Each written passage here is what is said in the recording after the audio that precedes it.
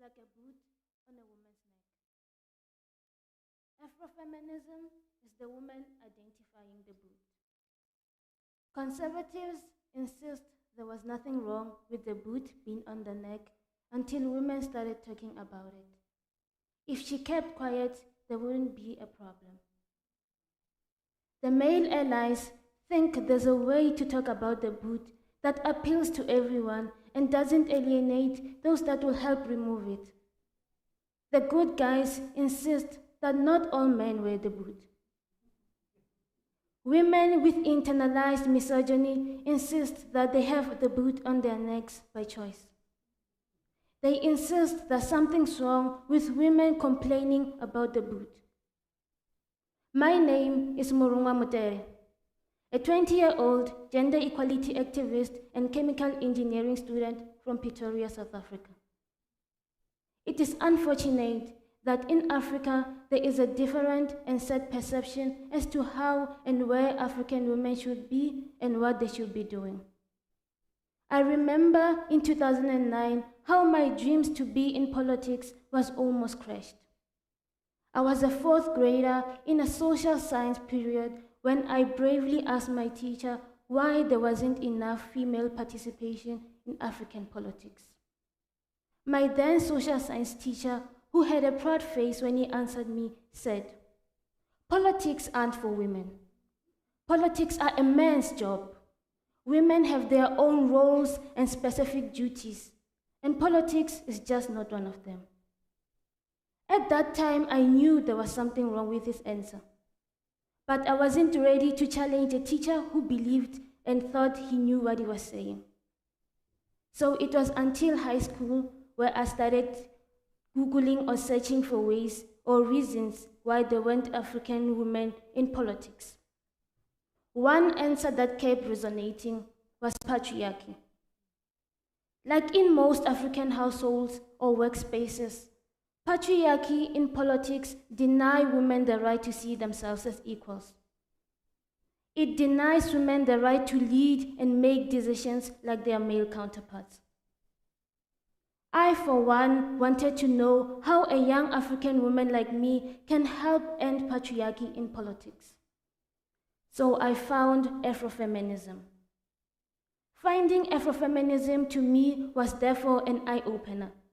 And not because I was familiar with the word Afro and feminism, but because finally there was a name for a group of people who, like me, are aware of the gender inequalities between men and women, especially in African politics.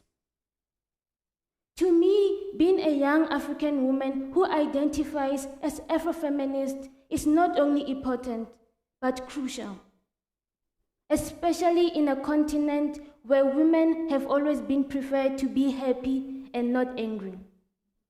Well, let me tell you something. The absence of my anger is a blessing that shouldn't be celebrated.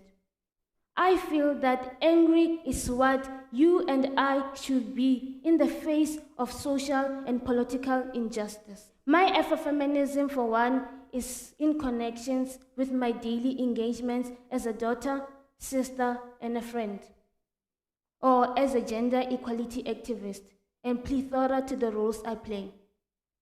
It is lodged solidly into my vision of a just and equitable society that equally values the right of men and women, or the right of women who are and who want to be in politics as it does those of men. It is well sourced from my evolution from fourth grade to this stage of womanhood, against a backdrop-dominant cultural narrative that has always preferred African women who are accepting, submissive, or easy. A society that has shunned and shamed African women who challenged and questioned or even went to seek equality in politics. This year, Africa hosted around 12 general elections, and the main candidates running for the presidential seat were men. I, for one, hoped to see political inroads.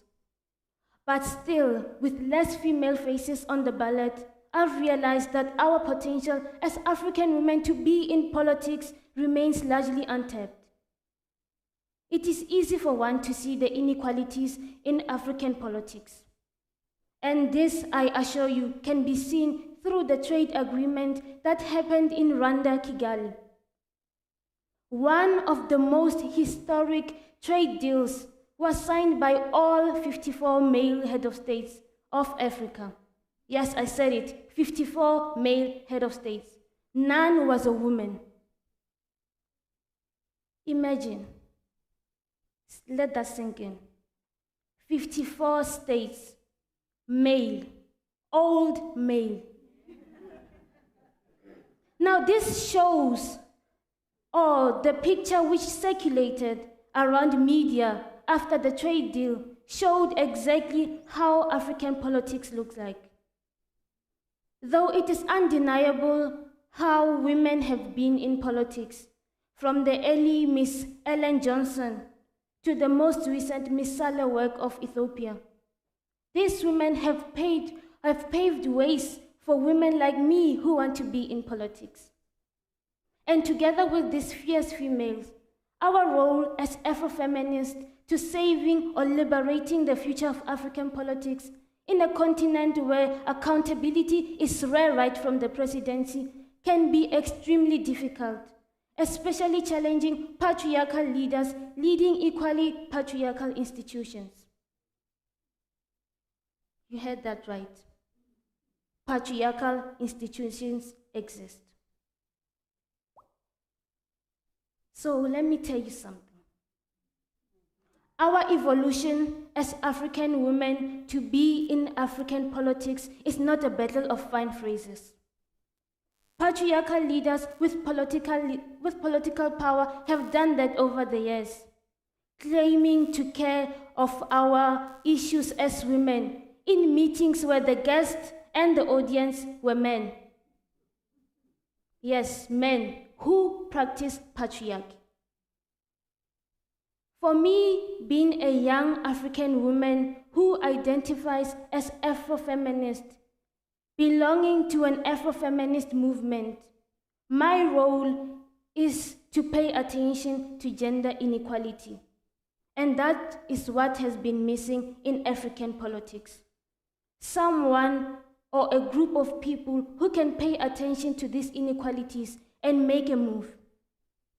Women in politics demand safer spaces for women in workspaces, society, even homes. That has been missing. Women have been dying in their own homes. One reason is patriarchy. Patriarchal leaders have been in power for over 6 decades. You know what all they did? Have roads, hospitals, and asphyxiated their faces on national currencies. All this happening while Africa is being named or identified as the poorest inhabited continent. All happening because of corruption and greed. Now, as women, we don't need our faces on national currencies, or have roads named against us, or even have hospitals in our names. As African women, we need positions of political power because we know that women in political spaces can implement better developed ideas. So as I stand here, a young Afrofeminist, 20-year-old Afrofeminist, you might wonder what is my role in this patriarchy, or how did I even come about to be an Afrofeminist? It was that one teacher, that social science teacher that told me straight to my face that I cannot be in politics because of my gender. I am here to break boundaries. I am here to tell you and to challenge you that you can either be an Afrofeminist or not. You can either join us in helping or removing the boot of the woman's neck. Women don't need more oppression, especially from African people. We need people who can help us end this gender inequality in politics. And in closing, I would love to remind you that ours is a society that still lacks a fundamental understanding of the of the positive effects of women in politics. Thank you.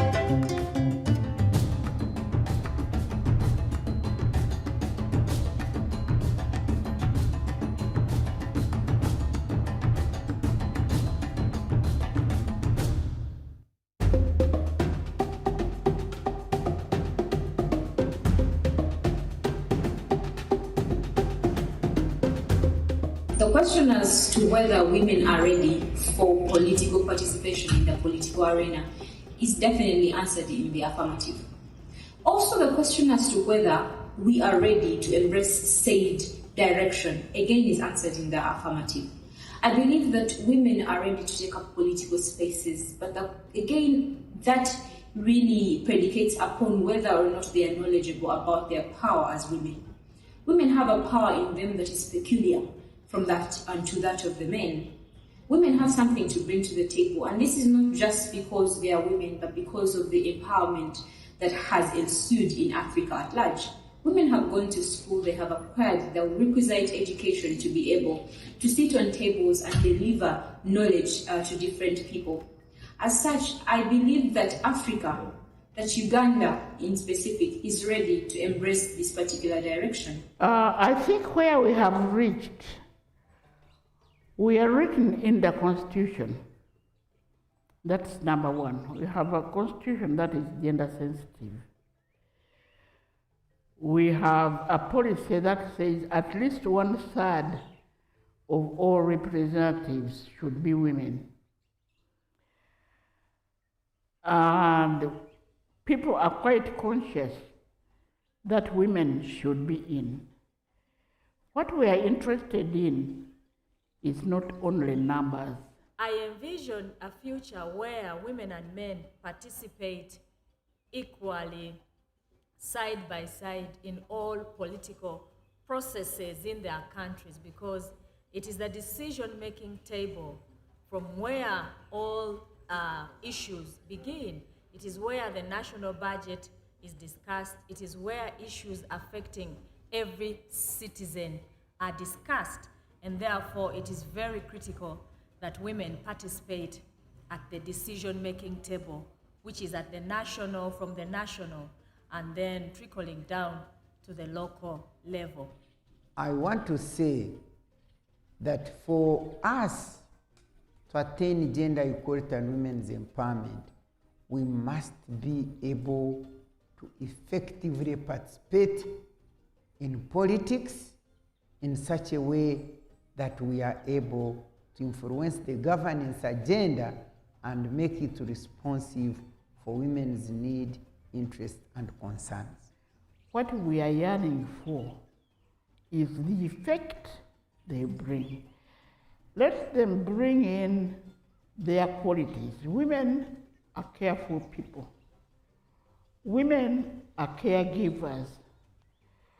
Women will look after the community. Women are professionals because of the fact that they've attained an education, and this is really based on meritocracy.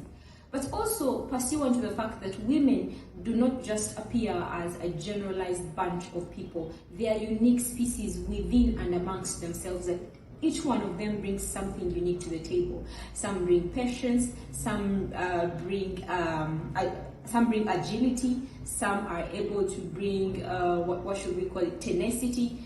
Different characteristics that women bring to the table, not because just that they are women, but because we are all different as the different women. And the fact that we should embrace women as they come, not as women in general, is very important, and it pushes for the empowerment of women without leaving behind their ability to make choices.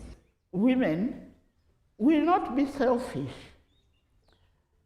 like most people are. And not all women will be money-minded. Women do not enter into these spaces basically because they just do not know that they are able to or they can. Many of us move under the presupposition that women actually know about their rights. But I would love to inform you that about 10% of our population knows about their rights. This is pursuant to the fact that most women live in rural areas where they are exploited on agricultural in agricultural centers or also farms. And at the end of the day, all they know how to do is offer themselves in labor without knowing that they could actually take up leadership in different capacities. When the political environment is violent, is not peaceful, it has become corrupted with greed for power. The fittest, it is the survival of the fittest. And as you know, women are not the fittest unless they are pulled up. Women have no money. Politics in Uganda has come to be, if you have no money, you can't enter. First of all, they buy the voters. Second, they campaign for a long time. Third, they have no transport. When you men marry us, you say everything else I give you except the car. I can't touch your car. You don't take me to places. So when it comes to reaching the people I want to represent, I won't be able to reach them because I have no money. When it comes to the digital, Murembe gwa digital, this digital season or whatever, and the women left out completely. All those rural women, all those women who have reached like the poor women who cannot have computer, who do not have smartphones, who is going to train them down there in the rural areas or to use this digital thing? Because for me, the challenge I see with the women now in the movement is now to ensure that the rural women and the poor women are also brought on board when it comes to digital Murembe. Many women have never talked in public. Public speaking is not very easy. I told you the story of my public speaking. I'm down in Gayaza, Prime Minister has visited the school. The headmistress sends me a message, you will give a vote of thanks. That is public speaking, isn't it? I want to know, what do I pick from what he said? What do I tell him of our problems? How do I put it in words that he will understand and others will understand? All those are problems of women. Do you know that as I talk now, the issues of sexual harassment in office are very, very high? And yet at our time, we had fought that. But now sexual harassment in schools, at university, in everywhere, in these women who are looking for votes. I mean, I was training women who were campaigning for votes. The major problem, one of the major problems they were telling me, apart from money, elections being too expensive, was sexual harassment. Even when the men who are supposed to be their agents, they want to sleep with them. So sexual harassment is just too much. The voters, I mean, buying of voters, commercialization of politics is too much, where you have sexual harassment being too much. These spaces that we desire cannot be given to us on a silver platter. We have become of age as a women's movement in Uganda and Africa, in the region, to take on patriarchy, to confront it with all our efforts and direct engagement.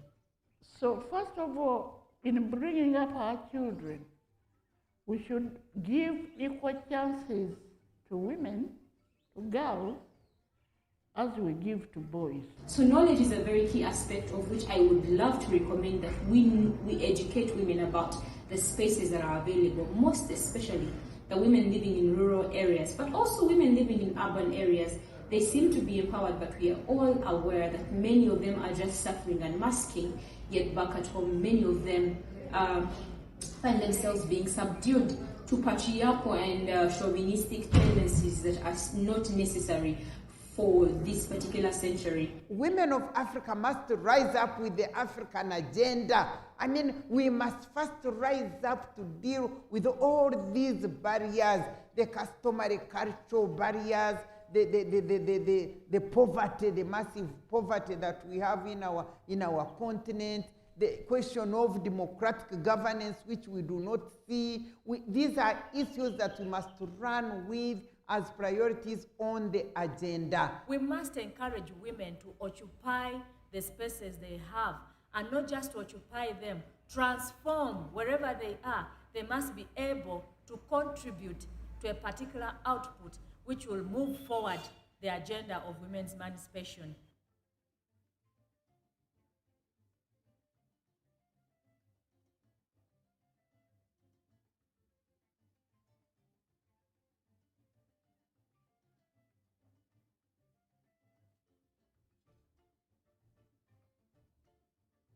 Would like to make a case in every space we are in as women for women's increased participation in leadership. We must be able to talk about it. We must be able to create a public discourse on its necessity, on why it is important for women to be involved in all decision-making processes. We must make a case in our countries for our participation in political processes. When you are a woman and they invite you in, you should put your foot at the door to keep it open for other women. And invite more women to come in. And that's the kind of thing I would like. Let those who are there today not only fend for themselves and their families, but make sure they put their foot firmly in the door to bring other women in. As a woman in leadership right now, what I envisage is a world that has women participating alongside men, not in a place where they're subdued, but in a place where they work hand in hand for the betterment, not just of my country, Africa, but the world at large. There must be a fundamental change in the political environment in this country if we are to accelerate the equal rights of women, or our journey, if we can speed up our journey for gender equality and women's empowerment. As of now, I see it as halted somehow.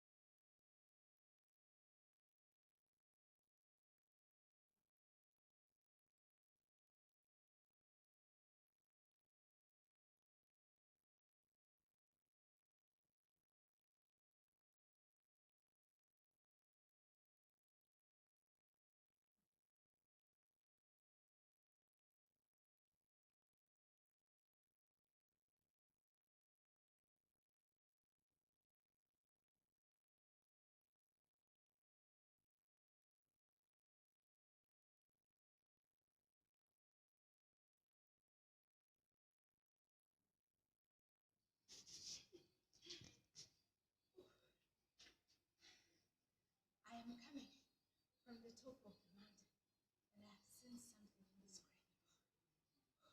At first, I heard a sound. It was a beautiful sound. It was a song. In it, I had women, men, and children singing.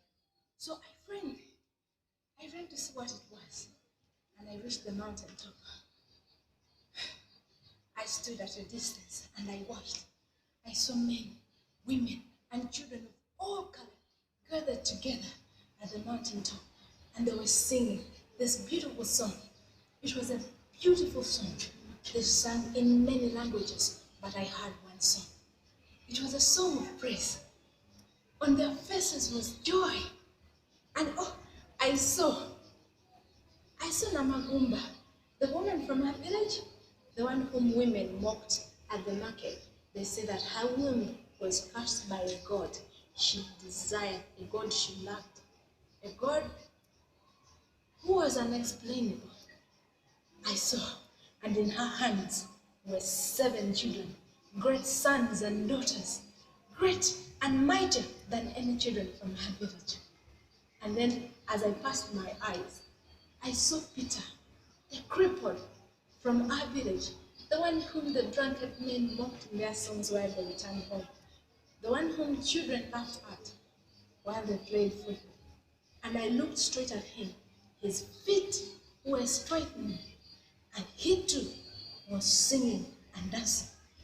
And then at the front, I could see it was a line of poets. They beautifully recited poems to the king, and in the corner were instrumentalists. I saw the players of the Galade from Uganda. I saw the players of the Kora from Western Africa. I saw the ones who played pianos. They all played one song, but in different languages. I saw it all. And then there was a roar. The heavens opened. I was so anxious to see the king. These people were praising. I wanted to see him, how he looks like. And then he came from the heavens. But the glory that surrounded him blinded my eyes, and my body almost fell apart. I could not stand the glory I saw. And then I heard a sound right around us.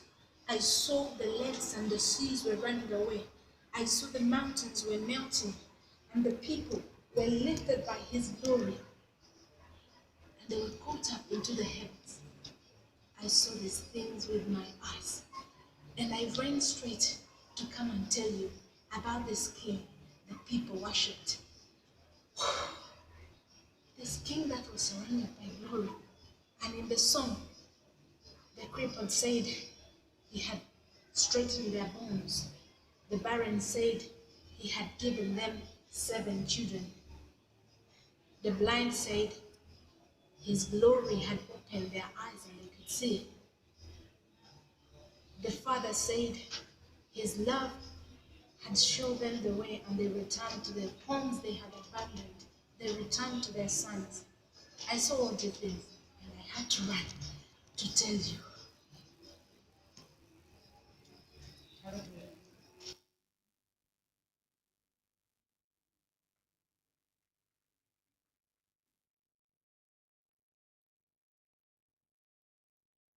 I'll tell you why it doesn't hurt. You are impenetrable to pain. Up at 8 a.m., pick up the remote control, click. Explosions are click, click. 5 dead, click, click, click.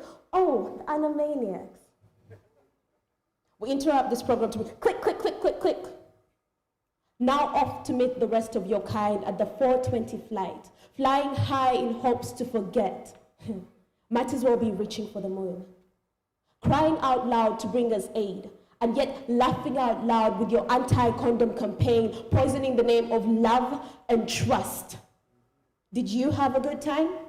So? Well then, enjoy your trust-coated AIDS and now take on your new slogan, it stops with you. Growing up, we're told, step 1 to solving a problem, acknowledging there is a problem. So you see smiles take a 180 turn from right side up, past the smiley face sideways to upside down. they stuff their faces with painkillers. And we who are affected and actually care, they watch the painkillers. Now hope reverberates from wall to wall and somehow misses the people between the walls and the holes. How do you not see it? Yes, the paper does come in, yet somehow floats away just as fast. They expect us to bleed and breathe without dying. Sons and daughters offered up as human sacrifices on the altar of economic progress. Marriages forming margins. Seems the only way for families to survive. But let me tell you something. They can keep their vices. They expect us to await they expect us to await some kind of interference as if some gaping hole will open in the sky and let down special heroes to avenge our tough times.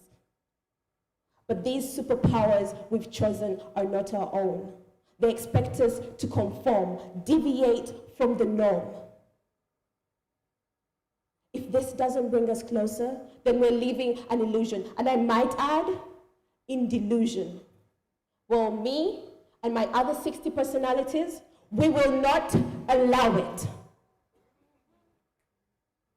Wisdom now imprinted in a few. I think they discontinued that model. Now, my search warrant could only find the true with goodness and kindness. It shouldn't be hard to find these. Because we are few, it makes us mad. Not angry, but frustrated, at a loss of words, failing to form words like cartoons, expressions turning to @ hash sign, $sign, exclamation point, upside down question mark, with a grand finish of grr or arg. You see that lady fetching firewood? She does it one at a time, bundled wood on wood. And she ties it so neatly up on her head and takes it home. And each stick of wood making it to the house to fulfill its initial purpose and make a great big fire. But they that don't know how to fetch firewood, their stuck is never held together. You find stick fumbling and fighting for space to be on the head, and only a few make it to the house. But how much longer can a fire burn with a few sticks? So once again, history proves that togetherness prevails. Allow me to introduce myself. I am Africa. Me and my other 60 personalities, we know the terrorists. They will come in and try to tear us apart. They will terrorize our homes, put on a great big show on a big, grand stage. And like all entertainers, they'll want to go out with a bang. So let's cock our guns and send them off. Bang!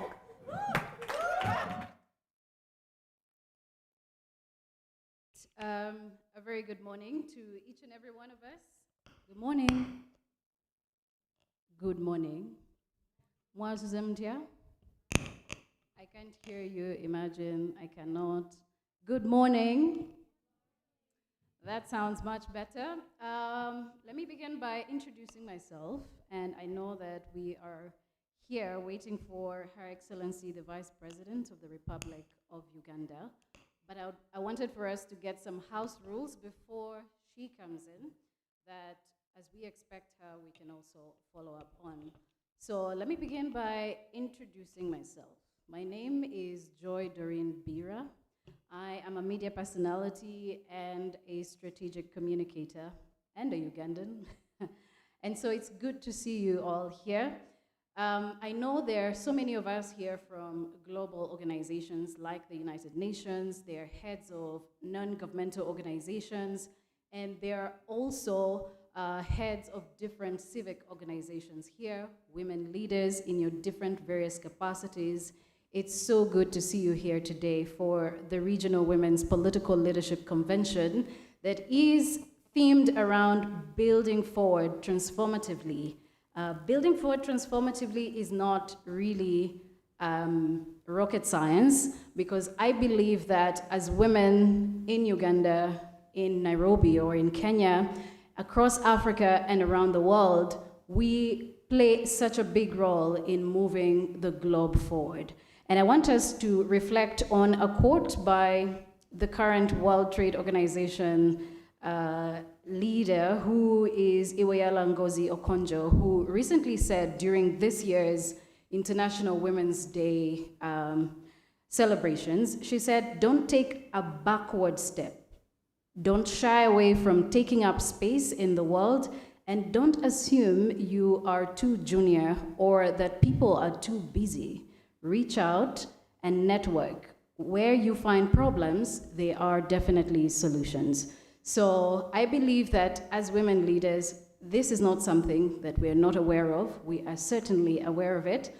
But I also believe that there are so many challenges that we do face and that we are here to find solutions to, which is why this convention has been put together to allow us to interact. So I just want to go over some quick updates. For those of us who are joining in online or virtually via Zoom and also on YouTube, on the AMWA YouTube channel, you can use the hashtag WomenLeadConf, WomenLeadConf, conf being CONF. That is the hashtag that you can use anywhere on social media if you want to put your questions through and if you want to share feedback about this convention here today. I also want to thank the organizers of this convention, that is Akina Mama wa Afrika, and the African Women's Development and Communication Network for putting this together. So we should give them a round of applause, because I believe that these are conversations that move us forward. These are conversations that drive transformation. These are conversations that we should be having, not on an annual basis, but more regularly with ourselves and with fellow women leaders. So I'm just going to go over the program. In a few moments, we are expecting the Vice President to make an entrance. When she does, I would request that we all be upstanding for the national anthem. And thereafter, we will have a spoken word by Maritza that will be very brief. And then thereafter, we will have our board chair for Akina Mama wa Afrika, who will come and give us welcoming remarks. And thereafter, she will invite the Vice President to come and make her speech. And thereafter, we will have a short panel. So I would like to request that our panelists be on standby for our session. That session is going to be about 20 minutes at most, and which we will have, and thereafter we will have a presentation of a gift to Her Excellency, the Vice President of the Republic of Uganda. After she has left the venue, we will have our Q&A session back here. And so if you have any questions that you had wanted to pose to our panelists, that will be an opportunity for you to do that after Her Excellency has left the venue. And then we will continue with the programming as had been scheduled. So a very warm welcome to all of us, and I would like to hear from us. These are my earrings, just embarrassing me right here. But I guess those are women problems, but thank God the Vice President is not here yet, and I apologize if I'm fixing my earrings right here in front of you. All right, I just want to hear from us. Maybe a few of us can share what we are expecting from this convention as we wait for the Vice President to make her way here. As a media personality, there is a question that many of us here as women leaders are asked by we media personalities. One of those questions is, how are you able to balance family and work?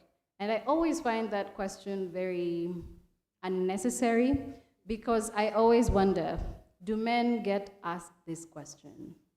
And the response to that half the time is no, they don't. They always ask questions like, so how were you able to rise up the ladder from where you were at the beginning to where you are right now? And I think that that should say something about how society views women in leadership today. So if you are asked that question today, what do you think should be the response that you give to the media? Because the media drive the narrative, and they also change perception about how the media views society at large. So I want to hear from you as women leaders. If you have been asked that question, how have you responded? Maybe by show of hands, and I know that we aren't at the stage where we are supposed to be responding to questions, but I think it would be interesting to have some interaction going on as we wait for the Vice President to make her way here. So, Dr. Maggie Chigozie, would you like to take a go at this question? Because I'm sure you're asked this question. You even probably asked, how is it that you learned to ride a bike when your male counterparts were not able to? So these are questions that I think we also need to uncover as we also look into transforming women's political leadership today. Thank you very much, Doreen. I think I need to ask her that question. Do you know when I first met Doreen? She was a little girl. Brand new NBS. NBS was new as well. Yes. And you were new. And so they invited me as EDUIA and asked me lots of questions. So I'm really proud when I see you all over the world. Thank you. CNN, Kenya, everywhere. So, Doreen, we are really proud of you. We will not ask you that question. You were meant to be there. Right. Yes. Thank you. But yes, they do ask us that question because they don't expect us to be in leadership. So it is a surprise. People are shocked. Yeah, you are what? Yeah, they are shocked. Well, I will stop saying people, but I think women as well. It is people. Yes. Even the women are surprised that you have managed to scale and get up there. So yes, what is the answer? The answer is, I know that knowledge is power. For me, it is just know a bit about everything. Nobody talks about a topic, and I don't know what they're talking about. Right. Yeah, so knowledge is power, but also confidence. And also recognize we come from different backgrounds. I grew up with brothers only. Right. I have no problem with men, therefore. But I do recognize others were in girls' schools, were with only sisters, and therefore brought up differently. So parenting. Parenting is another one. Are you allowed right from home to do everything? And are the boys doing everything? Are they cooking? Are they? Yes. So I think I'll stop there. All right. Okay, thank you so much, Dr. Maggie Chigozie. And I also wanted to hear from our Executive Director of Akinamama of Africa. You could also share your views on this and actually how that does affect women across the leadership hierarchy. Because I think as the media, we tend to drive conversations, and how our leaders, our women leaders, respond to those questions reflect on whether or not our leadership is taken or regarded with the respect it deserves. Thank you. Thank you, Doreen. I hope my microphone is on. It is.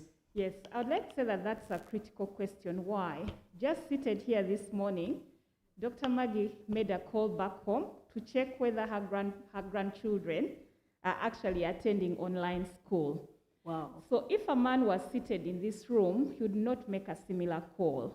Why? Because the traditional roles of women still stand, whether you're in the public space or in the private sphere.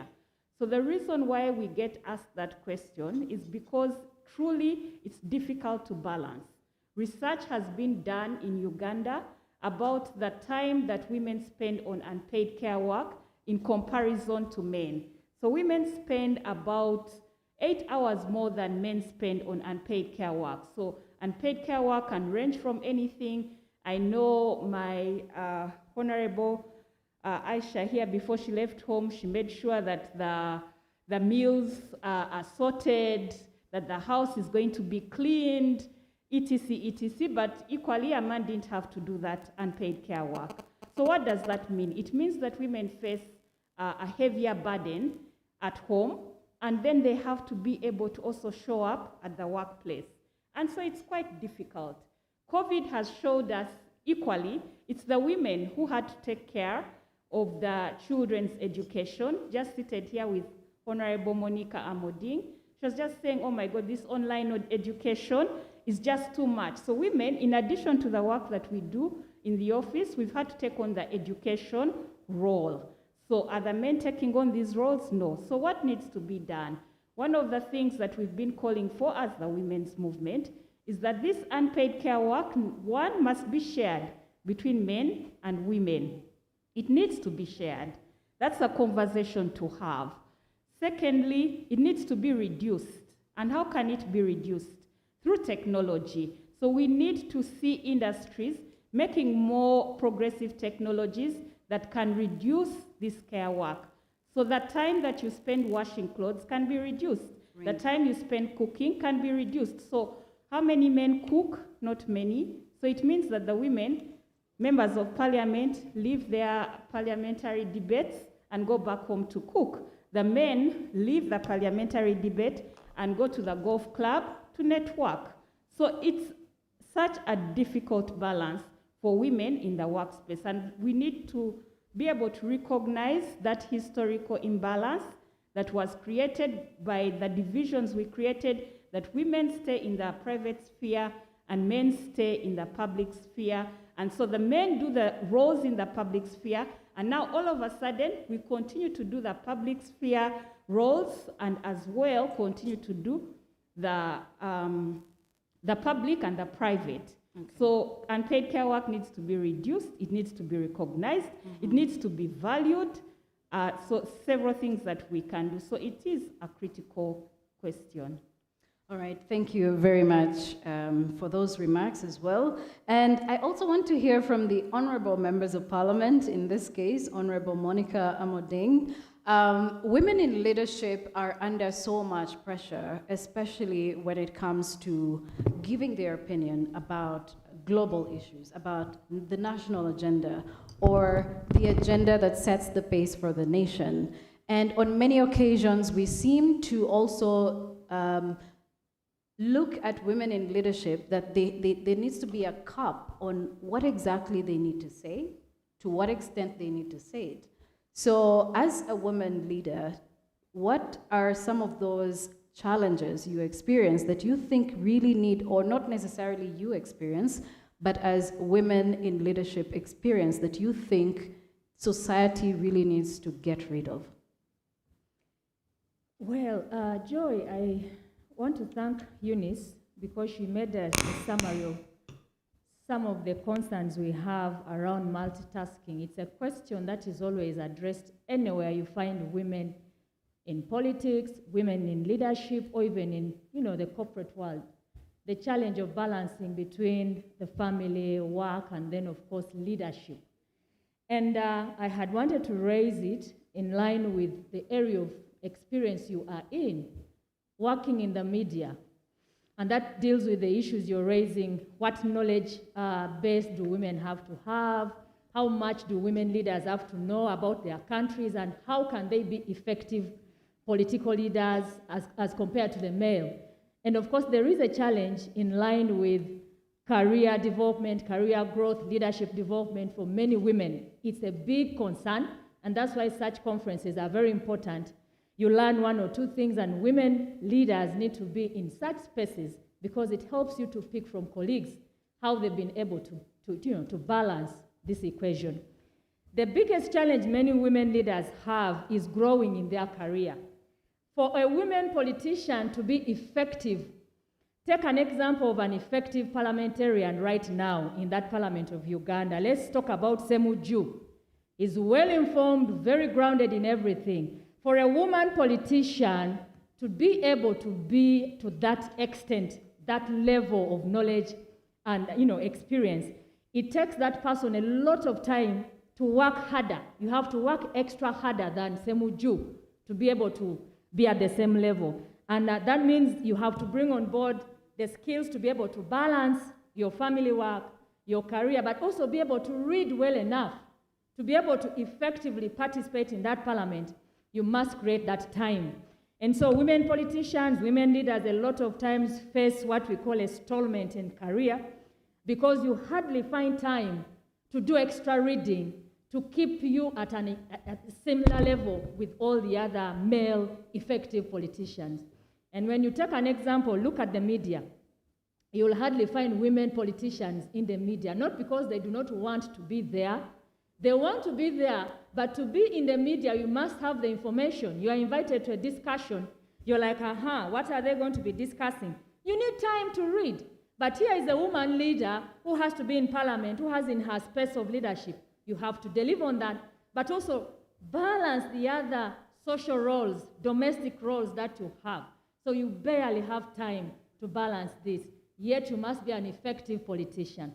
And so for you to be an effective leader at that level of men, you must work twice than those men. And how many women can do that? There are very few. That is why the conclusion that Eunice makes is that we need to have a conversation. How can we make these women leaders more effective? To be a vice president, of course, a vice president has so many structures assisting in the reading, in the preparation, and all that infrastructure. But for an ordinary woman, you are an executive director. Yes, you may have that infrastructure to help you in preparation. But a politician, you have yourself in that office. You have to read. You have to find time to read. You have to find time to educate yourself, because an effective leader is one who reads and who is knowledgeable about all those topics that you raise at the national, the global, and the regional level. So all that needs support in various ways. All right, thank you so much, Honorable. I also want to hear from the section where we talk about women in leadership, women with special needs. I also want to hear from that department, so I'm going to ask kindly if we can hear from, and excuse me if I do not mention your name up front, you can do that by introducing yourself. So kindly speak to that if you do not mind. You can turn on the microphone and we'll be so glad to hear from you. It's off, I think you can turn it on. Yes, it's on now. Thank you so much for this opportunity.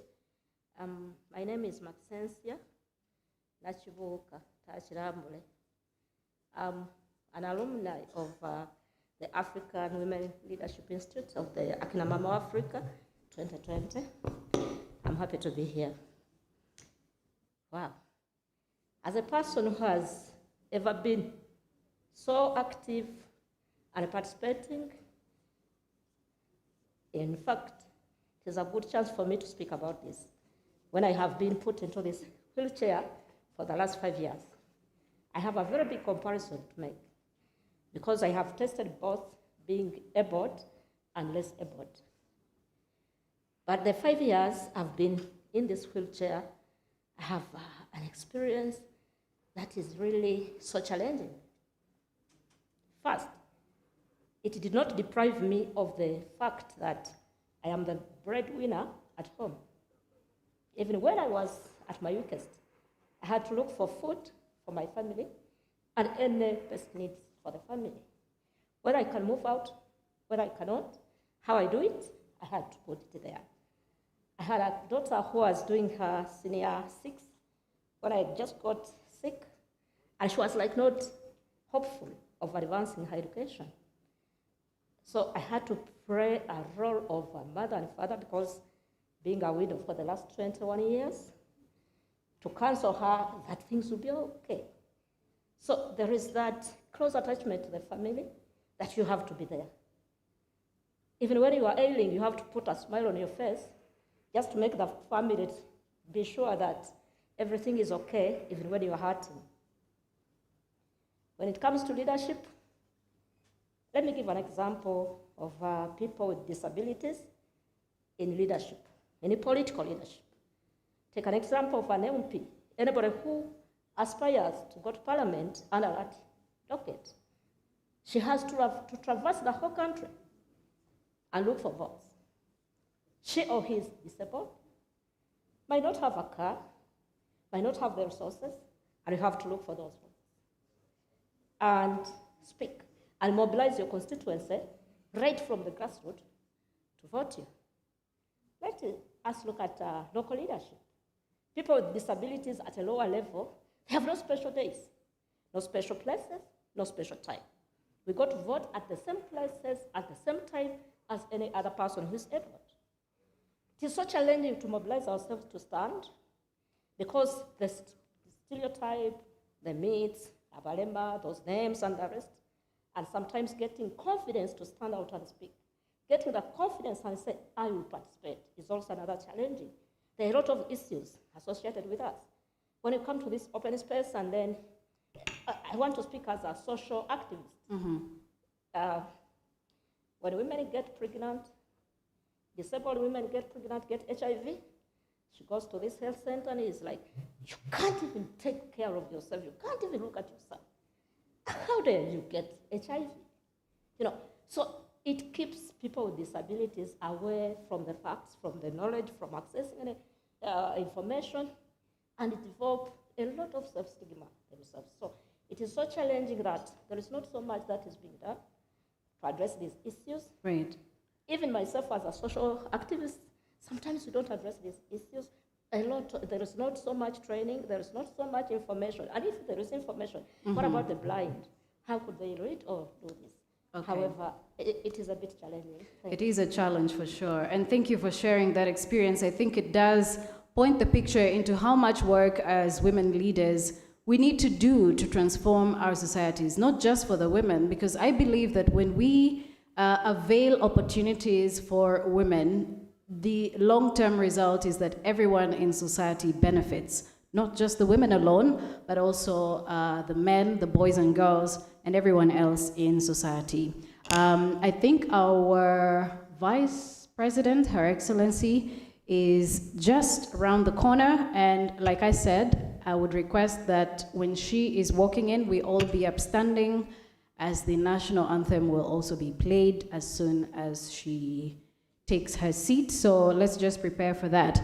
I also, in the meantime, would like to reiterate that we are using a hashtag WomenLeadConf on Twitter and on Facebook, if you are on Facebook, and you can also share the link with your friends who would like to stream this event online.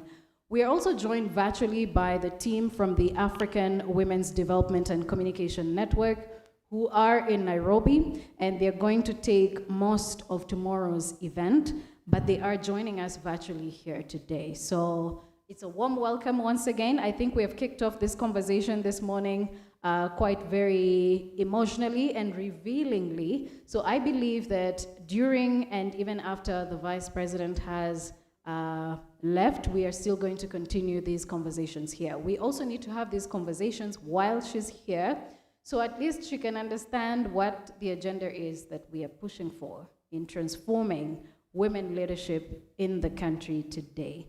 So we are now going to wait for her to make her way here. I think she's just somewhere in the lobby. But in the meantime, can we continue the conversation that we began? I think that would be fair. I want to hear from our honorable women of parliament, or members of parliament and representatives, because I believe that we don't get to hear from our women leaders in the media. We don't get to hear enough from our women leaders in the media. And because we are here to talk about women's political leadership, I think it's very imperative that we hear from you as well. So let's hear your voices. I think I'm gonna request that we move the microphone. Yeah, let me come do it for you.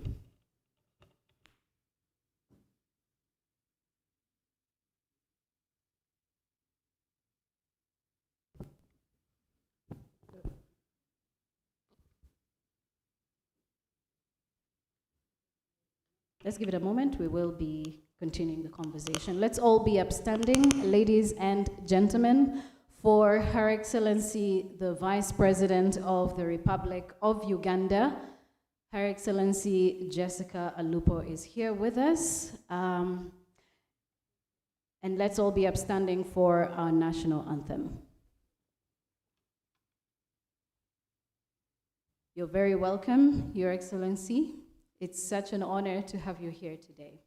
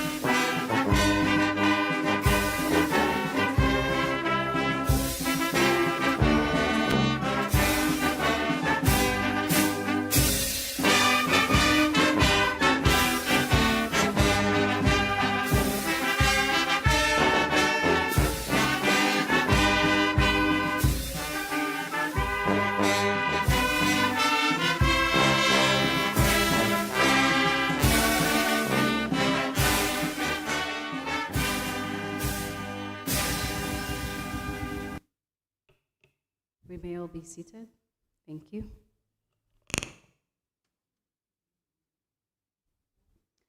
I thought that would start by doing some physical exercises, but we do not know where Her Excellency has been on her way here. She probably must have done some exercises as well. So I'm going to skip that. I'm not wearing a mask, but I have it here. So I am safe. I have done my PCR tests before I came here, and I also am vaccinated. I hope we are all making that decision somehow to get ourselves vaccinated, because then we would be all safer as a country. Good morning to us all. Good morning. Your Excellency, the Vice President of the Republic of Uganda, Honorable Jessica Alupo, representatives of all government agencies, heads of non-governmental organizations, honorable members of parliament, heads of civil organizations, distinguished guests, ladies and gentlemen. Good morning once again. I can't hear you. I don't know if it's the masks, but good morning. That's much better. And my name is Joy Doreen Bira. Once again, I am a media personality and strategic communicator, and I am so honored to be in the midst of women leaders, heads of civic organizations and non-governmental organizations, and all of us here in our respective capacities for this Regional Women's Political Leadership Convention that has been put together by Akina Mama wa Africa, also known as AMWA, and the African Women's Development and Communication Network. This convention has been put together under the theme, Building Forward Transformatively. And I believe that as we were growing up, we used to sing a school's anthem that used to go, "We young women and men of Uganda are marching along the path of education, singing and dancing with joy, together," yeah? And I don't remember the other word that follows. Oh my word. Yeah, uniting for a better, absolutely. I think we really need to go back and reflect on that school's anthem, because it carries so much strength and it carries so much knowledge and wealth that we can carry along into transforming our country into what it needs to be by having women included at all levels of political leadership. I also want to recognize especially our sign language interpreters this morning, Elizabeth Nakakoni and Maureen Nambalira, who are going to be giving our sign language over the next 2 days, starting today. And I just wanted us to quickly have a spoken word by Maritza. I hope she's ready. But before that, I see Honorable Miriam Matembe's hand up. Could you kindly? That's okay, Honorable Miriam Matembe.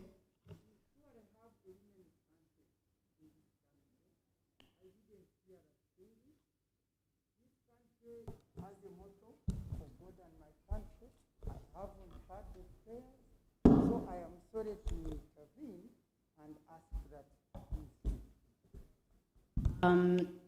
Thank you for that, Honorable Miriam Matembe. And I would like to request that we have one of our leaders who can offer to make a prayer. But before that, would like to sing our women's anthem. Honorable Miriam Matembe, would you be kind enough as to guide us and lead us through the women's anthem, please? A round of applause for her. First of all, I'm not a very good singer, I'm a good dancer. All right. So I am going to mobilize all those you people in civil society everywhere. Can we sing this national anthem? I mean, women's national anthem anyway. All right. So it goes like this. Mothers, daughters, stand up and embrace one today. Mothers, daughters, all women everywhere, stand up and embrace your role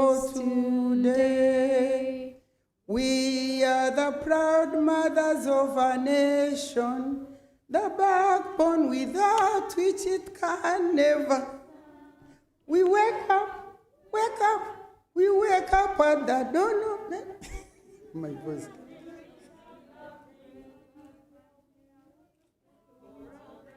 I have caught you. Mothers, daughters, all women everywhere, stand up and demand your rights today. Thank you very much. You young women, you need to remember this anthem. Everywhere I go these days, you don't sing it. Right. You really need to learn it and start singing it. Absolutely. Thank you so much, Honorable Miriam Matembe, for reminding us of that. And I would like to invite one of us to give a short prayer, a really short prayer in the interest of Her Excellency's schedule today. Honorable Monica Amoding. Let us humble ourselves and we pray. Heavenly Father, who in your infinite wisdom has given us the opportunity this morning to gather, we want to give you praise, we want to give you honor. We thank you for the opportunity of leadership as women of this country. As we gather, Father, help us, guide us, direct us, show us to the rightful cause that we should pursue as women in this country and across the continent. We thank you for the Vice President, who is a woman in this nation. We ask you to give her wisdom as the head of women in this country. Give us wisdom as well as women in this country to lead and to transform our country in our various capacities, in our individual contributions, and as organizations. We thank you, we give you praise, for in Jesus' name we have prayed. Amen. Thank you very much. We may all be seated. I just want to say also, before we can, as Maritza prepares herself for a spoken word, really brief one, that there's so much to celebrate about women leadership today. And I think we can start by celebrating Her Excellency, the Vice President of the Republic of Uganda, who now happens to be our second female Vice President in the country today. I think that's something that deserves a round of applause. And we also have an increased number of women in different leadership positions, in different capacities that do need celebrating. So a round of applause to all of us here today and all the other women leaders around the country who are doing amazing work. Maritza, it's your time now. A round of applause for Maritza as she makes her way here.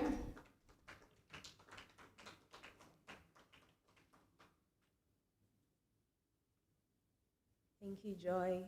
Good morning. God bless you. Thank you for coming out today. I usually get excited when I see a lot of women because then I feel like this is my place. I belong here. I greet you, Madam Vice President. I greet you, Madam Maggie Chigozi. I greet you, all the ladies that are doing everything in their power to make sure that the ones that come behind them have an easier time. The poem I'm about to read is signed by empowered women, and I wrote this for everyone seated in this room today. Someone said something to me. Listen. Somebody said, give her your rib, and she shall give you life. No one tells her it comes with strife. The missing link makes a connection to her who is formed in perfection. But is she really? Is her knowledge sufficient? Does she have any experience? Or is she elevated because she's female? Caged in a banter of idle commentary because gender quotas guarantee nothing. Still, he runs this house. His house? Is it? Where does she fit? She dresses herself in strength and power, her garments though in his possession. They think the only way to experience her power is to possess it. But guess what? She is the possessed, the possessor. God is in the midst of her, and with the fruit of her hand, she plates a vineyard. Aging like fine wine, she labors in the harvest, just to see the day that the child brides no longer smile in happily never after. The school corridors echoing her potential. She coulda, woulda been something. A shroud of dreams, it's so blinding. But she must never lose sight. You see, it's not over until the fat lady sings, belts her final cry, you shut up.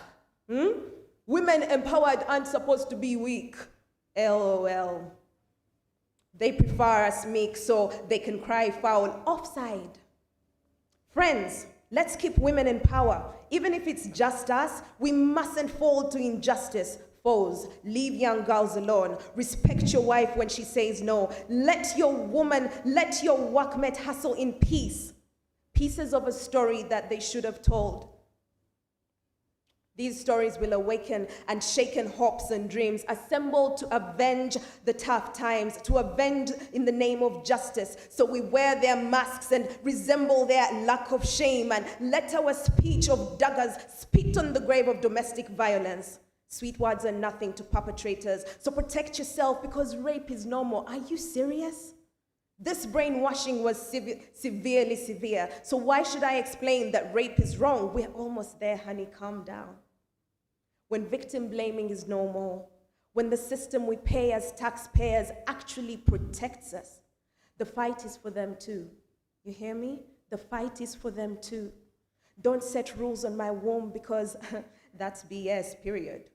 This cycle makes me dizzy. If it isn't the ride I signed up for, it's the ride they handed to me. In constant need of a fix, repair, puncture, repair.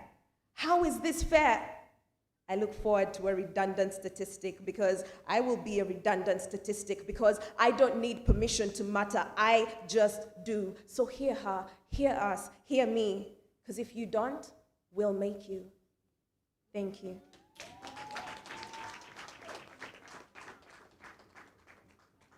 Thank you so much, Maritza, and your talent may carry you to even more global spaces. Another round of applause for her. It is now my honor to invite Dr. Maggie Chigozie, who is the board chairperson of Akina Mama wa Africa, to come and give her remarks and speak to women across the East Africa or the Eastern Central Africa region. A warm welcome. A round of applause for her.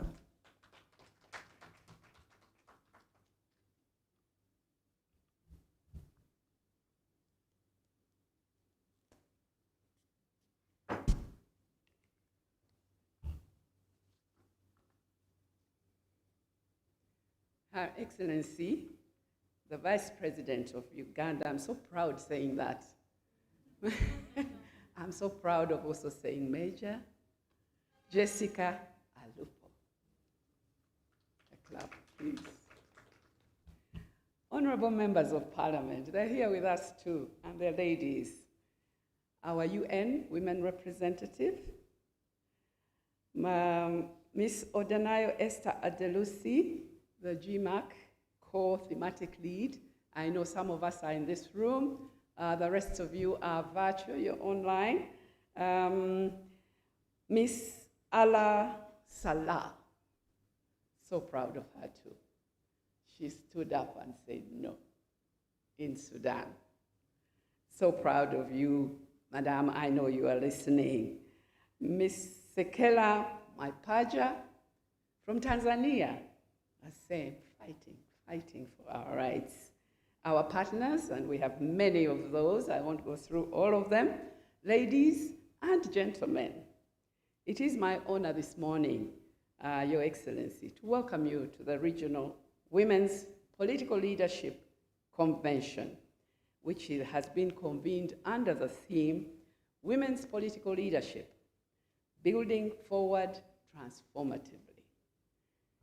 Globally, regional, nationally, women have played a critical role in shaping and creating a better world. Unfortunately, our contribution often remains unseen, unrecognized, and undervalued. African women continue to strive forward to ensure a better future for all, for our grandchildren, for our children, our daughters, a better future. We pray they'll be able to achieve because of the work we are doing now, Your Excellency. It's for this reason that Akina Mama wa Africa, in partnership with Femnet and several women political and civic leaders and actors, have created this platform to hold a Pan-African transformative conversation to advance women's political rights on the continent. We have many issues, of course, but we want this convention to focus political leadership, which you, of course, are achieving for us, but you are a minority, absolutely a minority. COVID-19, unfortunately, has disproportionately affected women and girls' autonomy economically, politically, and socially, and how those far-ranging impacts are dependent on the intersection of identities, situations, and communities that make up our respective countries. It has revealed both the gaps and opportunities to engage more women in decision-making and leading response and recovery efforts. We also have opportunities now that we did not have before COVID. Akina Mama Africa, who are we? Our executive director, Eunice Musima, is here. We have a board that's made up of women from all over Africa, many countries in Africa, not all over, because we represent the whole women in the whole of Africa. We are headquartered, though, here in Kampala. We are proud to be the headquarters. We envision a world in which African women are politically, economically, and socially autonomous and are champions of change in their own lives and in society. Our thematic areas of focus include women's political leadership. That's why we are here. We train the MPs. Not only, remember, we're not talking about Uganda alone. We are Africa-wide. Sexual and reproductive health and rights, economic justice, and climate action. AMWA, as in short, provides strategic direction in key Pan-African networks, including NGO, CSW Africa, Solidarity for African Women's Rights, and the Gender is My Agenda campaign. AMWA also has consultative status with the United Nations Economic and Social Council. Our work is spread across the continent with very active programs right now. We've been in other countries. We trained in Botswana, we trained in South Africa. We have alumni, and our alumni in the Leadership Institute are young girls, young women who are already, and I see we have a number of alumni right around this table. Are there any other alumni in the room? Yes, there they are. Yes, we have trained not only in Uganda, but Africa-wide. Quite a large number of alumni belong to us at AMWA, the AULI that AMWA runs. We have, at the moment, with the funding we have, active programs in Uganda, in Kenya, in Rwanda, in Zambia, in Tunisia. I love the fact that we are moving into Tunisia because I think the Arab women face patriarchy at a scale that even we do not. So it's great that we are now able to access them and build their capacity. Ethiopia and Sudan. The regional convention has been organized.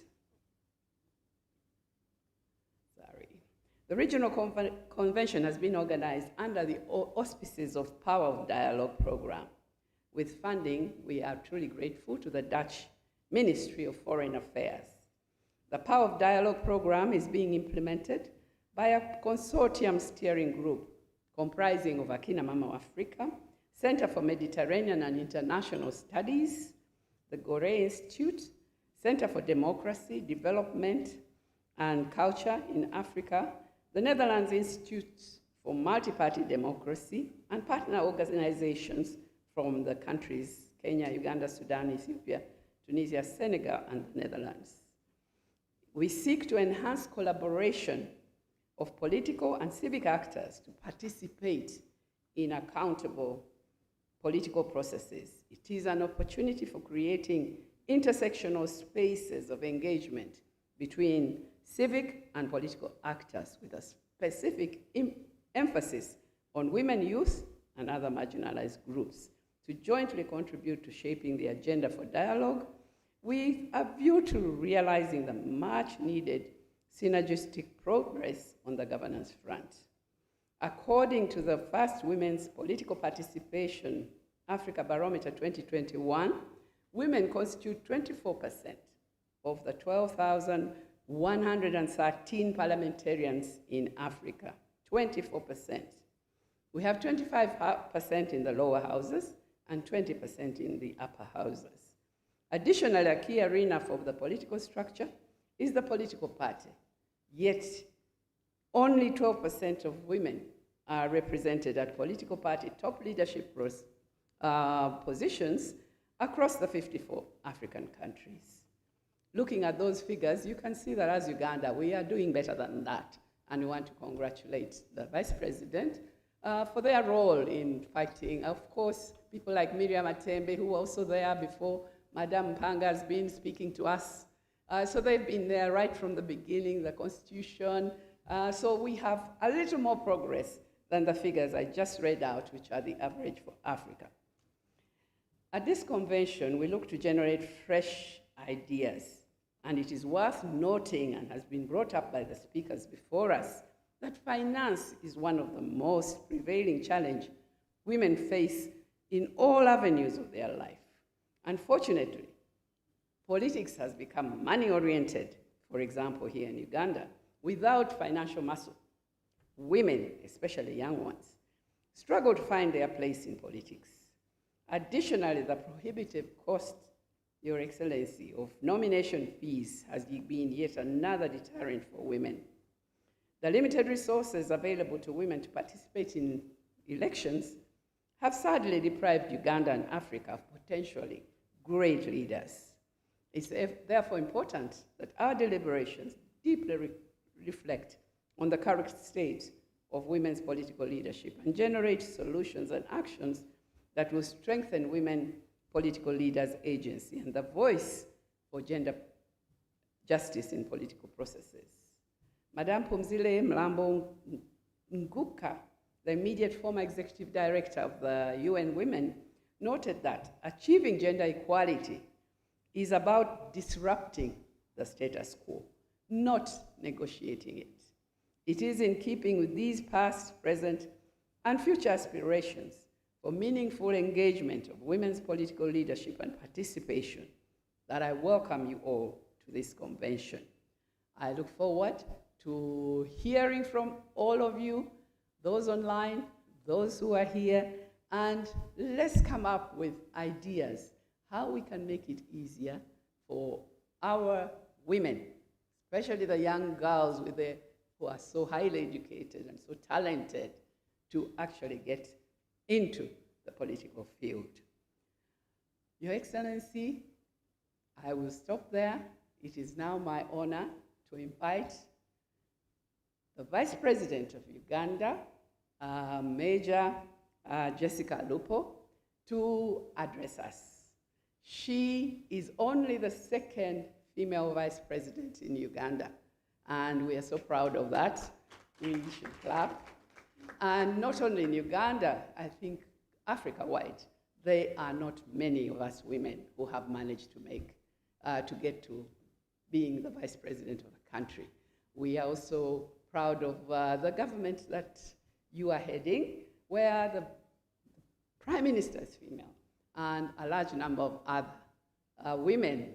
One of your the Deputy Prime Minister is a woman. So we are looking forward to really having our voice heard in the parliament that we have today. But this is an Africa-wide discussion, so let me not limit the discussion to Uganda. Your Excellency, you're very welcome to address the gathering.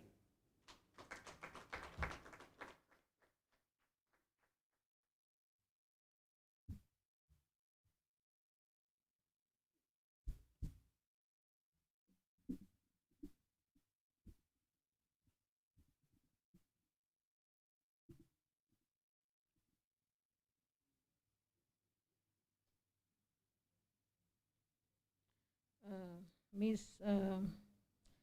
Ademi Ndieli, the Deputy Country Representative of UN Women,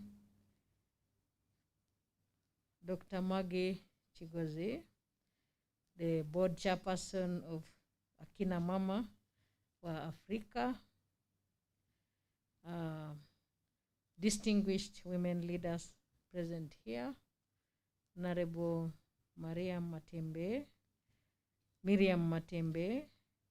Honorable Monica Amuding, Ms. Eunice Musime, the Executive Director of Akina Mama Africa, Ms. Odunaho Esther, a co-thematic leader for governance and leadership, honorable members of parliament, if they have arrived. I had looked around, I hadn't seen. And all of you, distinguished participants, ladies and gentlemen. On behalf of the government and the people of Uganda, I am honored to welcome you to this year's Regional Women's Leadership Convention. I welcome you all. The significance of this convention underscores the important role that a woman plays in our social, economic, political perspectives in this region, but also in the whole of Africa. Ladies and gentlemen, the African woman shares a common history, common challenges, common friends within and outside Africa. And I would like to hasten to add and to observe that we share a common and a better future to look forward to. Today, therefore, we, the women who occupy privileged positions of leadership, must unite and address these commonalities that continue to define the African woman. This convention, organized by Akina Mama wa Africa in collaboration with African Women's Development and Community Network, is a good starting point for us to realize this common dream. I'd like to thank you for giving this forum for women to express themselves, but also look forward to identifying challenges that affect women, so that through different agencies and including government, they can be addressed. I would like you to allow me also to remind you that during the 57th anniversary of the Pan-African Women's Organization, the chairperson of the African Women African Union Commission, Musa Mahamat, underlined two important points which I wish to reiterate today. You say that women continue to be the backbone of economies of Africa as farmers, entrepreneurs, traders, scientists, and leaders in many other sectors, and encourage them to continue doing so for the transformation of Africa. He also pointed out that it is our collective responsibility to hold ourselves and our leaders accountable to deliver on our gender equality and women empowerment commitments. This convention should, among other things, focus on generating knowledge that accelerates the advancement of women's rights, including the rights of women to participate in politics in this region and the rest of Africa. This resonates very well with this year's theme of the convention, for instance, women's political leadership, building back transformatively. All of us should discuss and generate practical solutions to raise a woman's social, economic, and political status. Given the historical gender imbalance in Uganda and many African countries, what is needed is affirmative action to uplift the previously marginalized social groups and to address their concerns. Fortunately, for the last 30 years or so, Uganda has been resolving the above imbalance, whereby our government deliberately emphasized affirmative action to ensure representation of women at all levels of decision making. Further to that, the government of Uganda introduced the Youth Livelihood and Women Entrepreneurship programs to help the youth and women to engage in income generating activities. That was in line with addressing the social imbalance of some special interest groups in the country. I am glad to note that at the political level, the elderly, the youth, the disabled, and women in Uganda are well represented today, from the grassroots to the highest offices in the country. And I would like to pay special tribute to His Excellency General Yoweri Kaguta Museveni, who is the President of Uganda, for championing that cause. I thought that we would appreciate his effort by giving him a hand clap. Thank you very much. But I also know that the Kina Mama of Africa listen very attentively and clap at the end of the message. In particular, and in the spirit of empowering the African woman, therefore, I would like to invite all of you to continue celebrating the African woman during and after the 2 days convention. And I would like to recognize your very good comment on noting that in Uganda today, we are smiling in this convention because we are given the vice president, we are given the prime minister, we are also given the first deputy prime minister, and also the third deputy prime minister, but also in strategic sectors like education. The first lady is a minister there, and she's a woman. In the Ministry of Health, Dr. Jane Cheng, she's also a woman, and she's a minister there. But also in the Ministry of Gender itself, we have another woman, and many other women who are in full cabinet position, and also ministers of state. But also in other ministries, departments, and agencies, like we have a woman controlling UNRWA, in light of ensuring that we have good roads across the country. And would like to pay tribute to all those women who are doing different and very many roles for the good of and the transformation of our country. But most importantly also by playing a key role of being role models, where young girl children see and look forward to at an appropriate time to assume those positions. So as we discharge our responsibilities wherever we are, I would like to appeal all of us to be good examples to those young girl children so that they can have that enthusiasm and self-esteem to look forward to becoming what we, the leaders, are doing. And that means a big responsibility on our part, striving to do the correct thing and doing it right at all times.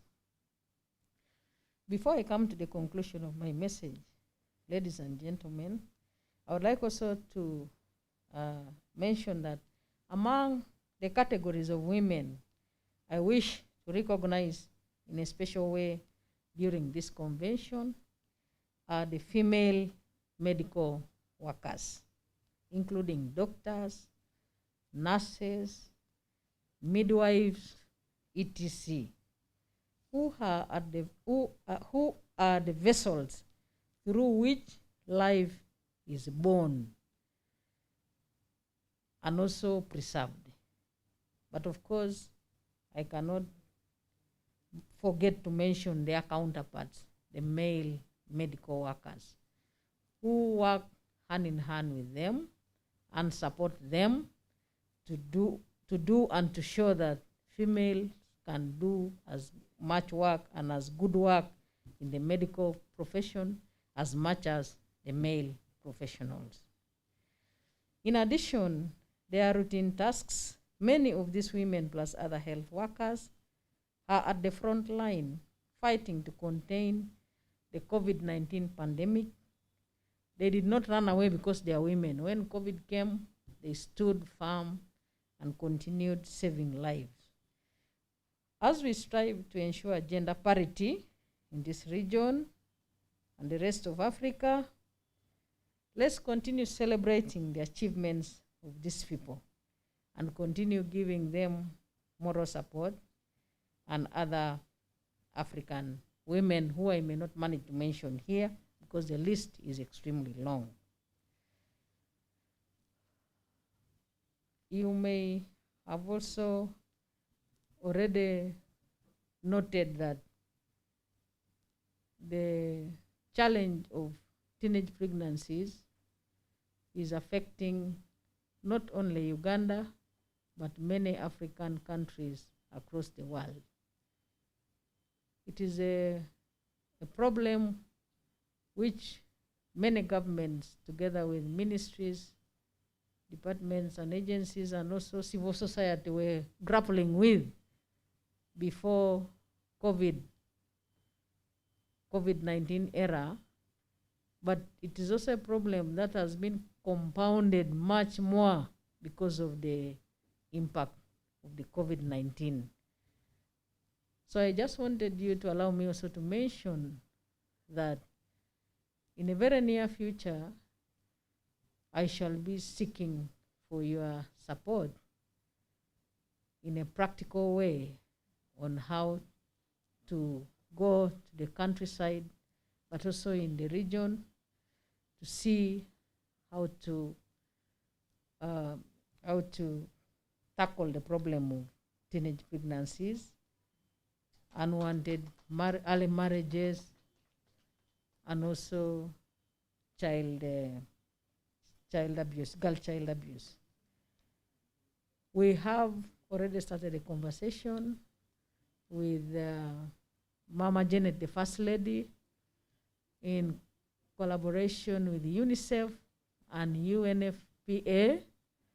And when we conclude on how we want to reach out to members of the public, I shall be inviting you so that you make an input in that direction as well. But I would like to congratulate you for selecting the topic of today, specifically political leadership, politics, which is also a very important topic because it gives women avenues on how to sit in discussions which allocate budgets and therefore very strategic to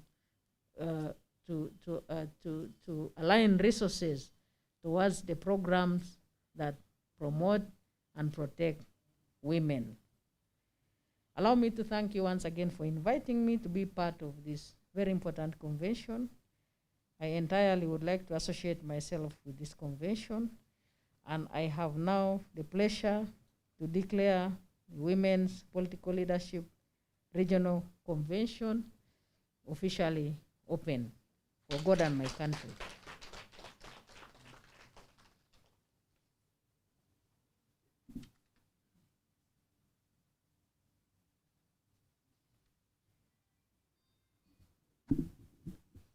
Another round of applause for our Vice President.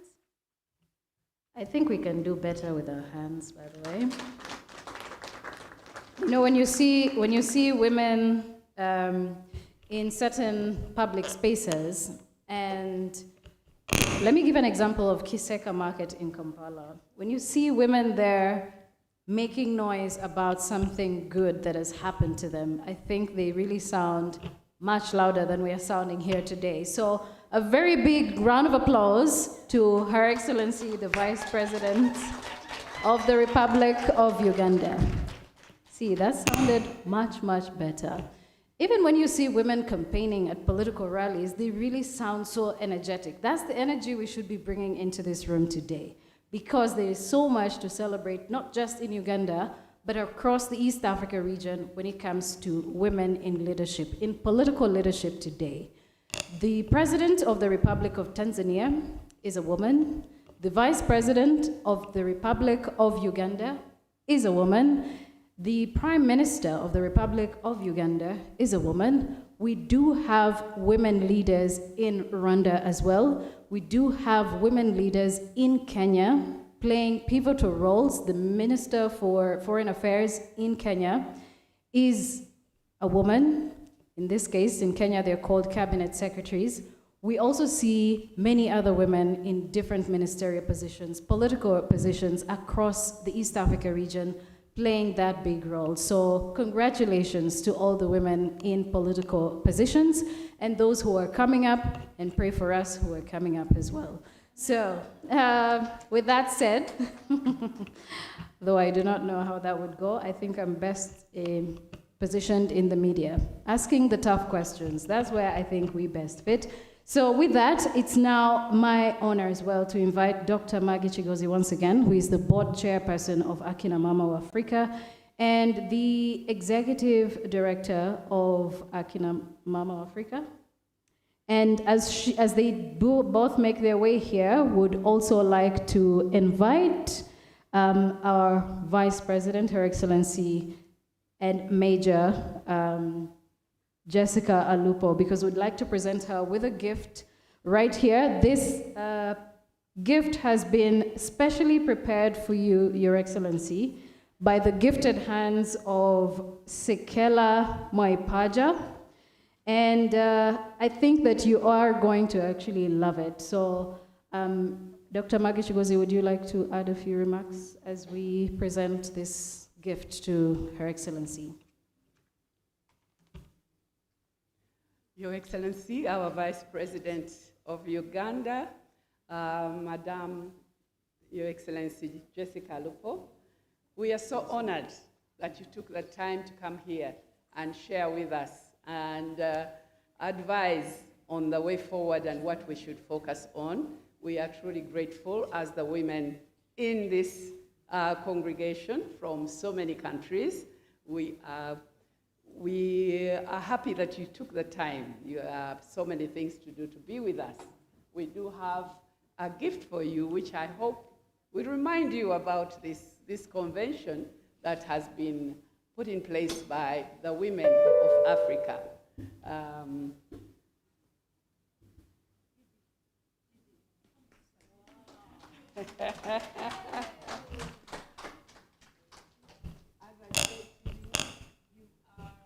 We are so proud of the fact that you are in a very patriarchal society that we know is in the army. You are a woman like this one who holds the spear and fights for us. We are truly grateful. Eunice, you can't hand it over to her. It's too big. Maybe 1 minute for the painter to tell us more about it. Say something from here.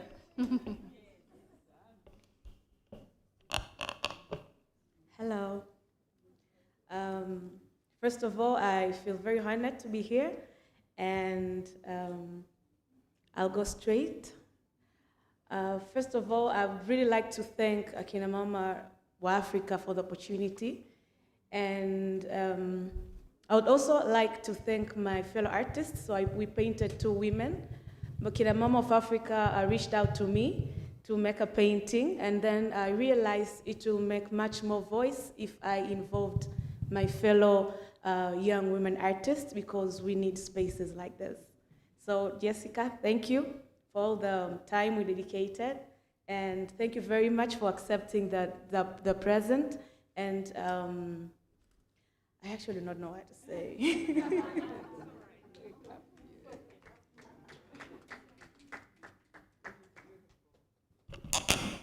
All right, and as we make that presentation, we can also have Afri make a musical presentation for us as we present the gift to Her Excellency, the Vice President.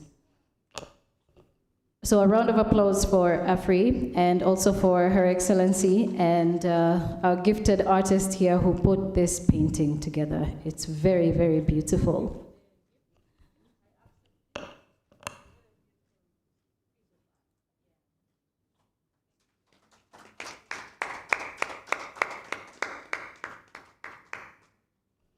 So we'll now give the space to Afri. Yes, I agree with that. All right, Afri, the stage is yours now. Can we activate her microphone?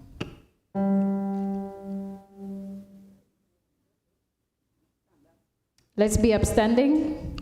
I think it's time for us now to show that we can dance. Honorable Miriam Matembe said that she's good at dancing, but not singing, so we got a singer for you, so you can dance for us. Well, you put me on pressure now because this song is not exactly, hip hop or something. Hi guys, my name is Afri. Good morning, everybody. I'm currently the ambassador of the African Union's campaign to educate our girls. That's for the whole of Africa. And the song that I'm about to perform is called Let Her Know. It's currently the theme song of this campaign to make sure our girls get back into school post-COVID-19.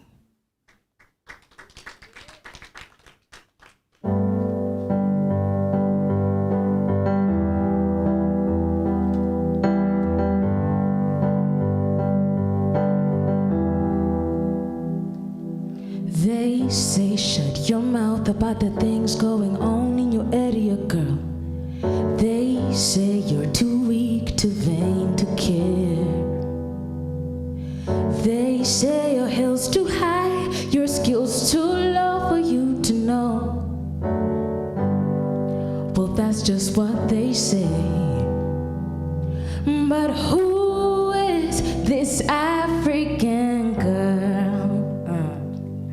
Who is this Ugandan girl? Tell me, who is this African girl?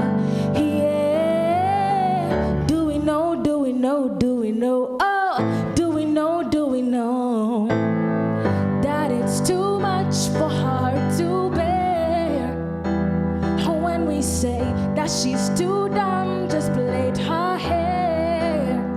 Oh, see, I know that she's much more than what she wears. This I know, oh, I know, oh, yes, I know. Can't you see I am this African girl? Oh, yes, I am this Ugandan girl. Oh, now I am this African girl. Yeah. Now you know, now you know, now you know. So now you know. Oh, oh. Teach me my 1, 2, 3. Yeah. And give me that ABC. Yeah. Oh, how I long to be much more than anything, way more than everything. Won't you just let me be?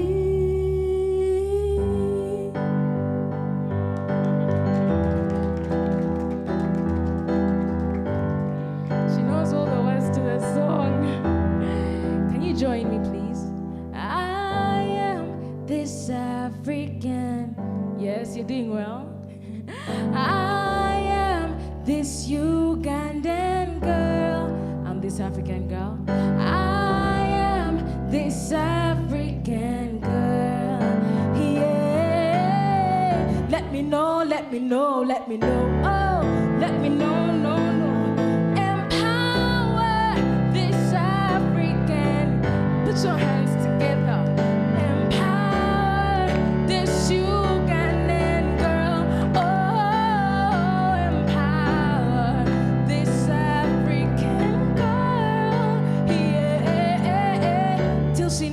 she knows, till she knows. Oh, let her know, let her know. Yeah, thank you.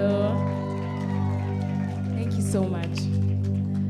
Thank you so much, Afri. That was a really beautiful song. Another round of applause for her. In Kenya, they say shangwe na vigelegele. You remember those screams that we made earlier today? I think she deserves all of that. So thank you so much, Afri. That was very beautiful, very, very beautiful. And I think that's the question we need to also reflect on. Do we know that we do deserve to be in these positions, that we do deserve to be in these places? All right, now would like to invite Dr. Maggie Chigozi, so she can also come here right next to the painting so we can take some really amazing pictures, and would also like to invite Her Excellency, because we are going to be doing a photo op that I think everyone here needs to just come and join so we can take this beautiful picture of women who are right here. Meantime, Afri, do you have another number for us that you can give us as we take these pictures? Afri? Or would you like to join the photo op? You could actually give us yet another of your beautiful songs as we take the picture. Right. Our sign language interpreters, I would also like to invite them to join our photo op, kindly. Sign language is a very important career and a space for women. So our sign language interpreters, please. And everybody else who would like to join. Yes. Afri, are we ready?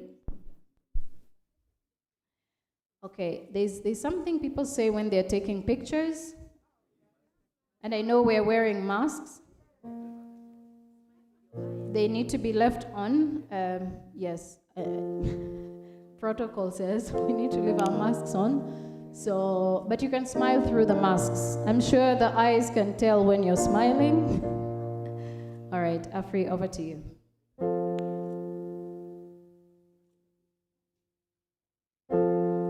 Such an honor to be at this event. This song in particular is a song about Karamoja's very first female doctor. During the pandemic, she has been working hard to make sure that the girls stay focused on school and don't get married early. I am that seed breaking the ground, growing, and I am that river bursting its banks, flowing, and oh, I'll climb up to the sky, dance among the stars. I won't let no dark hold me. Oh, I'll swim up to the sea, find life's true meaning, and all the way I'll sing. If all it takes is just a little faith, a little faith, for me to keep on. If all it takes is just a little faith, then I will keep going. And I'll be that eagle, spreading my wings, floating.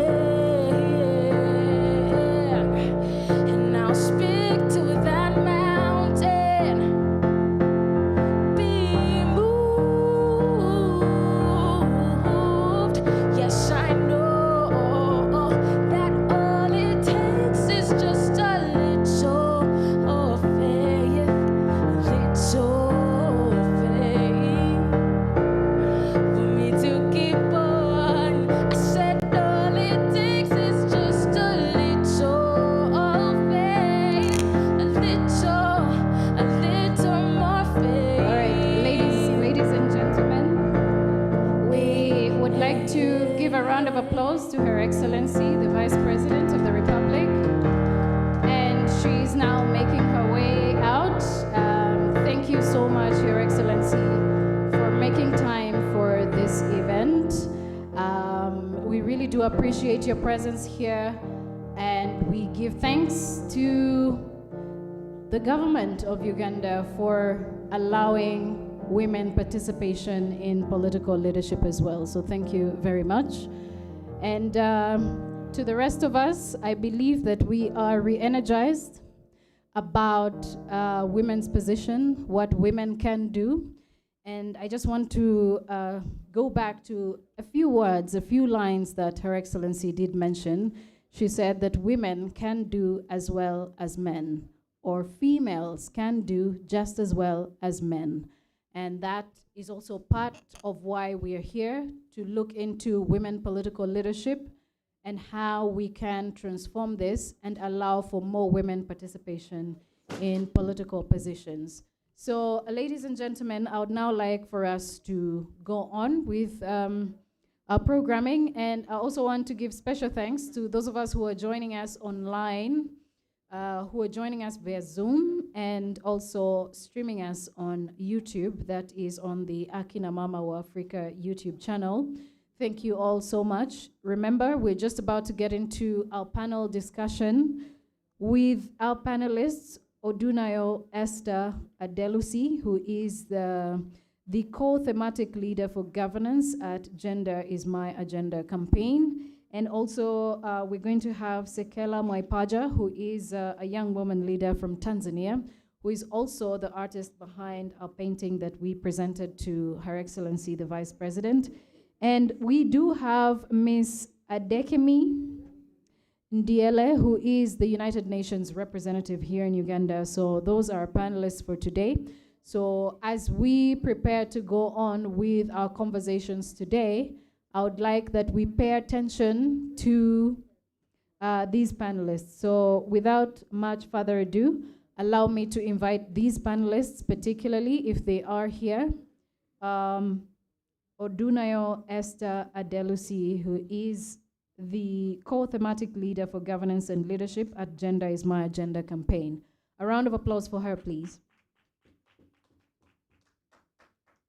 You can take a sip. All right, let's also appreciate her beautiful African attire. Yes, and we also have Sekela Mwaipaja, who is the young leader from Tanzania, young woman leader. Did she accompany the Vice President? Oh, there she is. A round of applause for her. Please make your way up stage. And we also have Ms. Adekemi Ndiele, who is the UN Women Country Representative. I hope I pronounced your name right. All right, and I am also going to be moderating this particular session. So this session is basically focusing on our thematic area, which is building forward transformatively, both at a national level, at a regional level, and also a global level. And I just want for us to also reflect on what the past 2 years have taught us as, not just as women, but generally as a society, as a nation, as a region, and as a continent, that the pandemic period has shown that we cannot have leadership only led by one side of the divide. We need to collectively have inclusive political leadership that allows for us to transform our nation, to transform our region, to transform our continent, which is the African continent, and the globe as well. We have so many lessons that we can pick from the pandemic period, and I would like for us to think about that as we hear from our panelists, and also as we have conversations about how we can move this forward. So if I have your attention, ladies, do I have your attention, ladies and gentlemen? Do I? Let's get this started. And I just want to start by asking our panelists to give us a few lines about what the past 2 years have taught us in terms of how best we can transform our societies, transform women inclusion in political leadership, and how important it is for women in political leadership, or how important it is to have women in political leadership in driving the future, in transforming the future, not just for one side, but for all of us. Let me start with Odunayo.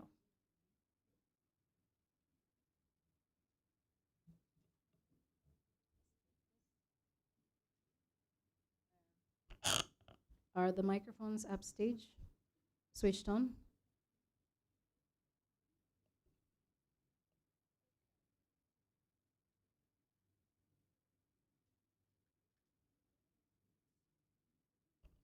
As we ask the technical team, the technical crew to fix the microphones, I also want to add that in a time where we have seen so many lives lost, in a time where we have seen at the expense of the coronavirus disease that broke out in 2019 across the world, and in 2020 we did see our first cases across the East Africa region, we can say that we have seen tremendous work being done by women in positions of leadership. And I'm not saying that the men have not been doing something. I just want to say that women have stood out, women have stepped up and showed that they can actually do more than what society thinks that they can do. The Minister of Health here in Uganda, I think, can be credited for the work that she did during the start of the pandemic here in Uganda, and many other women across leadership divide who have also done tremendous work in making sure that this happens. So as we reflect on that, and also to the questions that I posed earlier, let's just think about the lessons that we have drawn out of the pandemic period and how we can move this forward. Hopefully the microphones are now functioning. Yeah. Ms. Odunayo, let's begin with you very briefly. Thank you so much, Joy. In the last 2 years, the major thing that has happened globally to Africa is the pandemic, the COVID-19 pandemic. And this has reflected the vulnerability of women more. It has projected it more. And some of the gateway gains that we had, that is the gender empowerment and gender equality and women's empowerment, has been reversed because of COVID-19. A lot of women lost their jobs, especially those who are in the aspect of hospitality, aviation, those who had businesses were closed down. And also the burden of unpaid care work actually increased because now children are homeschooled, the mothers are to attend to them, issues of maybe taking COVID-19 tests and all. The women are nowhere to be found because basically they are all at home. And then this has projected more that a lot needs to be done when it has to do with empowering women, socioeconomic empowerment for women, helping women to build their own businesses, especially after COVID-19. And also the issue of digitalization. Most women have businesses that could actually run online despite the pandemic, but because they are not digitalized, they don't know how to use the internet, they don't know how to use much of this gadget, especially women in the rural area. This has really, projected more that we need to empower the women the more. And then women political leaders also. This is like a wake-up call to us because COVID is here, COVID is going. What if something else happens? Are we still going to find ourselves in this same situation? Are we still going to deal with this same thing? We need to invest more in one, helping women to be able to building the IT skills of women. That is the first one. And also ensuring that we empower them economically such that they have access to resources to build their businesses. They have access to, even bounce back from this pandemic. I think that would be my answer to that. All right, let's hear from Waikaja. You can turn on your microphone. Thank you.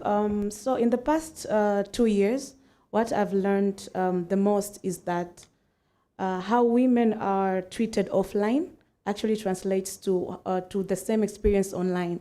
Because women in most of African countries, as the Honorable Vice President shared, that we are sharing the same, or we are going through common challenges, and that it was sad for me to see that the challenges that women were facing offline translated into the online spaces. When COVID hit, it was easy for people that were already online to navigate, to keep their jobs, as my colleague here has shared. It was easy for them to keep on running their businesses. But since most of women are offline, it is even harder, or it became harder for them to actually move forward.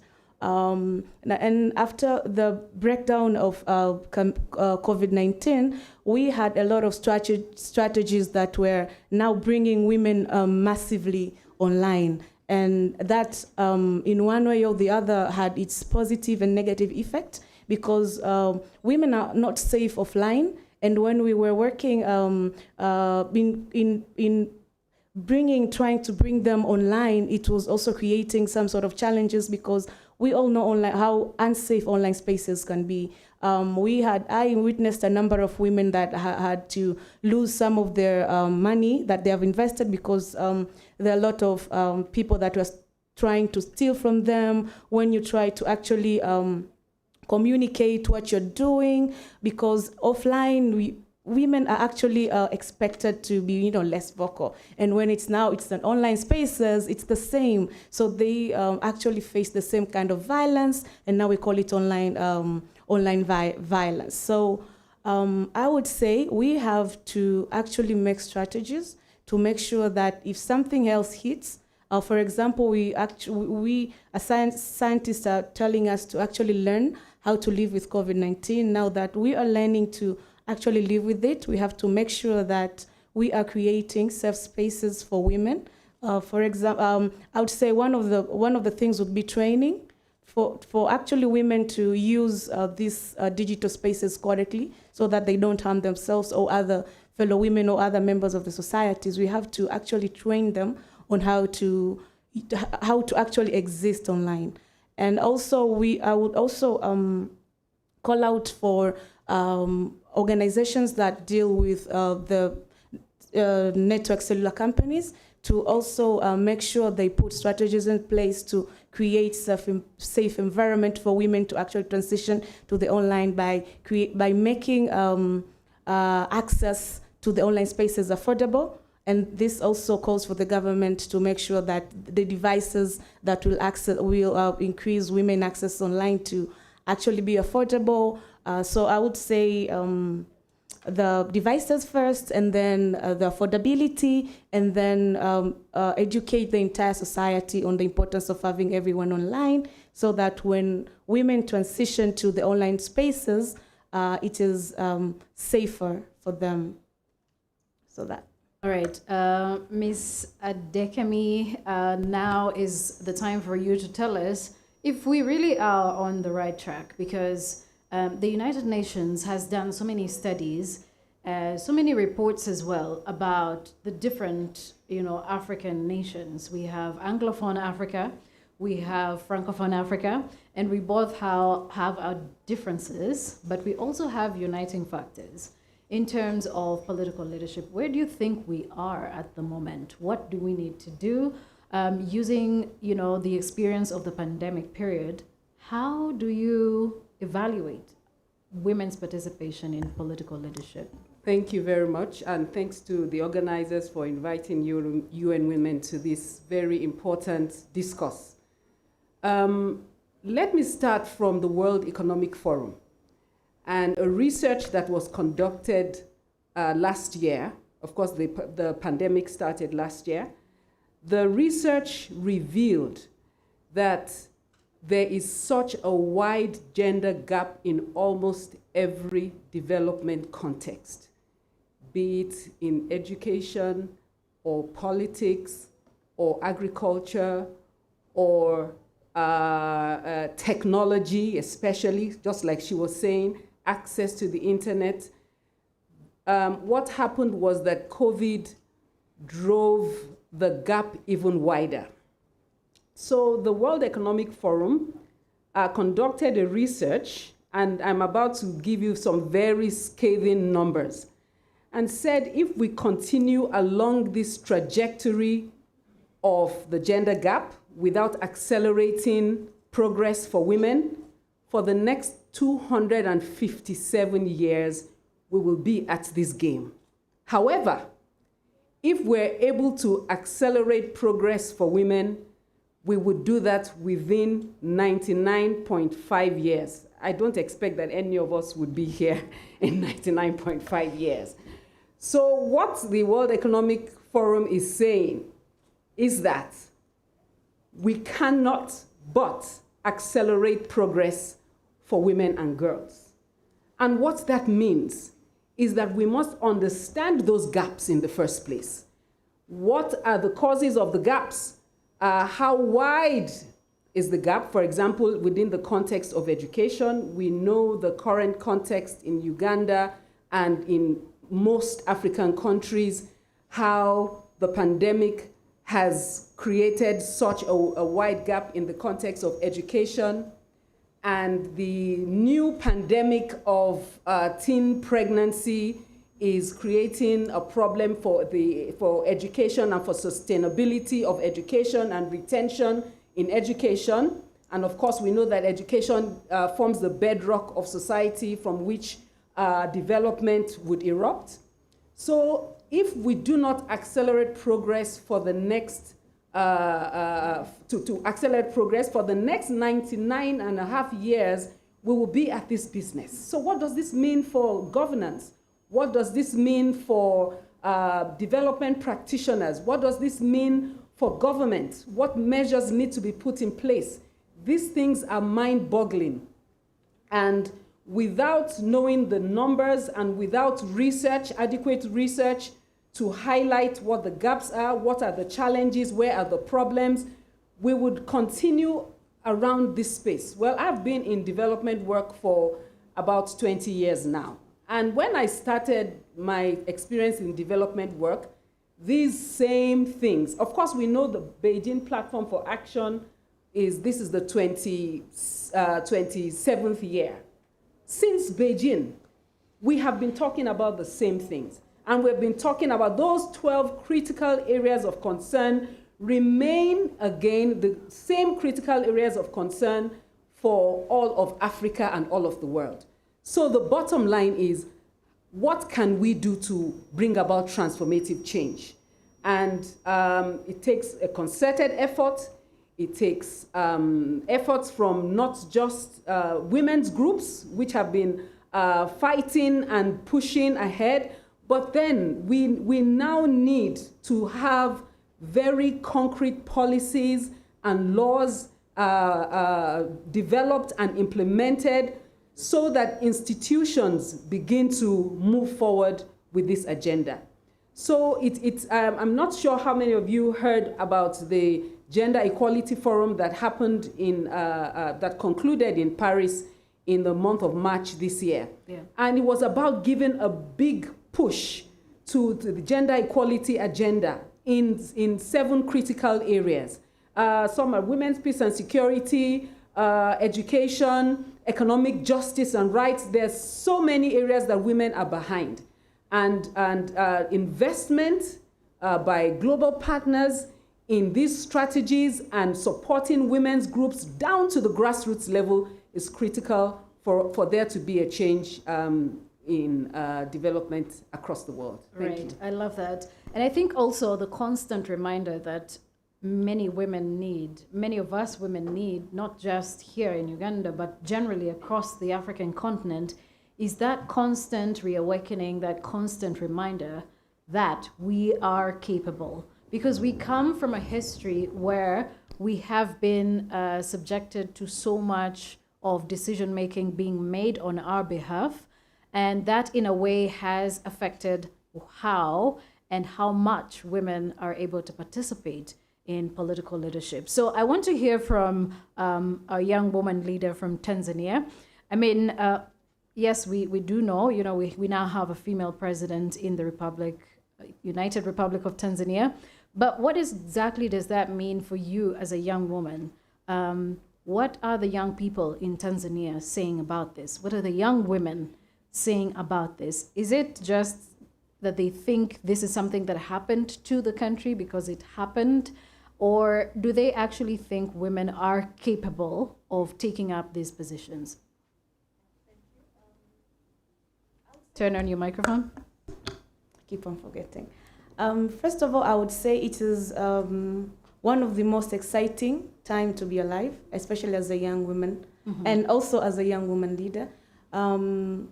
First of all, it is inspiring to see that you have a woman you can look up to, because the struggle is for women to have spaces.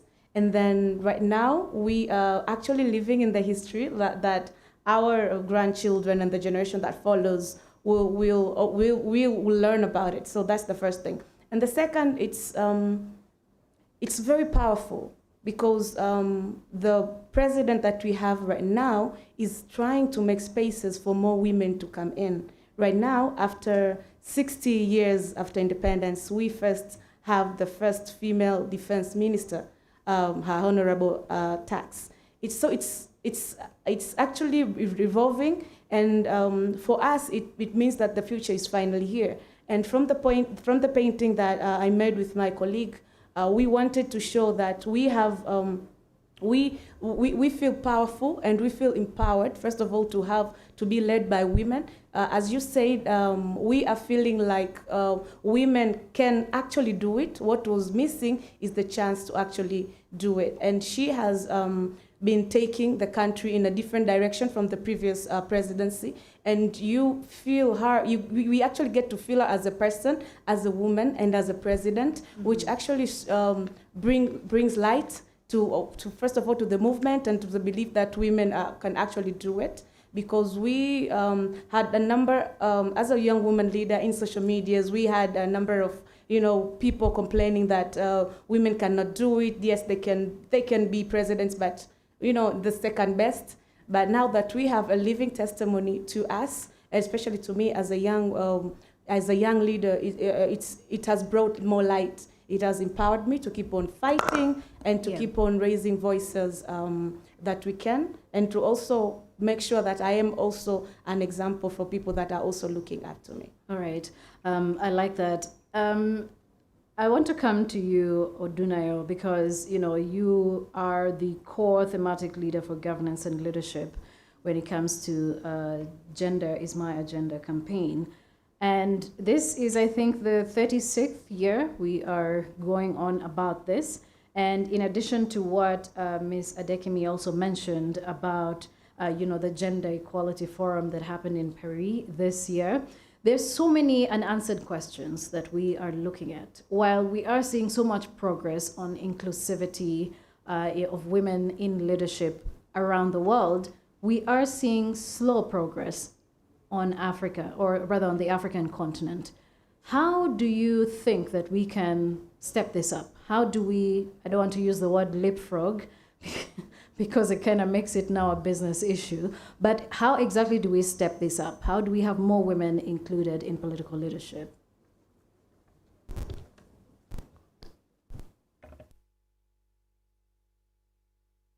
Okay, thank you. Thank you for that question.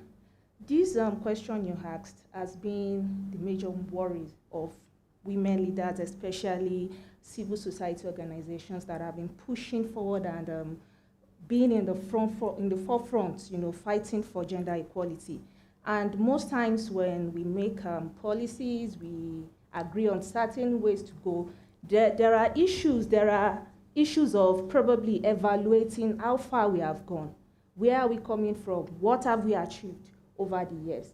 And recently, the organization where I'm from, which actually leads the governance and leadership aspect of GMAC, in collaboration with the African Union Commission, Women, Gender and Youth Directorate, and Plan International, we developed the Maputo Protocol Scorecard Index, which is actually like it serves two purposes. It is both a monitoring and implementation tool, to assess member states' progress in the implementation of the Maputo Protocol. And this tool would be it would be hands-on for women leaders in member states, to engage each sector on how far they have gone in implementing this Maputo protocol.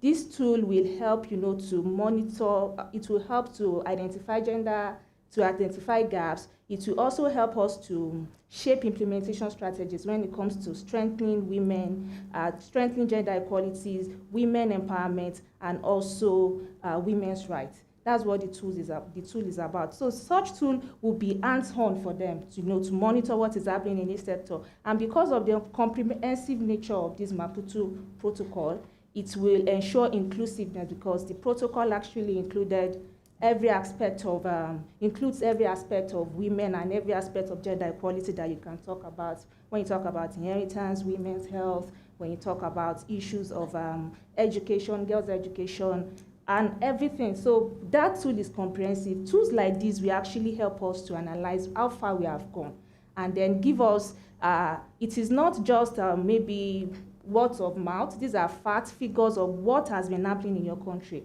And then you can use that to engage, leaders of each sectors, of each ministry, or whatever it is in the country, to know the gaps and what is left for them to do. Thank you. And I want to come to Ms.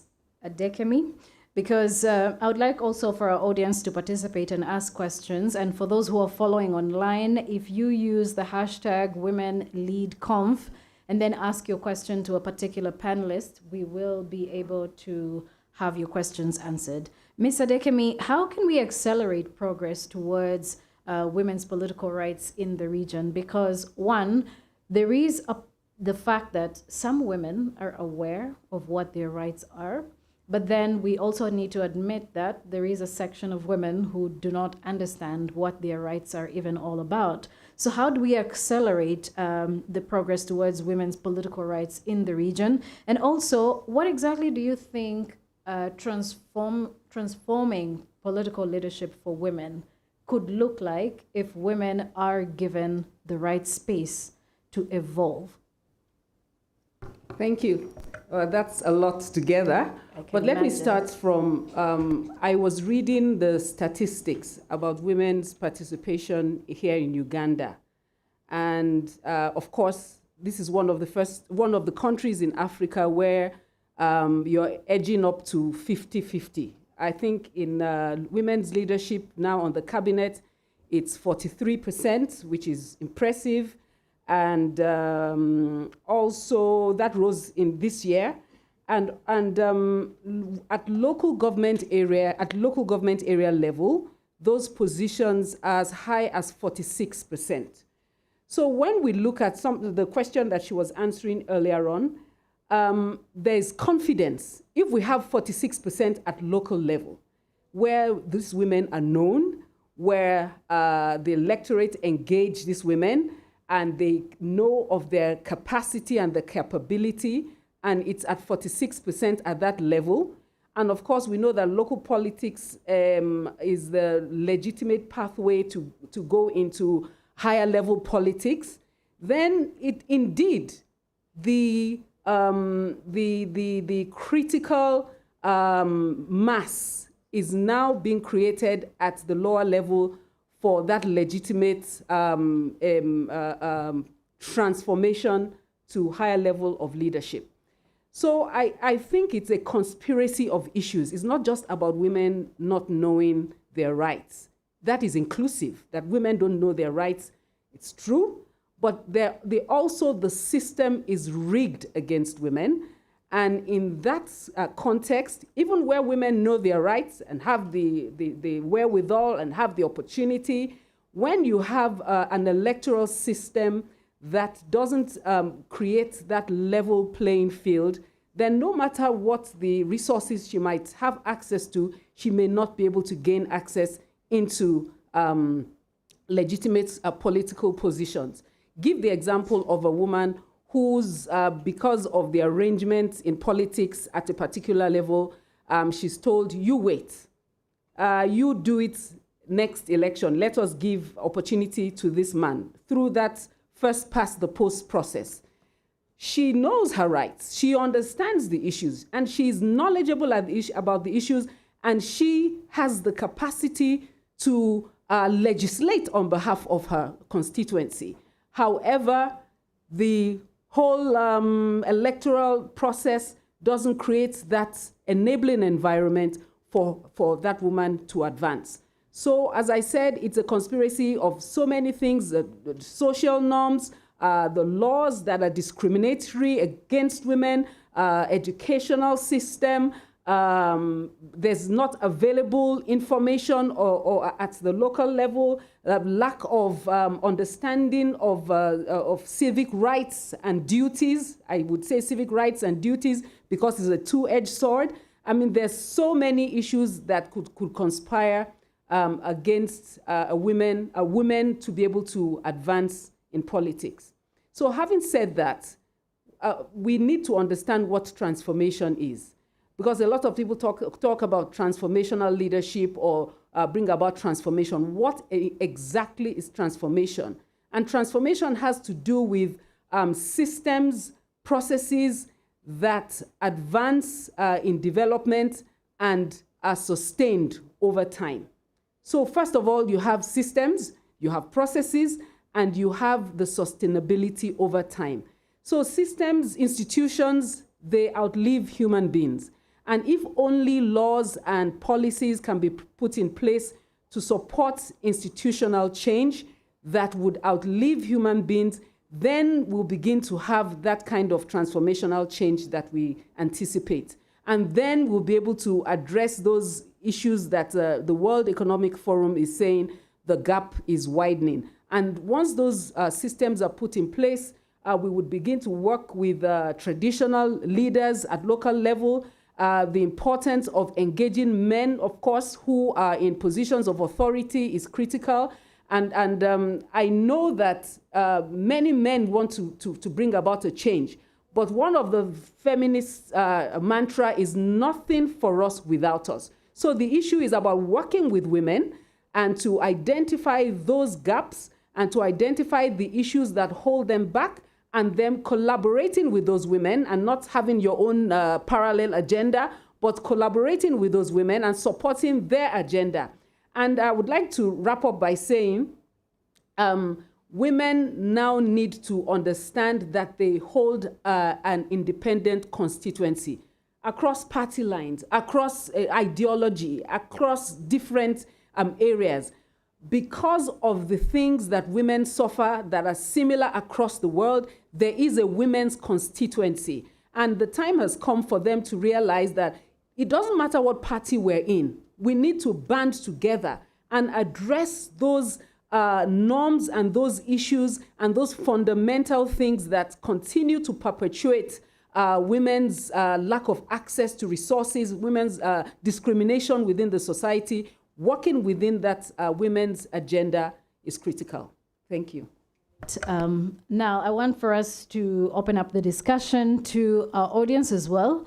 If we would like to make comments or contributions to the discussion where we're talking about building forward transformatively, I think would like for this to be more of a conversation, a discussion on how we can move this forward. And earlier, we also said we'd like to hear from the members of parliament, the female members of parliament who are in our audience today, so they can also make their contributions on how exactly we can build forward transformatively.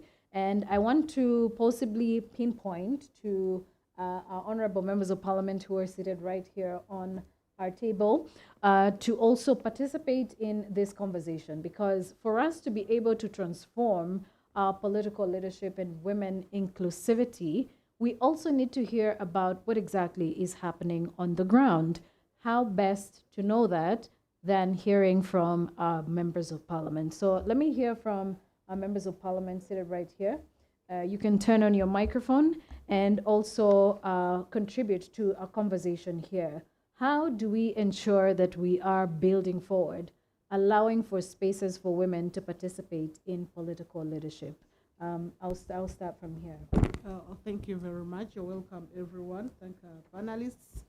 And actually, thank you, Akina Mama Africa, for this safe space for us as in women. I'm Waligo Aisha from Kalungu, and also the president of the Democratic Party Women's League and the champion of the Interparty Women's League platform. How we can build forward transformatively for us as women in politics, it's really very critical for us, one, to work together and understand that there are issues we can champion together, irrespective of our political affiliations. We come out strongly as women in the political parties to look forward that at a certain time, we really come out to believe outside the box of our political parties and really believe there are issues that affect the women down there where we are not actually, but we must push them together. For instance, when you look down, like in my country, Uganda, there are certain issues which we must advance because they are not in light of any political party. For instance, when you look at health, when you look at security, there is no need of any woman coming out to tell that for me, I belong to a certain political party. That is why we are seriously championing the Interparty Women's Platform, such that at a certain point T, we are seen as women of a common voice.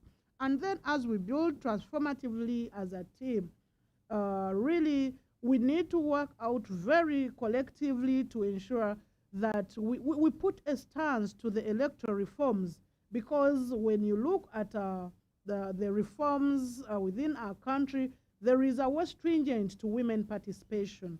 So we need to put out a very clear voice, because when you look, actually, Dr. Maggie Chigozi talked about it, the money nomination fees, the 3 million, when you look at a generation of the young women, it's really becoming a very big amount of money. And given the commercialized politics we are having right now, it becomes really a challenge that bans many young women, and actually with the older women, in our full participation and engagement. However, for us as in the women in the different political parties in our country, our biggest role, because we believe political parties are mothers to see women being there into the leadership. We are pushing so much. Political parties are pushing in for quotas for women. So whoever is here and you're affiliated to any political party, can you go back there and push for the quotas in your political party, ensure that many women are there, and at the end of it all, when we push together, we shall ensure that we are there as women. Thank you so much. Thank you so much. Honorable, I would also like to hear from you in regard to how exactly you think we can transform women political leadership today. Myself? Yes, please. Thank you very much, Lillian Babide from Entebbe, and I'm the Executive Director for the Network of Women in Politics. Of course, from my side, I feel we need to emphasize on cross-generational mentorship. Right now, we have very many young women leaders that have taken up office, but they are left in space because the monies are not there to orient these women in their different leadership positions. Most women in the different councils have not been mentored. They've not received any kind of training that introduces them to the kind of work or office they are going to hold. This is the case, yet even the existing old politicians, the veterans that have been there, are also not giving a supporting hand. We've received so many cases of women fighting just at the beginning of the sessions as they get into the leadership positions. This is because the new ones are looked at as amateurs, as people that do not know anything, as people that are bringing nothing to the table, as people that are disoriented. And this is really affecting political leadership and affecting their potentials to rise up. When you also go into the women's movement, we are always attending so many sessions where very strong women come up and they are advocating for gender equality, advocating for equity, women's rights, empowering so many young women to come up and stand for their rights and fight for women's rights. But this sometimes stops in the boardrooms. When the young women approach these women for guidance, they will not give it. The phone calls will not be answered. The mentorship is really still lacking. You hear women saying, we are no longer in public spaces, we are no longer on TV, we are no longer advocating for the end of gender-based violence, we are no longer marching, nothing is happening right now. But when the young girls come up to take lead, they are bashed. They are not supported, and people will be like, oh, they are not doing anything new. So I believe as we want to transform and push forward, we need to emphasize cross-generational mentorship. The other day we held a dialogue still organized by Akina Mama Africa at Hotel Africana, and this came out so clearly. The women parliamentarians, we are saying, members, we are facing so many challenges. There is lots, we need to speak to people with experience. Honorable Margaret Zua was there. She was telling them exactly what they wanted to hear. No one had told them this. They are in parliament, moving from office to office. They do not know what to do exactly. Yet the women that have been there could really be very helpful.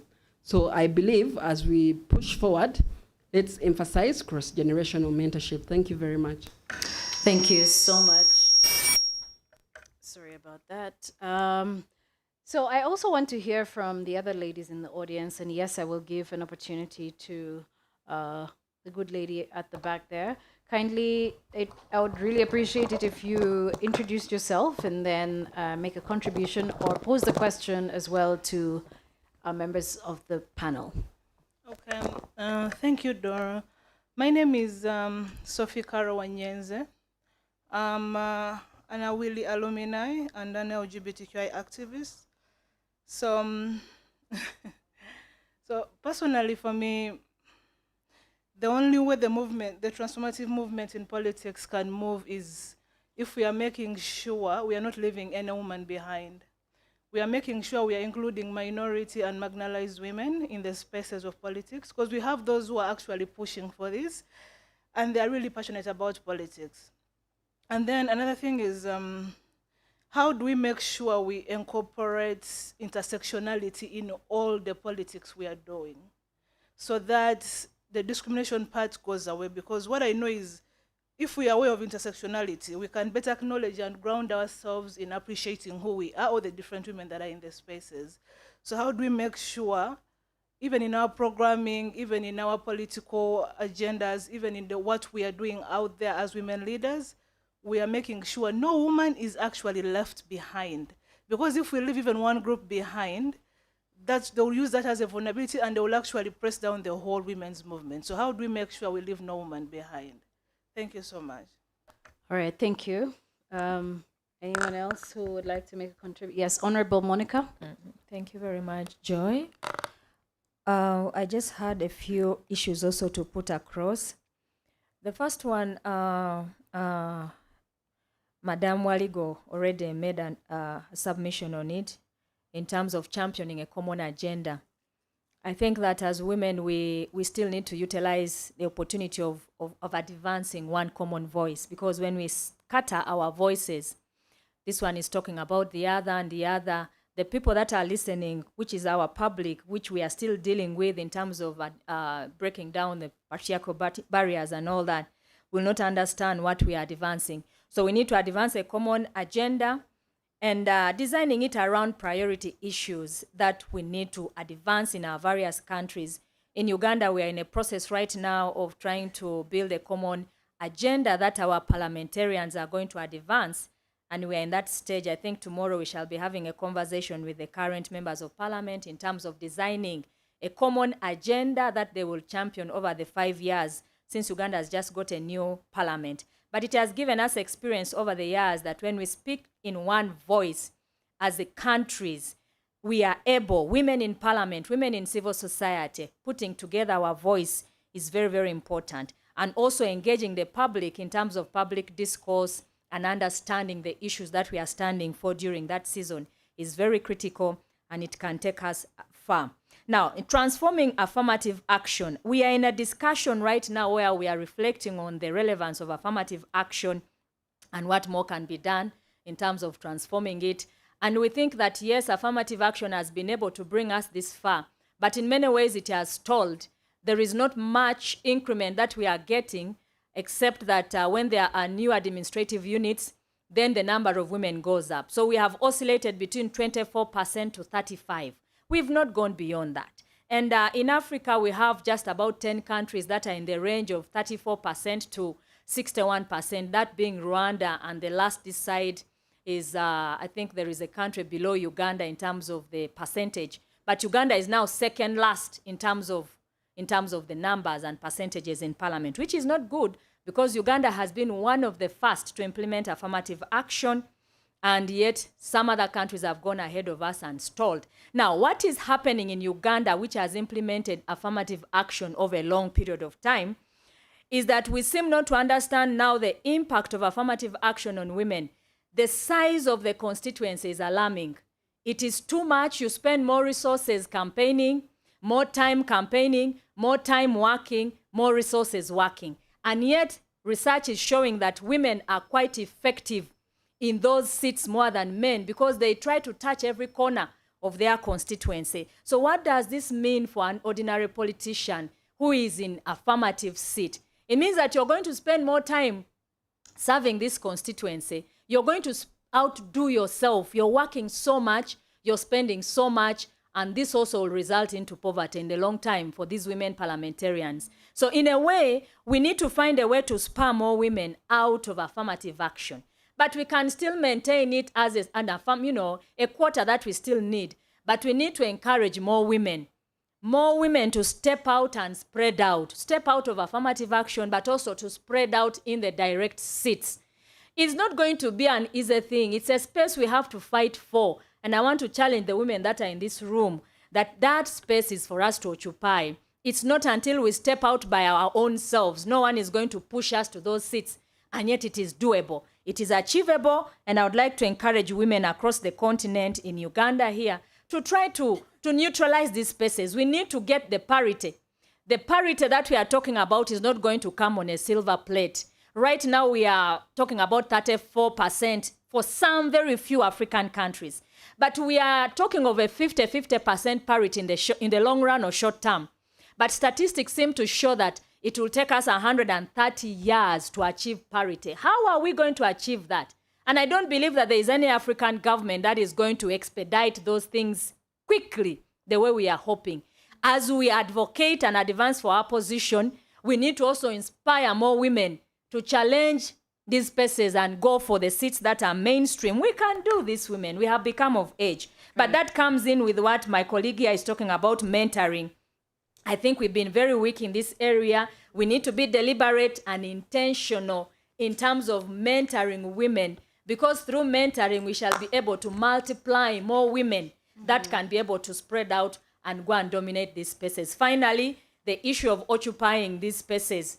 We need to occupy them, but we need to ensure that they translate into transformation for women, because it's a different thing to occupy it, and yet we are not using it to transform things in our society. So we need to prepare women, those that are getting into politics, prepare them to be effective politicians wherever they are, or leaders wherever they are. But even those that are elected, there are those women who go by accident, they become members of parliament, political leaders. We need to utilize them. We cannot leave them out. I don't want to use an example of the vice president. That one is a senior politician in a way. But now that they are in these spaces, what can we use those spaces? They occupy very critical spaces through which women can advance their cause. How can we utilize the office of the vice president? How can we utilize the office of the prime minister and other important spaces to advance our cause as women? I think those are the points I wanted to put across. Thank you very much.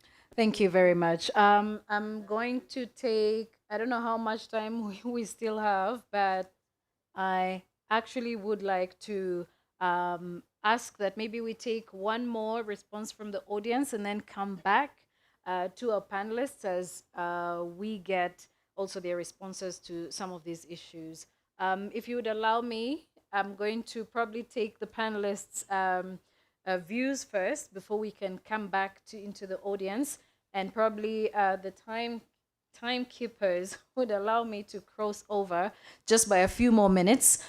So I just want to come back to our panelists here, and in particular, I just wanted to ask, especially as we do our final round of questions, to Odunayo, in terms of going forward, let's just be honest about ourselves. What do we want? You know, we keep talking about how we need to do this. We need to ensure cross-generational mentorship.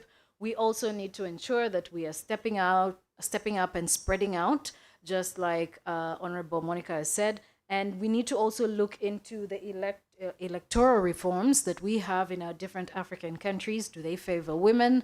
But what do we want in terms of political leadership? What would be the ideal playing ground for women in political leadership? Thank you. Over the years, we have always aspired, we have always agitated that we want to be heard as women, we want to be represented, we want to be there when they're making decisions and all. But, and we also complain that the figures we have, like we have all mentioned, that they are little, we want more women to be represented. But one cogent thing that we should not forget is that the little platform that we have, little in quotes, how do we maximize this platform to help women that are coming behind? How do we maximize this platform to transform what is happening to women, the situation of women in Africa? How do we maximize the opportunity?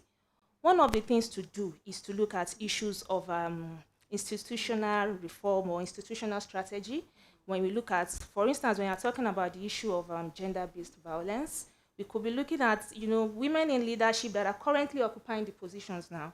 They can try to make policies, push for what I would refer to as maybe women police gender-based violence unit that is majorly handled by women. Because when you are talking about genuine sympathy when it comes to the issue of gender-based violence, you can only get it from your fellow woman. And we have also had reported cases of maybe men harassing women that have come to report their issues and also probably taking advantage of them. Right. That is one of the things. And then another thing that is also cogent is the issue of mentoring, building the capacity of women that are coming behind, holding their hands to, put our feet on the ground, holding their hands and then taking them along to ensure that they also get to the space. Another thing that we should also not forget, which I think Sophia asked one question, our question is somehow around it, is the issue of inclusion. Sometimes when women are represented, the position that they occupy, when they are making major decisions, those positions are not included. Right. So the women are there, the decisions are made, but they are not present. Not because they don't have what to say or they don't have ability, but because the positions they hold are not really necessary when you are making such a decision. So sometimes when we agitate that, we want to be represented, fine, you want to be represented, this is your position. Right. But at the end of the day, you are there and your voice is still not heard. So there should be issues of when we look at maybe gender balance of power, we should also look at that. Make policies, the women that are there now should push for policies that would kind of, change it. Even when we are talking about equality, we should also look at the issues of balance of power, such that when women come, because now they're in their positions, when other women are coming, taking up positions, they are going to take positions that are much more influential than what we have now. Okay, I want to hear from Honorable Miriam Atembe, because you have been in different political positions for the past several decades, and we want to hear from you. You have been a member of parliament, you've been also a minister, previously Minister for Integrity, Ethics and Integrity, and very other positions that you have held across the years. We want to hear from you as someone who would like to pass it down to young political leaders, women political leaders. How would you advise that they navigate the spaces that they're in? Where are there particular do's and don'ts for young African women leaders? And if yes, what are they, if you may? Thank you very much. Of course, I am glad to be at this convention, and I want to thank the organizers for doing so. We should always be there, never keep quiet. Martin Luther, said, if you can't fly, run. If you can't run, walk. If you can't walk, crawl, but at least continue moving. So despite all the challenges, I advise that we continue moving. And this is part of the moving. For me, as a person who came on Uganda scene, political platform, at a time when women in politics was in fact unheard of, that was the time. I want to make one statement which you all must know as you press for acceleration. I want to say that the political environment prevailing in a specific country, coupled with the political will of the government in power, are the determinants of what extent the women influence will move. Because I know I came on the political scene when other women had, the Mpangas had already been there, but things were not changing at all. But when NRM government came to power with the question of women question high up on the agenda, and found the ready women who had been dying to embrace the environment. They were there dying with the passion of gender equality and women empowerment, and they embraced the environment, and the political will was there, and we worked together hand in hand. I have long stories, I can't go into them, but all those organizations that came up, Action for Development, with the motion breaking through, building, uniting, all this passion, all that, what we are running with, and we were able to influence the governance agenda, the constitution, which I was a party to. We were only 2 women out of 21 people. But because of our passion, because of our knowledge, because of we influenced all these men and went around the whole country. And by the time the exercise ended, the woman question was high up on the agenda. Like the women were the 3rd category of people to be enthusiastic in that exercise. And that's why we got the constitution that we got.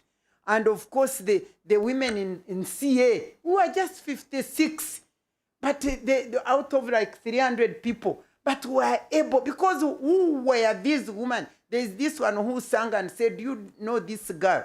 The women who were there, the passion that they had, the knowledge that they had, the vision that they had. That's why we came all the way to reach where we reached. Remember, under the political environment that was good, not violent, not scaring, not patronizing, not corrupt, not all these kind of things.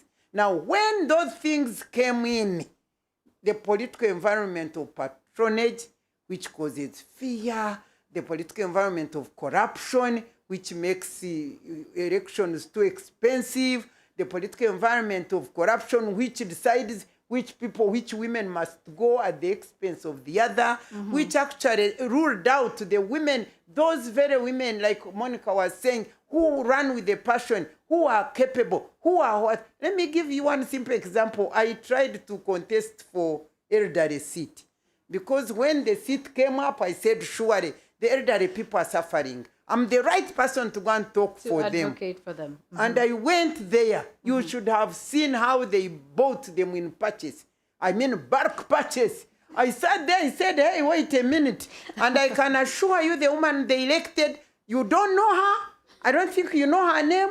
I don't think she will ever talk. I don't think she will add anything. And yet here I was, with my mouth ready to shout and make sure that the elderly are also incorporated in the governance agenda. So I'm saying much, but I want you to tell you, you may talk and talk and talk, but having a massive women in governance agenda and in politics, in power, without power, but serving power, is not going to take us anywhere. I can assure you, you need the type of women who are effective, who have the passion, who are capable, who have not gone there for jobs, who are determined to talk even when they shut them down, who are not scared, who are going to move the thing. So young women, I'm telling young women, for us who are driven by selflessness, you know, that spirit of love for a woman to get better, we need that.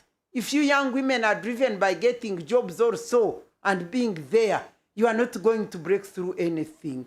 You have got to be ready to have the love for this woman, wherever she is. You've got to be selfless. You've got to put in all you can. You've got to be truthful. You've got to be ready to sacrifice. You've got to be, that's how you will move this thing ahead. Forward. That's how you will accelerate it. Otherwise, we shall have conferences, we shall talk and go home, but things will not Remain the move same. forward. All right, thank you so much, Honorable Miriam Matembe. Those are very profound views on what we need to do, and I think we should reflect on that as we think about what women want. As we bring this to a close, I want for us to also talk about briefly, and I'll say probably in about a minute, for those people whose questions I haven't been able to take, I will apologize, but we are going to move those questions into the afternoon sessions as well, because we are having more deeper conversations there.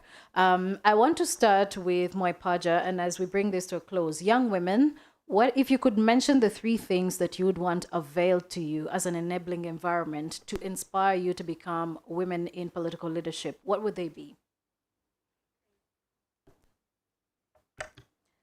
Thank you very much. When I was reflecting about, as a young woman, what does it really mean to build forward transformatively, one of the things that came into my mind was mentorship.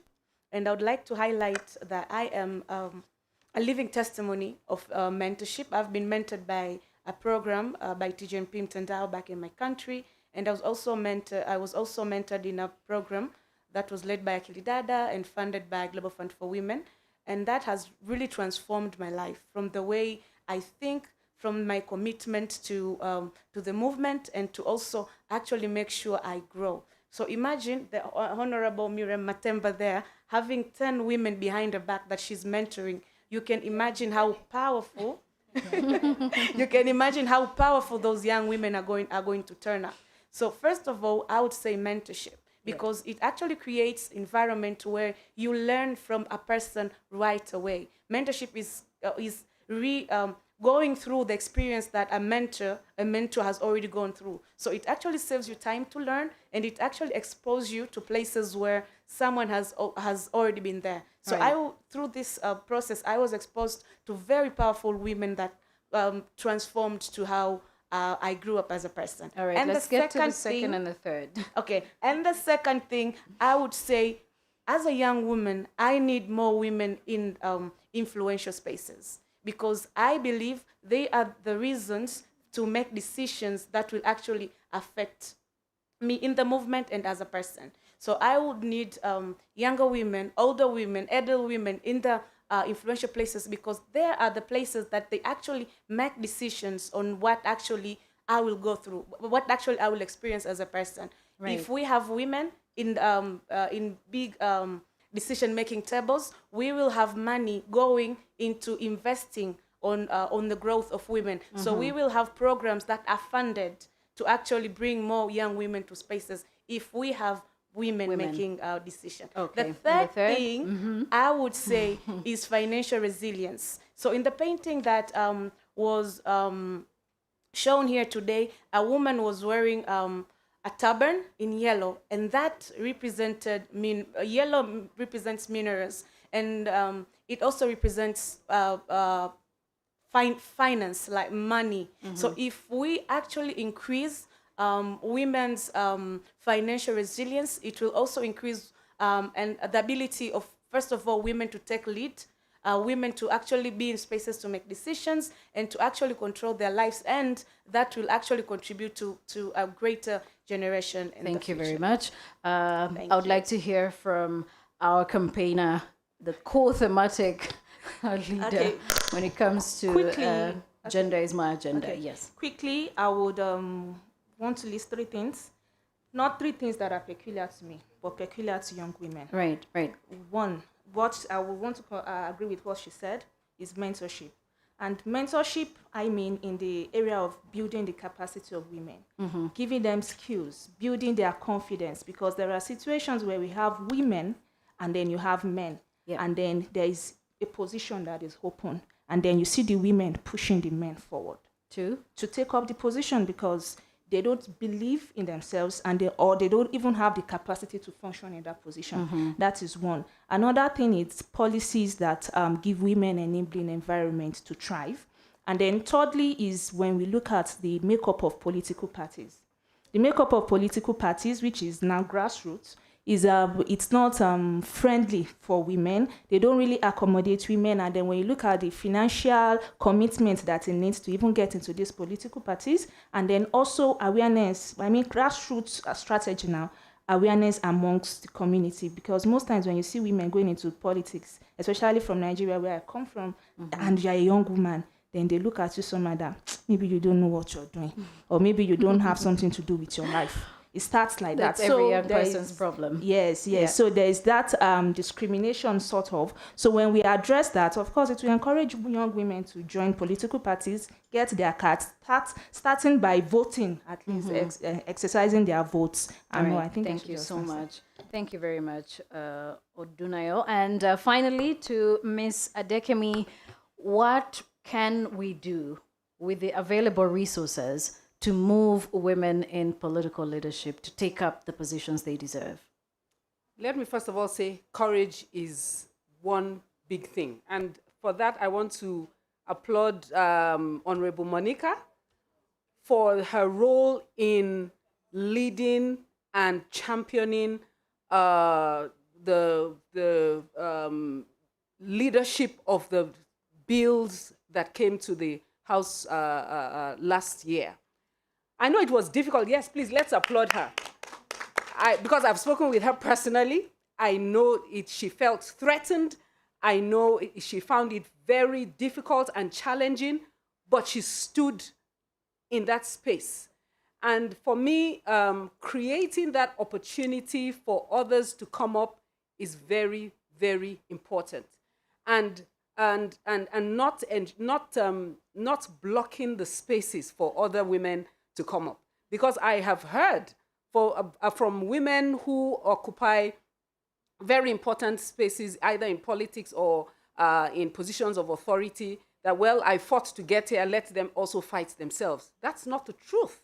Because when we look back in history, we would see those who actually blazed the trail and stood in the space, and just like the warrior that my panelists here drew in that picture, standing as the vanguard and spearheading the transformation and the change for others to come up and benefit from. I think that is really important. And of course, when we look at the enabling environment, either, the Maputo Protocol has created such a trajectory across Africa. And it is because of Maputo Protocol that we're beginning to see these changes. Those changes need to be sustained, and they need to be sustained at institutional level. The commitment of our governments, the commitment of decision makers, the commitment of actors, NGOs, even those who support mentees to come after them, that kind of commitment is what we need. Right. And of course, the willingness to share that power. Because where you don't provide the opportunity for others to lead, it becomes very lonely for you, and then we don't have that transformation that we want to see. Thank you. I love that. A round of applause to our panelists. I think at the end of the day, we can all agree that for even the current women in leadership, it's taken a lot of courage, but there needs to be continuous mentorship. There needs to be more role models in the different positions of leadership, seen by younger women so they can be inspired to take up these positions. So thank you to Odunayo Esther Adelusi, who is the Gender is My Agenda campaign, is from the core thematic area on leadership for governance at the Gender is My Agenda campaign. And we also have Sekela Mwaipaja, who is a young woman leader from Tanzania and an artist. And finally, Ms. Adekemi Ndiele, who is the UN Women Country Representative here. Oh, the Deputy Country... Okay, all right. At UN Women here in Uganda. So thank you so much. A round of applause for our panelists once again. And I now want to say that as we ponder on these conversations, as we think about where we're moving these conversations, let's also know who are the key people in decision-making positions that we can reach out to, who can help us to transform all of these things we are talking about. We did have some questions from the Zoom platform. But what we're going to do now is to carry forward these questions into the afternoon session, because if you look at the time, it's about lunchtime. And I was told that when women say it's time to eat, you need to respect that, because they are doing 1,000,001 things at the same time. It's also called multitasking. So it's 1:15, and I suggest that we do take our lunch break. We will return here, and when we come back in the afternoon, we have breakout sessions. Some of these breakout sessions are on particular topics that I think you can choose from, or you have an option to choose from and say, I would like to go to this session, or I would like to go to the other session. So let me just be sure about the sessions that are happening in the afternoon that you can participate in.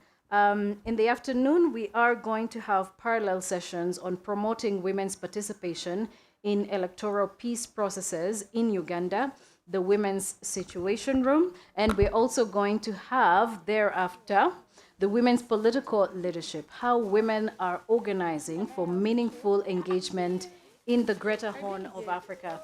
I think we can both pick, or we can all pick from either of these sessions. They are going to be happening here.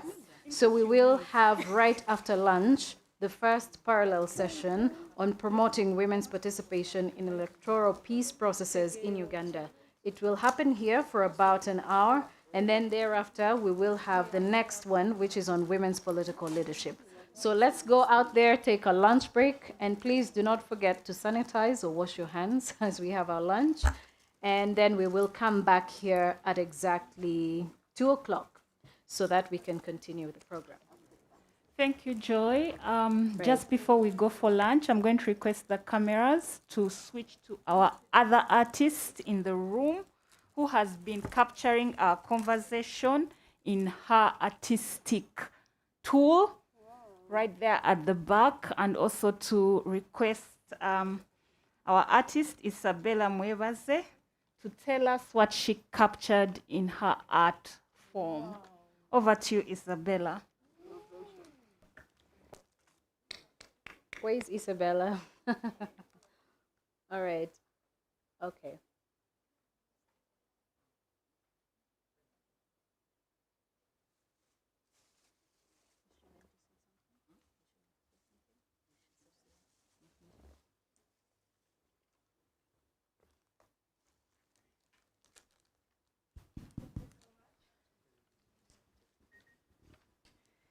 Thank you so much, women leaders,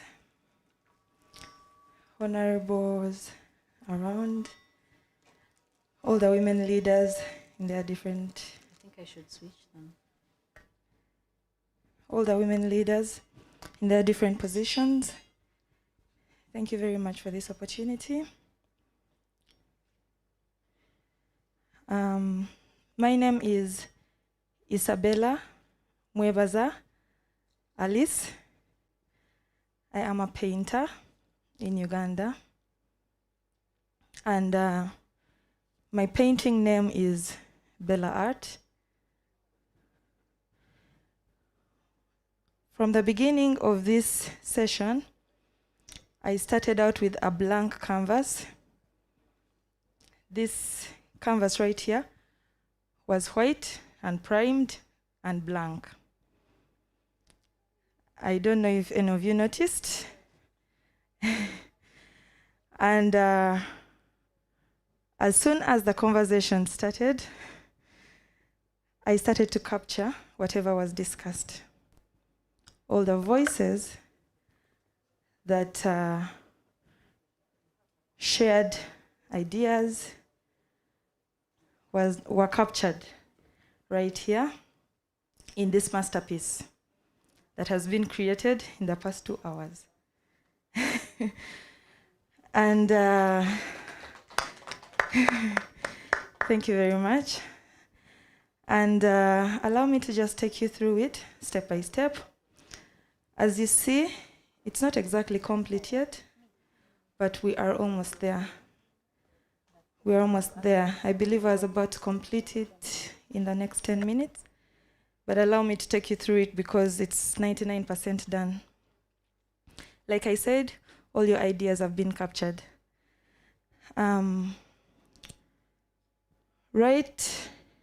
Right when you look at it, you see a lady.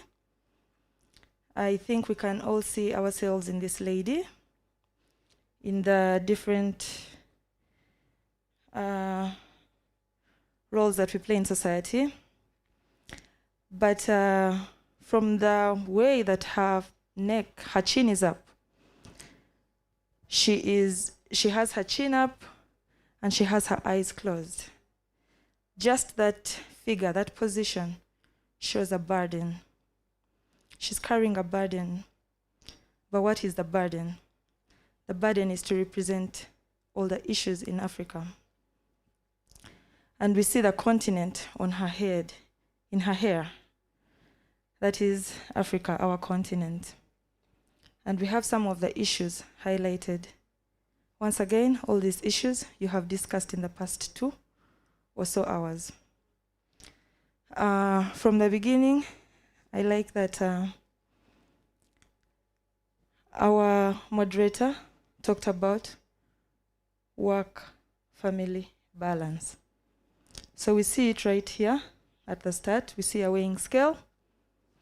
And on the left-hand side of the weighing scale, it's showing the work life. We see the alarm clock. Get up, go to work. You're in a schedule. We see the car, the commute, moving to place, getting things done. We are millennial ladies, we get things done. We are multitaskers, we get things done. We see her. She looks polished, she's decent, she presents herself well. We see her briefcase, her phone, and the money. She has to pay bills. She needs to make a living. So that is the work life. And then on the other side of the scale, which she has to balance, is the family life. We see her partner, we see her children, we see a house, we see a calendar. All these people in the house have important things going on. There is school, there is health issues, there is appointments, all those things she has to balance. So that's represented in the calendar. And then there's even a chart coming from the husband's head. We all know in our culture, the man is the head of the house. So when you get into the house, you have to listen to the head of the house. So we have that going on. It's a very big aspect that has been captured in the different phases of this session. Another one, just right below it, we see mentorship. My fellow artist from Tanzania had mentioned about mentorship. Here we see 2 ladies climbing a ladder. This image signifies women leadership. It signifies women supporting women, which is what we're all doing here. And it signifies mentorship, which was a very, very big topic that we are supposed to take on in order for us to make progress. So that is signified by the different ladders in society. And we have a lady on top who is pulling up the other lady. Okay. So then we go to object 3. Here we have a hand. This hand right here, I don't know if I can lift it for everybody to see, but this hand right here is the symbol, thank you very much, is the symbol for violence against women. Among the issues that we have discussed today, we have seen that ladies in our society face different forms of violence. And so we have this symbol right here showing that stop violence against women. And then we have a microphone to signify voicelessness, but it also signifying that we need to join hands and state our points and be as loud. Don't be quieted. Speak your points.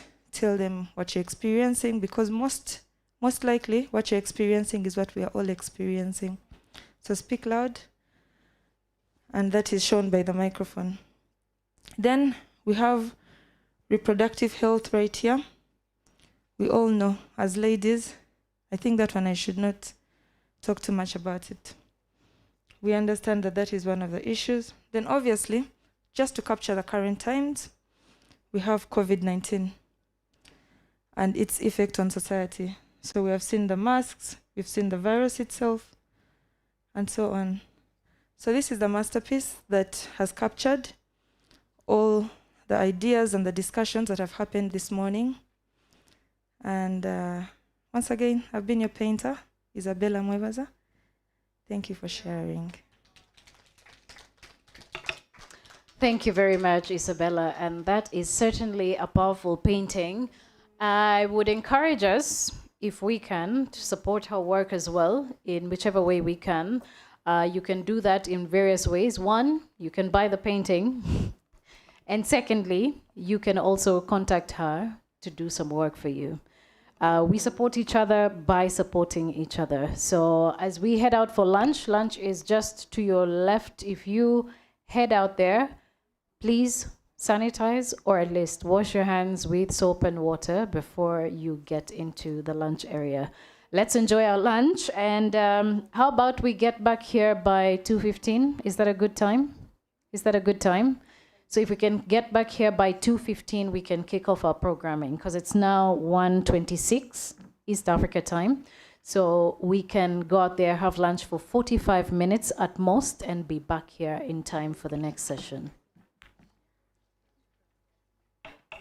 Oh, I'm advised that lunch is at the hotel's restaurant. So we are going to walk, at least we can exercise between here and the hotel side restaurant. So let's go there, walk quick fast. I know we're wearing heels, but it's good exercise for us. So we can quickly rush there, have our lunch, and come back here at least by 2:15. By 2:15, so we can move on with the next program. Like I mentioned, the afternoon session is going to be quite deep. We're going to talk about promoting women in leadership, but also what needs to be done in transforming the electoral processes in our countries. So let's go have lunch. Enjoy your lunch. Can I pray for lunch before we head out for lunch? So let's quickly say a prayer. Father in heaven, we thank you for today. We thank you for the sessions that we have had on women and transforming women leadership across the East Africa region. We thank you for all the women here today and the women who attended virtually, and the gentlemen as well, because we know we cannot do this without the support of the men in helping to push the agenda for women in leadership. We come before you and we ask that you bless us going forward, help us to do our work transformatively, and we also commit our lunch into your hands. May we enjoy it and be back here in time for the next session. We pray all this in Jesus' name. Amen. All right, let's head out for lunch and be back here in time. Thank you.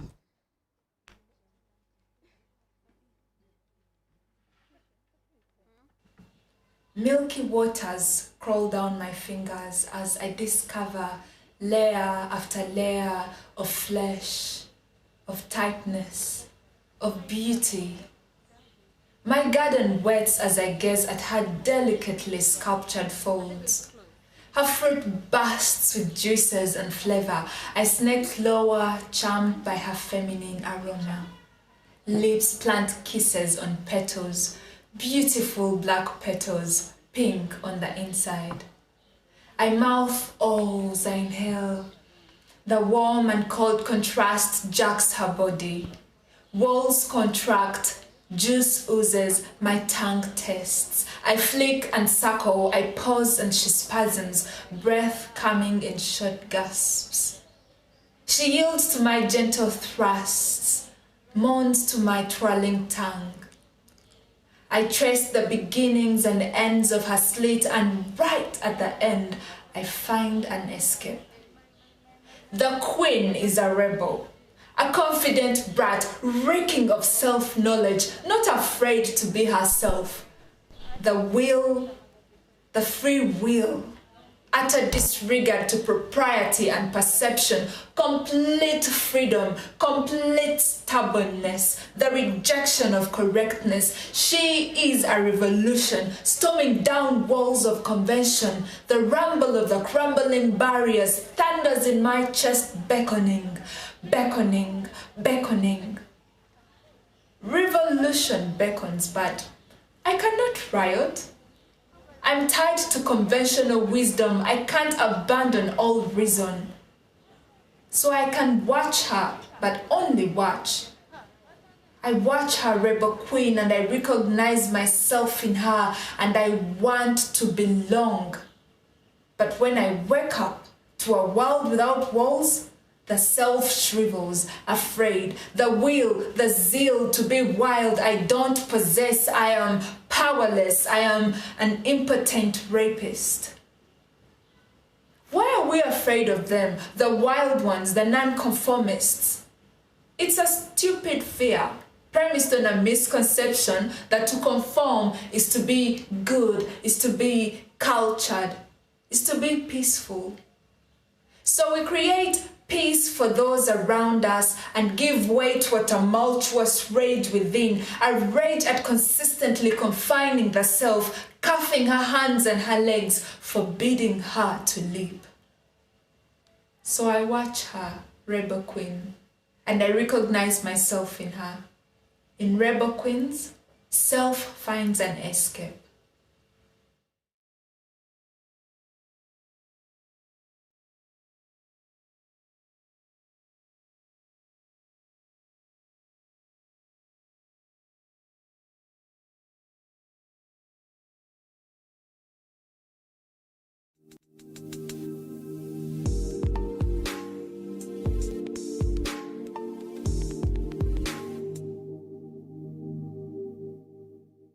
Audre Lorde once said, there are no single issues because we do not live single issue lives. And so I'll be speaking with Noah today about the intersection between economic justice, reproductive justice, and public participation in political life. I'm Ophelia, you know me, Kemidsha. I'm a lawyer like you, and a feminist. And yeah, I'm looking forward to this conversation. Great. Thank you for having me today, Ophelia. My name is Noah Mirembe.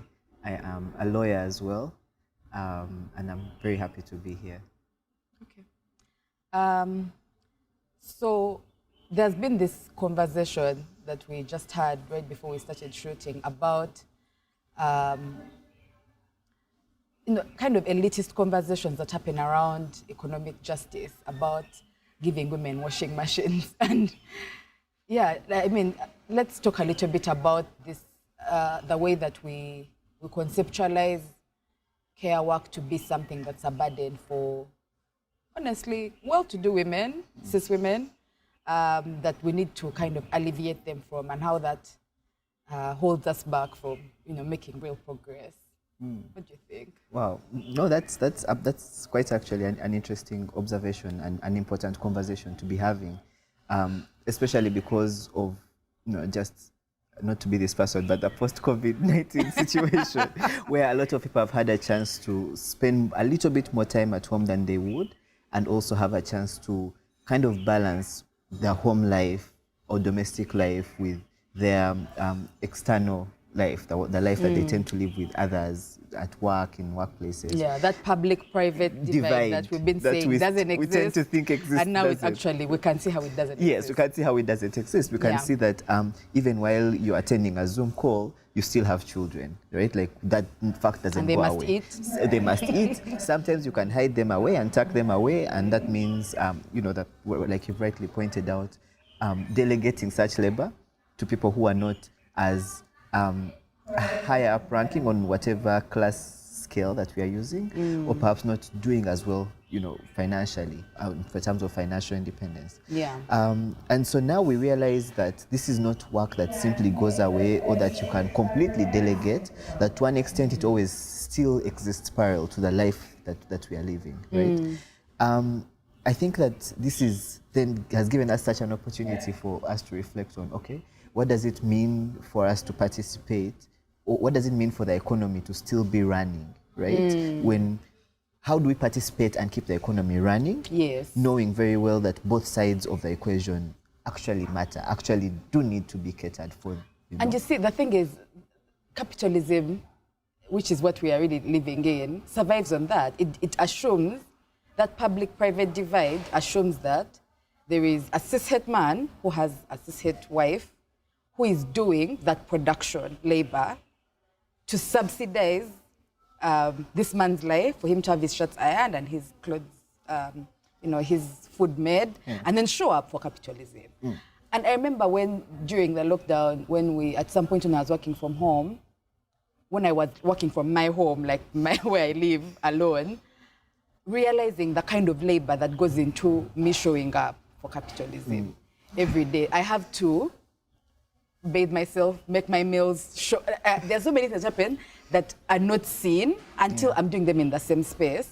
And then I realize all these things must happen for me to show up. Yeah. And if I was a proper capitalist, I should have gotten a wife who would be doing all these things for me to be able to show up and then be as productive as they expect me to be. And so then realizing that for us to truly see freedom, it's the capitalism that has to go. It can't be we can't patch it up, band-aids here and there and by washing machine. Yeah. No, and that's actually interesting, right? Like the point that you end at, the one that says, well, it's a capitalism that has to go.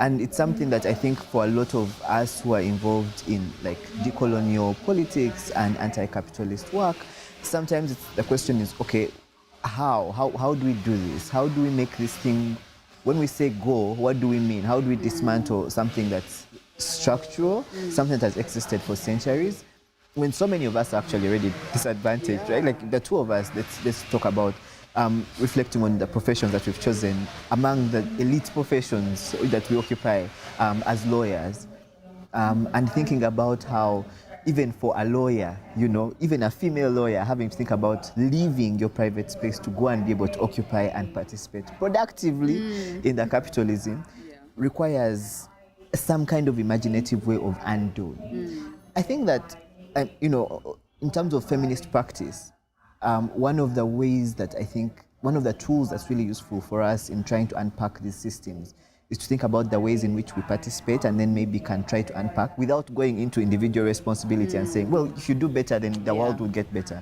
Stop buying iPhones. Yeah, not necessarily. That's not necessarily true. The problem may morph into something else. But thinking about what are the ways in which, how do we rethink the ways in which domestic work and family is organized, and in order to be able to, if we are subsidizing, what's the cost of that subsidy, right? If you have a domestic worker, what are the other perks that they're entitled to? Things like holidays, and this is not just for domestic workers, this is also for employees, because I know some lawyers in law firms who work like domestic workers, honestly. Yeah. They work 12 hours a day. No days off. No days off. They take orders while being yelled at. They are grossly underpaid. Probably don't even have health insurance, And so we live. So capitalism can be deceptive in the ways that it names some of these forms of labor. And so when I'm talking about individual ways that we can kind of step into the accountable realm, is thinking about, are we able to pay better? If you're doing it at a domestic level, are you paying better? And if you're doing it at a structural level, what are the ways in which you compare how you value your domestic work versus how you value professional work? Yeah, but also I think that, and I think Angela Davis has a brilliant solution for this thing. I think that what we need to move towards is the socialization of that labor. We have to, she says that housework is just, it's terrible, it's drudgery, regardless of who is doing it, it's terrible work. Nobody enjoys it. And so what are the ways that what are the forms of socialization of that labor? I know that, of course, because with COVID, it became extremely complicated. Of course, you can't, like childcare, for example, which is something that people have really fought for, became complicated because you can't send your children off to be taken care of somewhere else. But it's called boarding school. Yes, but those are solutions that. I'm not saying that everybody should send their kids to boarding school, but I think everybody should have access to quality childcare. I should be able to have my child in a safe place while I go and participate in the economy, if whatever that means. And I think that women have been, like we recently celebrated Women's Day, and realizing that Women's Day came from those roots of women saying, you cannot lock us home to always do housework, but also when we come out, we don't expect to be treated differently. So I think that people have been trying to say all of us deserve to participate in the so-called public life, but we need to be able to do it in a way that doesn't, I don't know, like force us to take on the double, triple shift, to end up doing all this other work to make up for, to show up for this, I think, and then be paid less. Yes, you know? Absolutely. I think one of the point that you raise, actually, one of the interesting thoughts that comes to mind is thinking about like contrasting like decolonial approaches. I think that's what I'm hearing in what Angela Davis is saying. And obviously, I hate to be those people who are nostalgic about pre-colonial Africa, because there's not such a monolithic thing as one pre-colonial Africa. But it's thinking about how societies were organized before they were, and obviously every society has had some kind of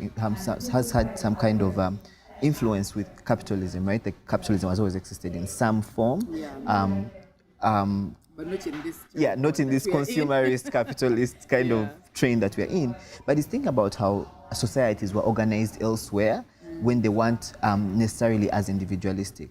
The socialization of a lot of this labor, rightfully observed, is something that is best done if you share the labor across the domestic setting is one way, because that's your immediate environment. I think it only makes sense that the people who are sitting here should be the people to clean their space. Yeah, because you're sitting here, it's your space. And so it's thinking about the ways in which, as Africans, for instance, and Black Africans living in Africa more especially, is the ways in which we have been dissociated from some of these ways of knowing.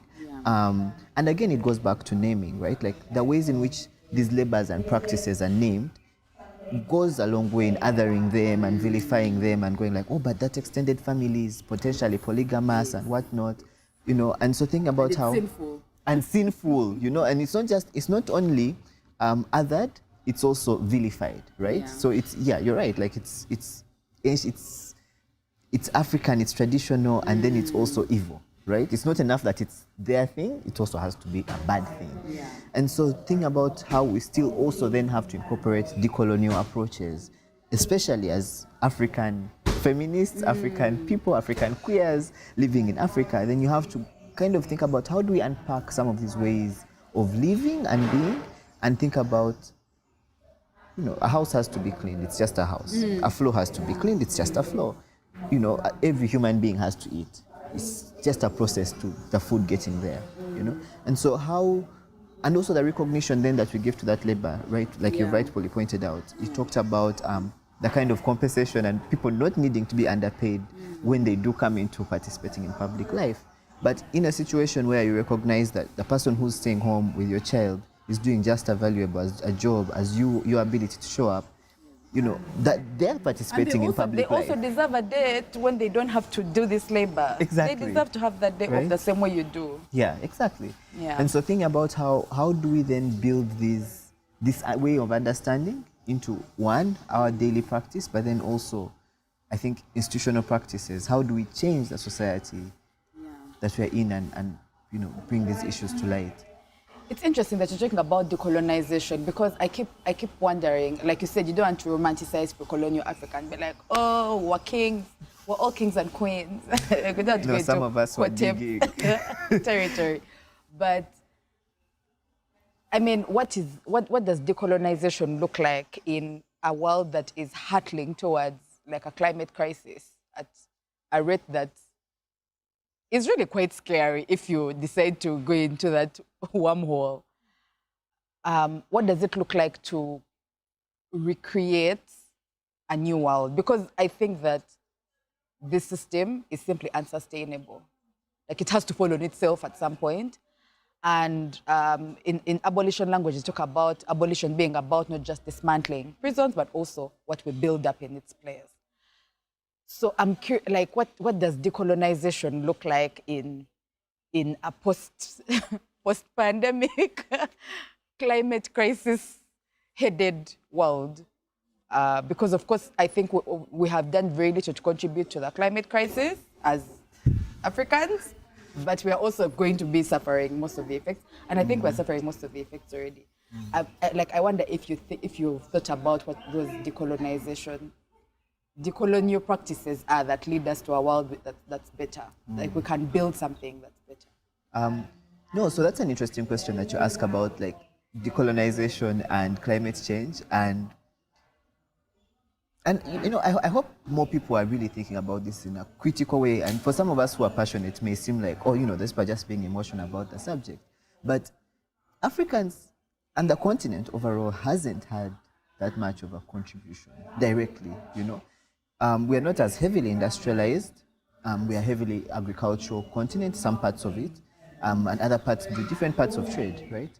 And so to the extent of like accountability and responsibility, to the extent that we're able to just go back to basic tracing, right? I think that countries in the global north in particular, countries that are heavily industrialized, have a bigger responsibility to play in terms of just meeting the challenge where it's at. When it comes to if you've reaped the biggest economic benefits, then you should meet the biggest economic. Yeah. In short, please pay up. You know, I'm being polite, but pay up, because that's where the money has been going, right? When it comes to accountability and reparations on the other side, I think that African people, Black people, African people, and people who have had indigenous communities, for instance, need to be thinking. I think for those of us especially, let me go back. I think for those of us who are feminists, right, need to be thinking about the ways in which indigenous communities, and we've had these conversations for a long time. We have entire UN conventions that talk about indigenous communities. Yes. So we've been aware of indigenous communities for, you know, years, you know, decades. We're also aware of the fact that a lot of these communities still live very much closely in nature.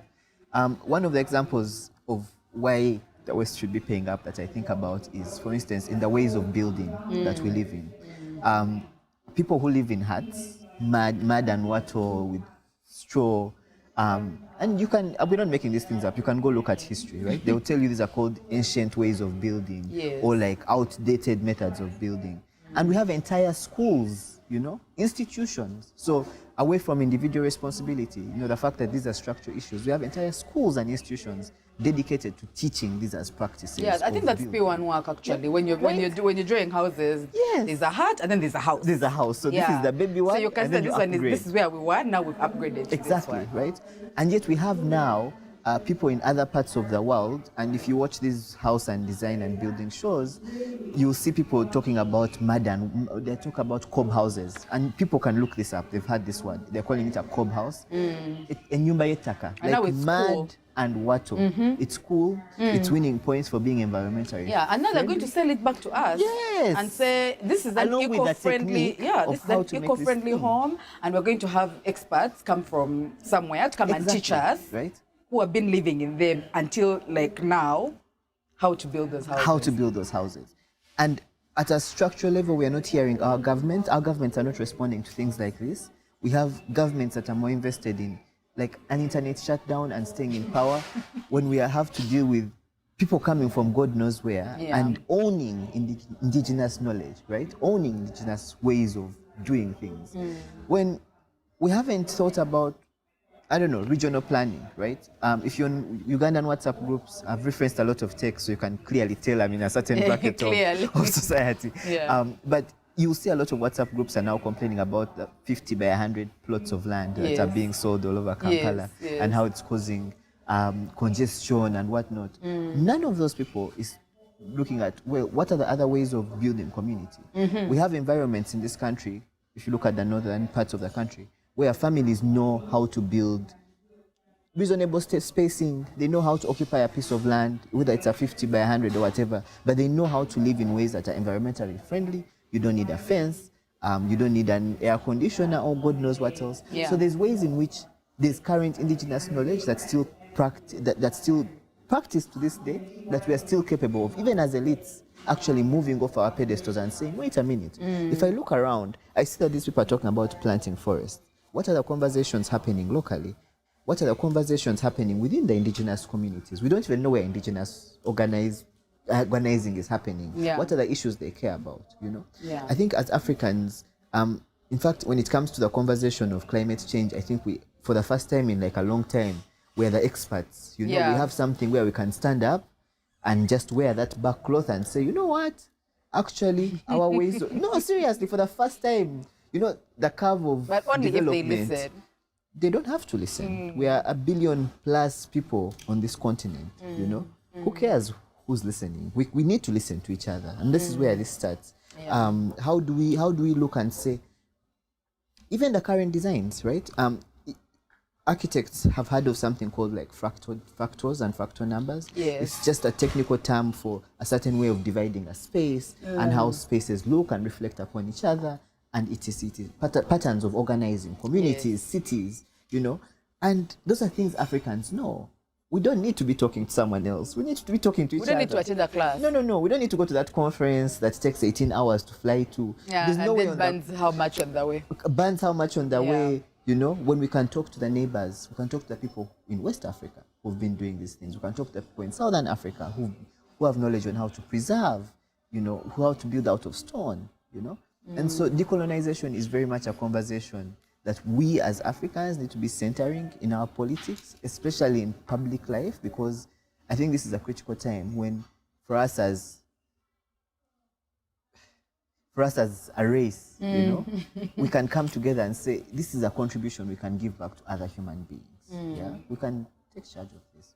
Yeah, I mean, this climate change conversation always makes me think of, because when they say climate change, then they go into now adaptation. I don't know what the other words are, and then they go into, so who are the people who are most affected? And usually they talk about like mothers, people who have to provide food for their family, like the primary agriculture people are the ones who are suffering the brunt of it.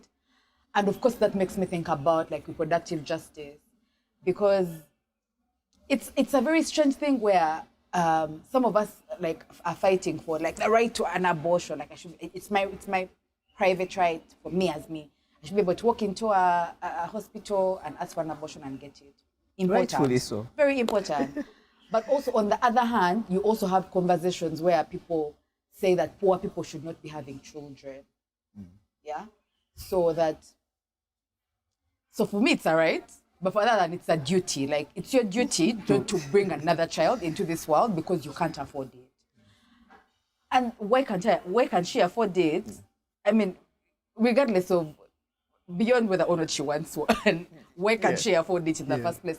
So what are the, I think that this sexual rights conversation, reproductive rights conversation is often around like services, you know, like birth control pills, abortion, you know, the nitty-gritty, and not about just the entire structure of reproductive justice, like the right to be able to decide when you want to get pregnant, if you can get pregnant, the right to be able to control how many children you have, and then to decide how many you want to have, but also to be able to live in an environment where you can provide for them and raise them in a way that you know, like you feel comfortable with, because I think that's all part of, I mean, pushing the baby out is just like the beginning of having to keep this human being alive.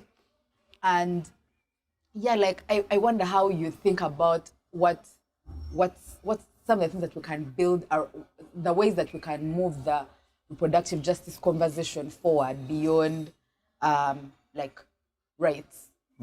Beyond like the right to one thing, right to privacy, right to I'm wondering what are the other things that we can think about, but also what are the things that we can learn from us queers, you know, like from LGBT communities who are usually like this other add-on, you know. So SRHR is for cishet women who want abortions, and then That's so accurate. plus also men who have sex with men, or what they call key populations. That's the language. That's I the think. language, yeah. Yeah, like what are the things that you're thinking about in this reproductive justice arena? Oh wow. Reproductive justice is such a rich is such a rich entry point into economic justice. So it's so. The things are connected. Yeah, they're so connected, and I like how you've weaved it. I like how you've weaved it together. Just talking about the distinction between the rights on one side. It's one thing for you to have the right, and another thing for you to be told you have the duty to now participate in the public and the economy in a certain way and to contribute to.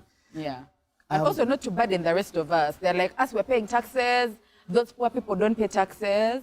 But they have so many children, we're burdening the poor people. And it's not fair. We're burdening the poor people because they're the majority, right? Yeah. We the elite. And they're not giving us the food that we eat. Exactly. They're doing the hardest labor. They're growing that food. I mean, a lot of us own 50 by 100s, 100 by 100 marks. With our fence. I have to put my pavers in there so that people know that, I don't live in a muddy area. Yeah. So I'm not even growing my own, even a tomato. Yeah. You know what I mean? Spring onions, nothing. Not even a spring onion, for crying out loud. I mean, it's grass. It could just grow on a windowsill. We're not even doing the least amount of contribution to life, really. Let's just say life, because some of us are not, most important things. Some of us are not even giving birth because we're busy chasing our careers. I mean, if you think of it that way, then maybe. Yeah, and that's why I want the birth control. We're saying I want birth control so that I don't have to think about it. Like raise children, but also I don't want to do any contribution towards like making that accessible to everybody in a way that's not dehumanizing. That's not all of you have, get these implants because you're poor women and you have to, like that line between, and that, that explains some of the misgivings that people have about birth control because eugenics, like black women all over the world have been sterilized or forced into birth control because of just like race and class and thinking like poor people don't deserve to have children or poor people have too many children. And then there are these adverts that you've seen of like the happy family has 2 children and then the unhappy family has like 10 and the kids are crying and they have nothing to eat. But without the critical analysis of why, what is the system that has led to this situation that's not just, like you said, individual responsibility. It's quite. I think Sylvia Tamale's most recent book has quite an interesting chapter that unpacks this particular question. I think that chapter was one about gender equality. The book is Decolonization and Afrofeminism. Excellent book. Highly recommended.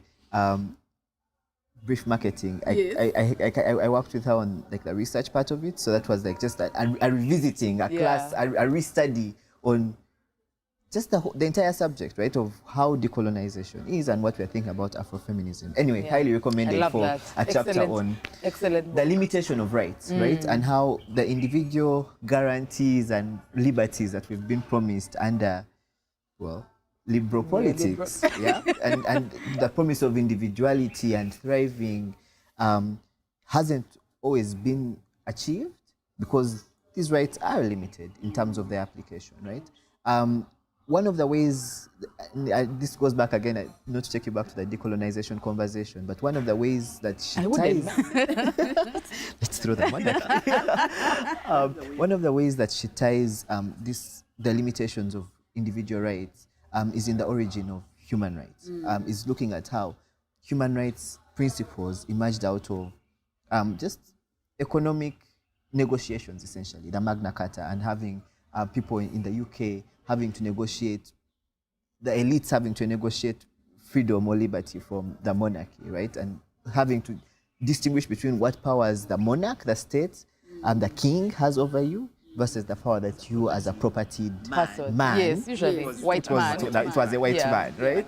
At that point, what a propertied man is entitled to.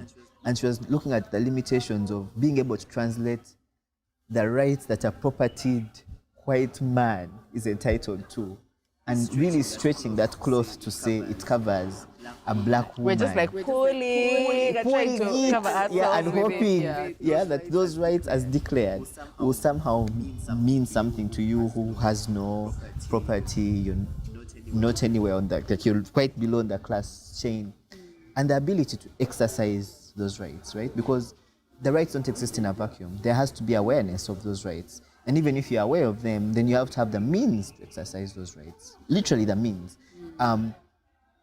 For instance, in having a right to an abortion, even on paper, when the nearest clinic is 10 kilometers away, Doesn't mean anything. like, okay, then what am I supposed to do? There's no public transport. I live in a remote area where electricity rarely shows up. Okay, so the doctor can give me an abortion, but how will I get there? And even if I get there, there'll probably be no doctor. So just the ways in which,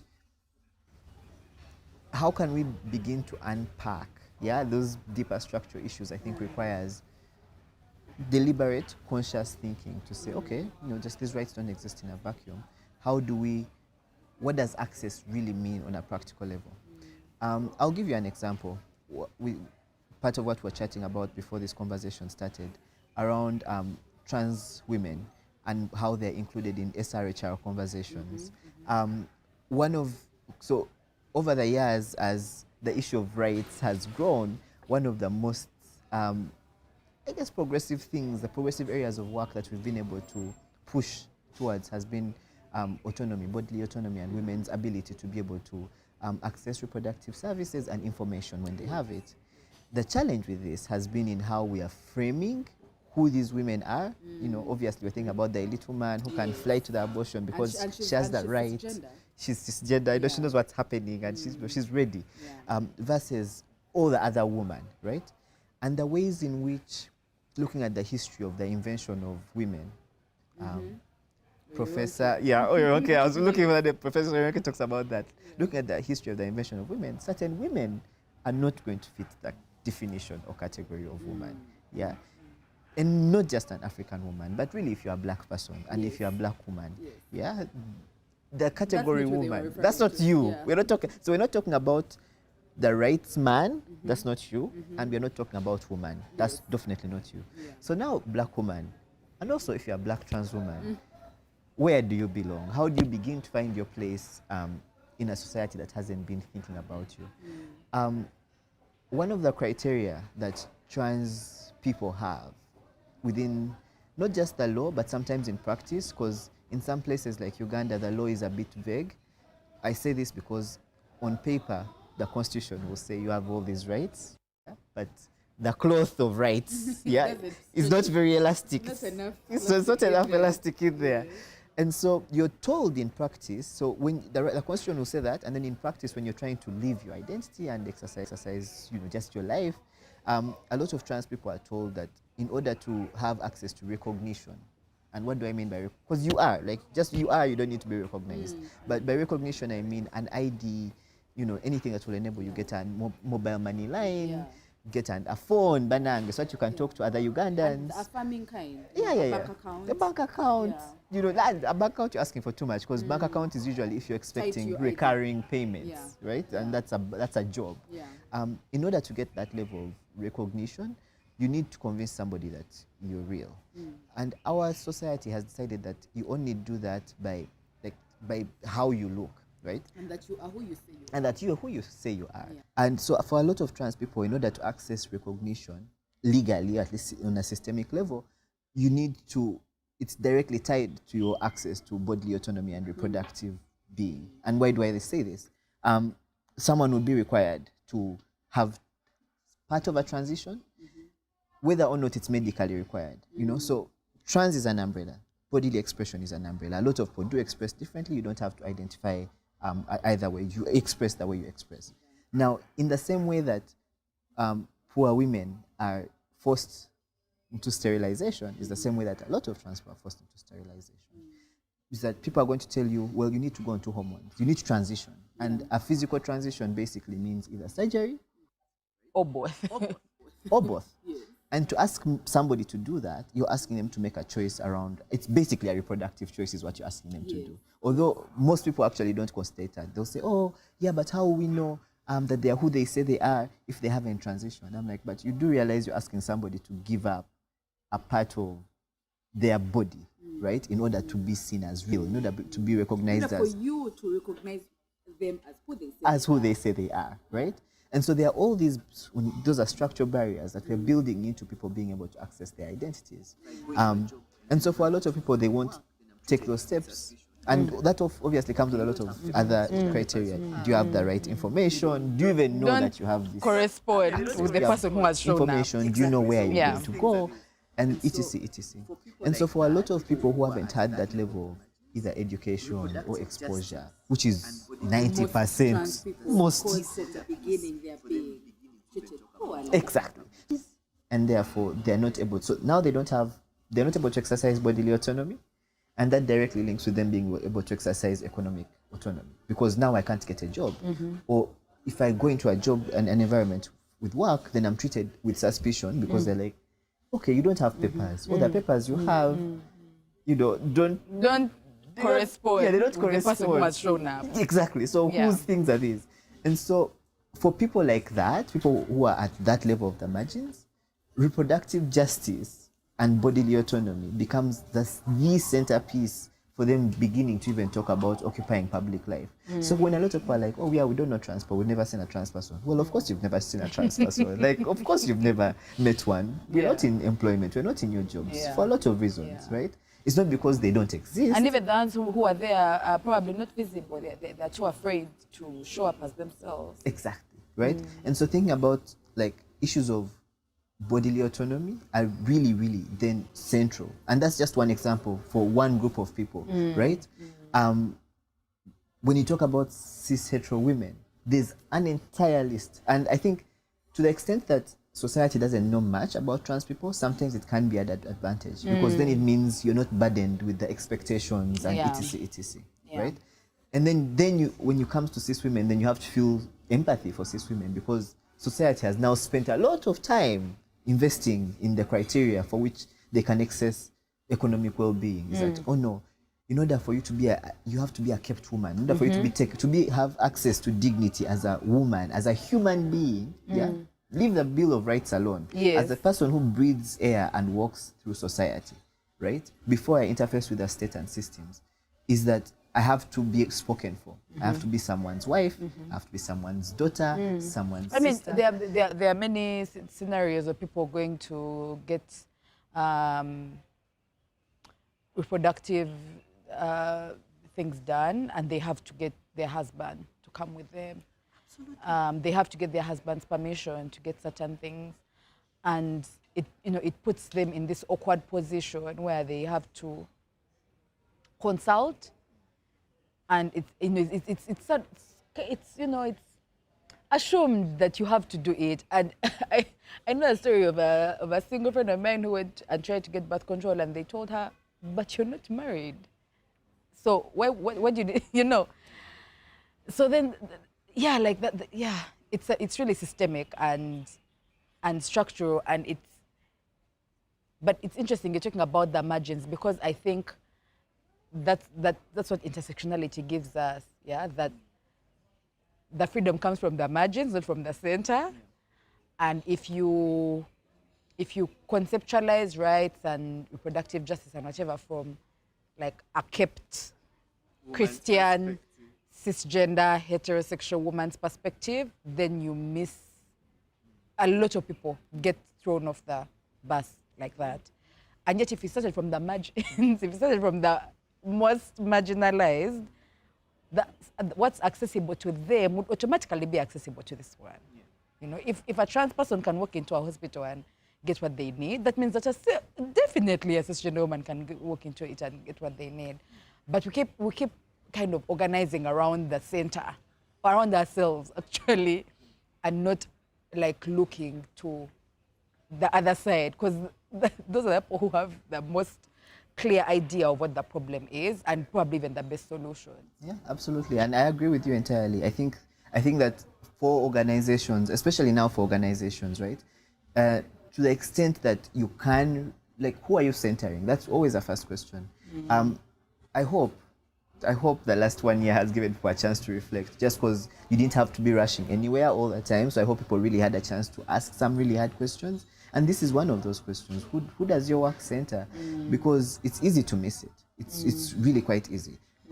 It's only until I started directly working with like trans people, lesbian women in SRHR, sexual and reproductive health and rights, that I realized how many issues there still were. Yeah. But no, that's not what's happening. Actually, another example, drawing off the example that you are pointing out about how we need to center people who are not who are on the margins and think about how these issues affect them.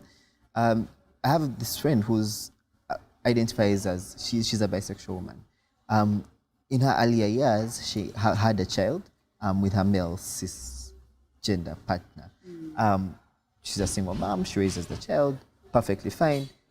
This is Ugandan society, so we are all aware of how many people tend not to take responsibility or not step up in the ways that they should when these are all their offspring, right? When she tried to, later on in her later years, I mean, her child is relatively grown now. She tried to have another baby, and this time she was thinking, I should just try and do this on my own. I've already raised one child on my own. I can do this. I know I can do this. And so she went around to different fertility clinics in the country, trying to access reproductive services, and literally had, first of all, half the doctors she met were men, of course, older men, and I think all of them asked her to come in with a male partner, if she's interested. They thought she was unhinged. They were like, there is no way. Lone woman. Never mind that she's already a lone woman raising a child.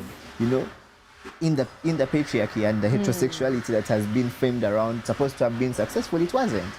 That someone wants to be able to exercise that choice shouldn't be, a matter of public uproar, especially if the people are going to provide a loving home for this child. And that's where, like, queer communities have so much to teach us about what a loving home is, because the loving home is a man, woman, father, mother, and 2 children. And yet, like you were saying, since we as Africans, we don't fit into that bill. Just as Africans. That extended family is just family to us. That's just, everybody says, I grew up with my cousin. That's my cousin, but they're like my sister. And like for us, those are different structures. But instead of trying to go back to them, like you were saying, to decolonize, we are now trying to move away from them. Actually, interesting story. In the opposite direction. When you're Chief Justice, you need to change this. We know when you're Chief Justice. Recently, I was attending to court, the High Court. I was in the Chief Magistrate's Court, and it was a series of, it looked like they were doing mentions of the cases, just criminal cases. It was a criminal session, and the magistrate had to let the suspects know how long, where the cases are at, how long investigations are taking, etc., etc. One of the things that struck out to me that comes to this conversation was during the bail, because some people were able to apply for bail at that point. Some people were not represented, so they'd put up their hands and they'd address the magistrate about wanting to apply for bail. And a few, maybe 2, 3 of the people who were in the room, the magistrate would ask, well, what's your relationship to this person? And the person would say, because some of them were speaking Luganda, and they needed a translator, so the person would say, Oyo muwala wange. So it's 2 older men or somebody. So, okay, who are you? And this person is a surety. So the person responding is the surety. The magistrate is asking them how they know the suspect.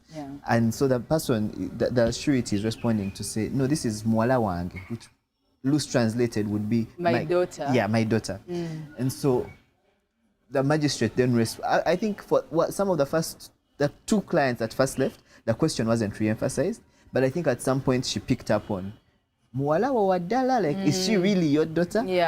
And the client responded, muwala wa abawa muganda wange. So this is my brother's daughter, or this is my sister's. And to say, but this is my daughter. I mean, this person is in court with a criminal, suspected criminal.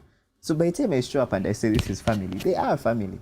And the magistrate would respond and say, oh, Simuwala, that's not your daughter. That's your niece.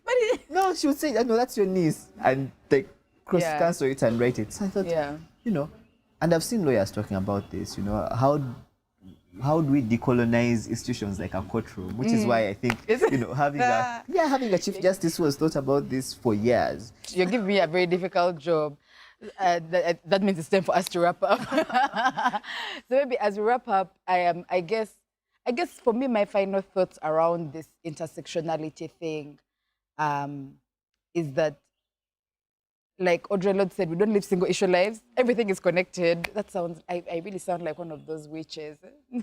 Everything is connected, the land, the air. No, but it is. But This is where we everything started, is right? connected. And it's interesting how we started with economic justice and went into climate crisis and went into reproductive justice and have ended up somewhere in the extended family.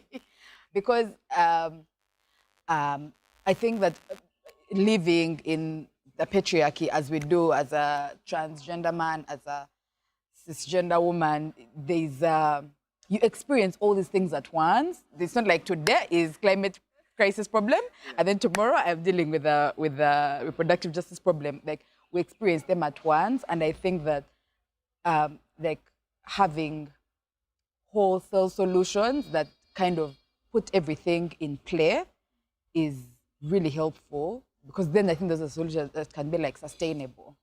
So, any last thoughts? Oh, that was such a great wrap up. I'm so afraid to jump up. I trust you. It was very well weaved together. No, I think you're absolutely right. Audre Lorde is a fountain of wisdom, so she can't be wrong. She can't be wrong. Not about this. Not about this, at least. Yeah. No, we don't live single issue lives, rightfully so. And if anything is clear today, if anybody is paying attention, honestly, if anything is clear today, it's that these issues are interconnected. The fact that fires are just sparking off in the middle of Australia and California and Texas freezing over, there are lots of places where people do recognize that climate change is directly linked with our ability to survive. And by survival, I don't just mean make money, but really survive. Like to literally be able to live. We're not going to be able to grow world. food, people. Yeah. Seasons have changed, and farmers have been talking about this for a long time. And to think that people who live in rural areas still have to contend with walking 10 kilometers to access that right that we have in the Bill of Rights is ridiculous, right? And so if I think about decolonization, I think is think about how do we recenter people and grassroots and communities. And not capital. And not capital. Capital can be a result. Yeah, and I've come to a point where I'm like, okay, fine. If we have to live with this thing called capital, it's a bad marriage. Yeah. How do we make it bearable? Not even work, maybe, but how do we coexist with this thing without having it kill and destroy? Because it's only reproducing destruction. So how do we make it less destructive? If that's a thing, because I don't know if capitalism is capable of being I guess we'll have less to try and then see and then be like, maybe it's but there. grassroots, going back to the grassroots and centering and finding the ways in which those communities are doing things differently and making that the center of how we honestly don't. And I know we say this when we mean well, we don't need as many material things as we have. Yeah. Yeah. And so just how can we recenter those ways, rethink and recenter those ways of knowing and being, I think would go a long way in just helping us see a better, a more economically just world. Because people making good choices individually, I think doesn't go far. Yeah. I don't think it's enough. Okay. Well, this was nice. It was nice. Thank you. Thank you for being here. Thank you, Ophelia. It's very good chatting with you about these very many issues.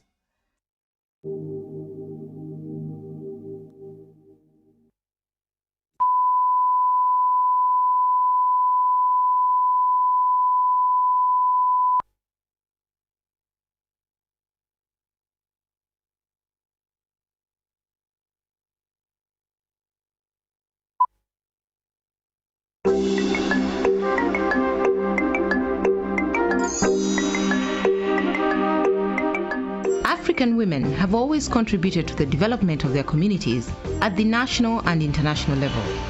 There, however, is a glaring need to equip African women with the tools to participate in leadership and empowerment in order for them to respond to challenges faced by their own development, shaping of their own destinies, and have a choice in key issues that affect them. Since 1985, Akina Mama wa Africa, an international pan-African non-governmental development organization for African women, which has its headquarters in Kampala, Uganda, has become one of the most recognized international development NGOs led by African women and run for African women both on the African continent and Europe. Translated from Swahili, the name Akina Mama wa Africa symbolizes the principles of sisterhood on which the organization was based. Akina Mama is unique in the sense that it is an African women's organization, but it is also women-led. The mere fact that Akina Mama's programs are developed by African women for African women is also very peculiar and very important, given the way African women are actually in the process of carving a very strategic and important niche for themselves, but also identity for themselves. So the mere fact that we have an African women-led organization that is looking into usually male-dominated leadership arena is something that we very much celebrate. The intentions of starting the organization was to provide a space for African women to be able to come together and speak for themselves on issues that concern them as African women. When it started in the UK amongst women who were living in the diaspora, and these were professionals, some were students, some were housewives, so they needed to create a space where they could come together and look at the issues that were affecting them as women in the UK. Since its inception, Akina Mama wa Africa has been focused on equipping African women with the tools to participate in leadership and empowering them to have a voice in key issues that affect them.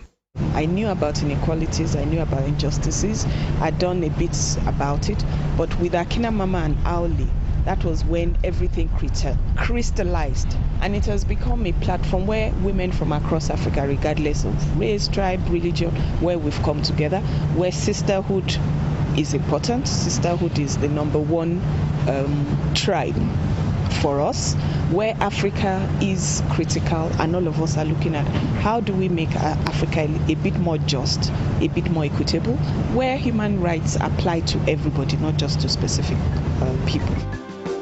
And in keeping with the objectives of improving women's leadership capacity, the organization started providing leadership training to African women through the African Women's Leadership Institute, a regional networking, information and training forum that not only seeks to facilitate African women to achieve personal empowerment, but develops their critical thinking in all spheres of life. The women who came together to form the organization decided that the leadership training, the conventional type of leadership training, was not what the African women needed. They came up with a framework, which is a POT framework. P, when it started, was for personal empowerment, O was for organizational development, and T for transfer of skills. They believed that they needed to come up with a framework that was based on African women's lived experiences and realities in order for the woman to be able to do leadership that will promote social transformation.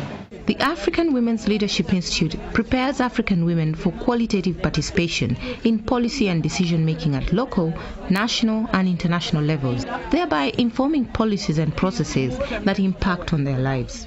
I think what makes the work of Akina Mama very particular across the region is that first is the ideology of feminism.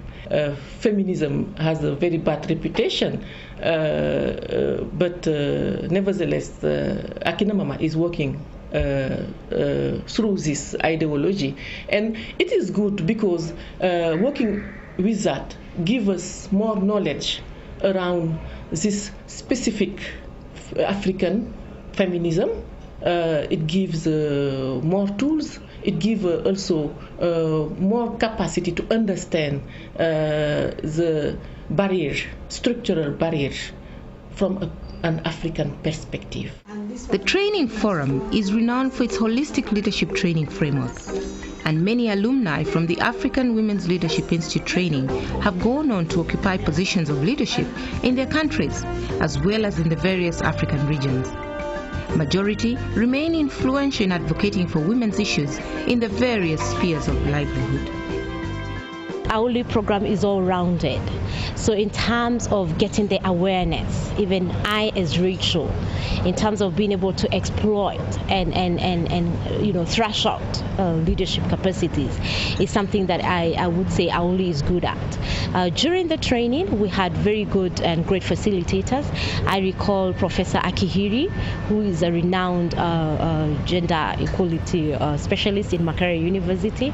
We also had Fumi. So these are facilitators who are able to work with you and pull that out, because many times as young women, we have the skills, we have it, but it still stays inside. So it needs to come out. During that training, the sessions that spoke to me, that reshaped me, that gave me another lease of life as a woman, and happily so. Among other things, I'm a war widow. I was so traumatized. I couldn't speak. I lost self-confidence. I did not know how, my life would be and what the future of these kids would be. So I was a very bitter woman. But the personal mastery module made me come out of this bitterness, made me to appreciate and love myself for who I am. I had never expected that I can be a leader, that I can be able to direct a team, and also through that team reach out to grassroots women. And because of the AULI, because of the training, I made at that time it was a very hard decision to get away from my previous job, because I was previously a counselor, to start an organization. Yeah, and I promised in the AULI that I would want to work with the women directly so that I can be able to touch their hearts, their souls, but most importantly to enable them become part of a changing society. With hundreds of alumni who have already attended the leadership trainings, Akina Mama Africa is developing and aiming to sustain a strong community of alumni, also known as Amazons, for further learning, support and collaboration. This will connect the alumni to take collective actions to advance the rights of African women on the African continent and beyond. Predominantly, we have been targeting women that are working in NGOs, because these are the women that are working to promote and protect women's rights. But we've also targeted women in the public sector, because government makes the rules and regulations. They provide the framework through which the women's organizations operate. So we've had a lot of women from the public sector as well attend our training. But we are also looking at doing business unusual, because we believe as Akina Mama that we need to be able to have women who have that transformational agenda and to be able to promote issues of gender justice in other sectors as well. So we are looking at the private sector. We are also now venturing with working with women in the trade unions, because we realize that we need to grow. Since the first African Women's Leadership Institute training was held in Uganda almost 15 years ago, Akina Mama Africa has organized a number of regional, sub-regional and national leadership institutes across 35 countries in Africa and the United Kingdom. We have had women who, after attending our leadership institutes, said that they went and formed their own organizations in areas where they identified gaps in their different communities. We have had women who testify to the fact that after the leadership training, they felt something had been unleashed in them to be able to challenge issues of the protection and the promotion of women's rights. Others have actually been inspired to go into politics. So I think for us, those are some of the achievements. Over the years, Akina Mama Africa has grown into a Pan-African international development organization and an NGO in consultative status with the UN Economic and Social Council that focuses on women's leadership development and policy influencing in the United Kingdom, Europe, and Africa. One of the unique factors about the Akina Mama Africa is that they spread the knowledge. they spread the information across nations, across continents, and they don't only do that, but they follow up to see what is going on with the people that we have taught. After me deciding to found Women Rights Initiative, I went back to AMA and said, you know what, people, I think this is a good idea for me, but I am not doing it anywhere because I want to do it at an area where there are not so many women's organizations, where it is going to be a new idea, but I want to do it there because I know that women there will appreciate it, will love it, and they have given me the technical support. So I think that the uniqueness about it is that they don't stop at training. They have always sent us information. They have always been giving us their newsletters. They have been passing on their new programs. They have been engaging us in refresher courses, which to me is a good element. Akina Mama, that experience made me build a strong network within Uganda and outside. It also enabled me to conceive the idea of the Regional Associates for Community Initiatives. It's a small organization that I now identify with, and it was as a result of my experience in that Akina Mama Africa Leadership Institute, where I strongly believed that I was boxed in these institutions where I was working. I really appreciate them. But I was boxed. I couldn't think outside the box. I had to think within the box institutionally. I used to have a lot of challenge with it. So Akina Mama Africa Leadership Training Institute made me break out of the box and live outside the box and without the box. So to me, that was very powerful. One of the other aspects of our work is around advocacy. And in advocacy, you cannot do advocacy alone. So we have partners either at the national level, at the sub-regional level, as well as the Pan-African level. So we work with different women's organizations. We belong to coalitions, we belong to networks, and we also belong to groupings of other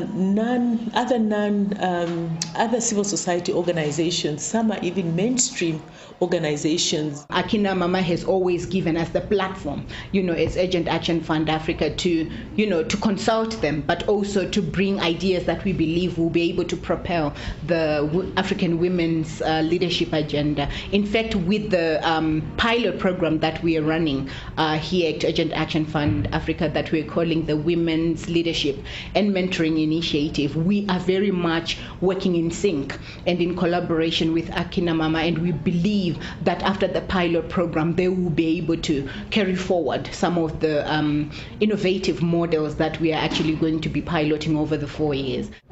We are working with Akina Mama, specifically peace building processes, trying to see how we can involve women. That's why we are working with Akina Mama to strengthen women, to give them skills in terms of communication, in terms of networking, in terms of team building, to allow them to be ready to take part of this negotiation. Akina Mama Africa is a member of FemNet. As part of them being a member of FemNet, we're also partners. And in that regard, we have implemented projects together.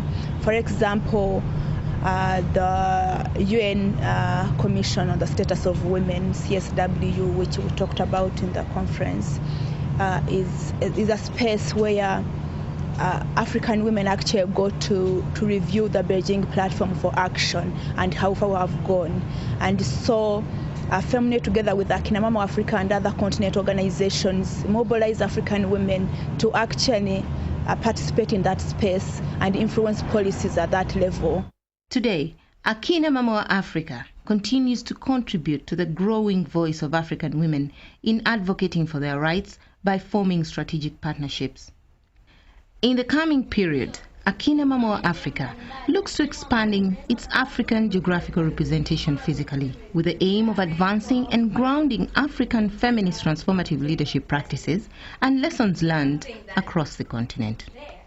we could not do without an Akina Mama on the continent. I think Akina Mama has carved a very strategic and important niche in women's leadership, and with that we have actually celebrated the role that Akina Mama has played over the years, particularly insofar as grooming young women into leadership positions. In fact, most of the women leaders that you see across the continent, across various sectors as well, have in one way or the other worked with Akina Mama, either as allies but also as alumni of the Oli Institute.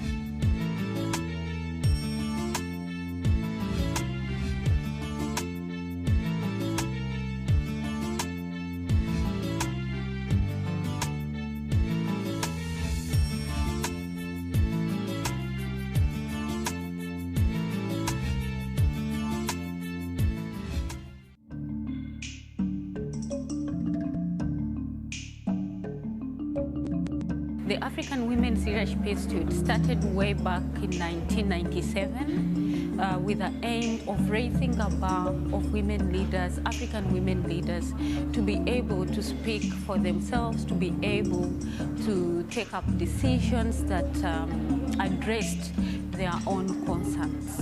Akina Mama has trained over 4,000 women, and in Tanzania, in particular, we have trained over 200, just Tanzania alone. One of the reasons why we're here is to hold a reunion for the African Women's Leadership Institute that has been Akina Mama Africa's flagship program, the last 18 years. We need to know what achievements, like I said, we need to know what achievements have they done. What are the challenges that they're facing. I attended AUL in 2008. I was so ambitious to learn about the leadership skills. How do you set to become a leader, a good leader, an influencer, and especially how do you grow up to become someone that people can see you and follow you as you lead them to achieving their goals and objectives. Before I attended AUL training, I've never attended any leadership training previously. I didn't have a skill on Afri, Ife, Smarty. They say close your mouth about the things going on in your area, girl. They say you're too weak, too vain to care. They say your heels too high, your skills too low for you to know. Hey, well, that's just what they say. But who is this African girl? Yeah. Who is this Ugandan girl? Tell me, who is this Nigerian girl? Yeah. Do we know, do we know, do we know? Oh, do we know, no? I've got a future and a dream. I've got a future and a dream. It's more than what your eyes can see. It's more than what your eyes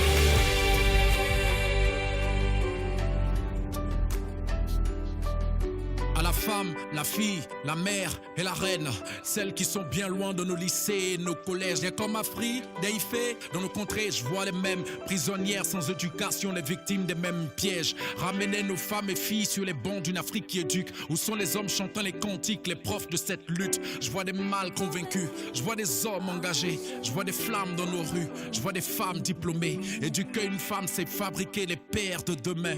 Éduquer une fille, c'est éviter des drames sans fin. L'agenda n'a pas changé, ça reste le 2063. Pour toutes les filles de ce monde, faut y mettre toute notre foi. Je suis la Sud-Afrique, le Congo et le Tchad. Yeah. Tunisie, l'Égypte et le Maroc. Je suis la fille mauritanienne de l'Ouganda, du Rwanda. Éthiopie, de la Tanzanie.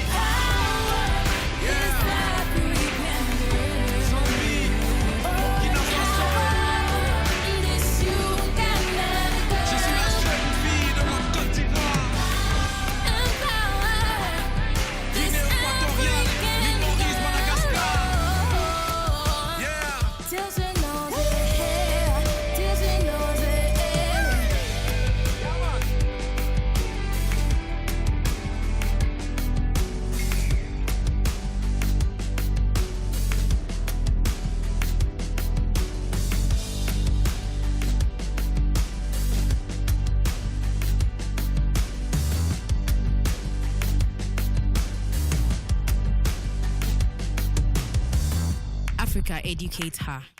The agenda is still the same. Agenda 2063.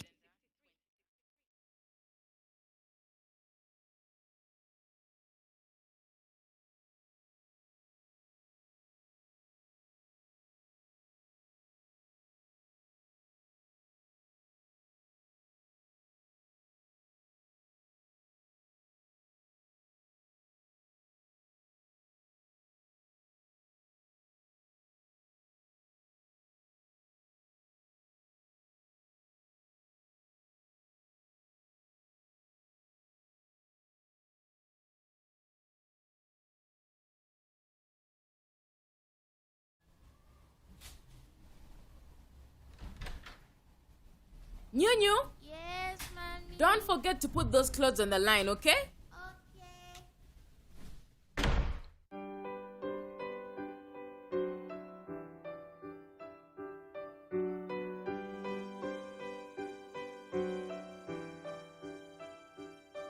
They say shut your mouth about the things going on in your area, girl. They say you're too dumb, too vain to care. They say your heel's too high, your skills too low for you to know. Well, that's just what they say.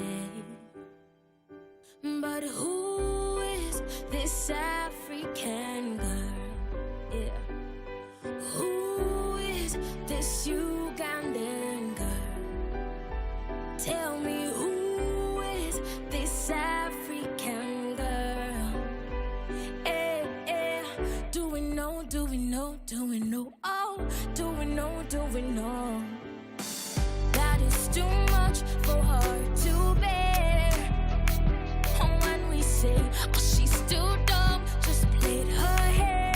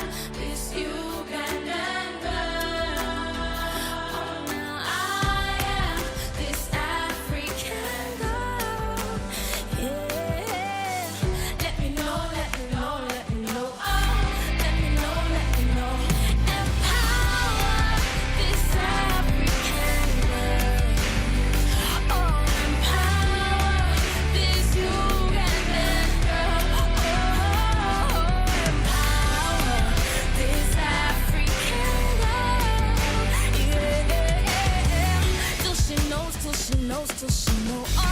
Let her know, let her know. Till she knows, yeah. This Ugandan girl, yeah.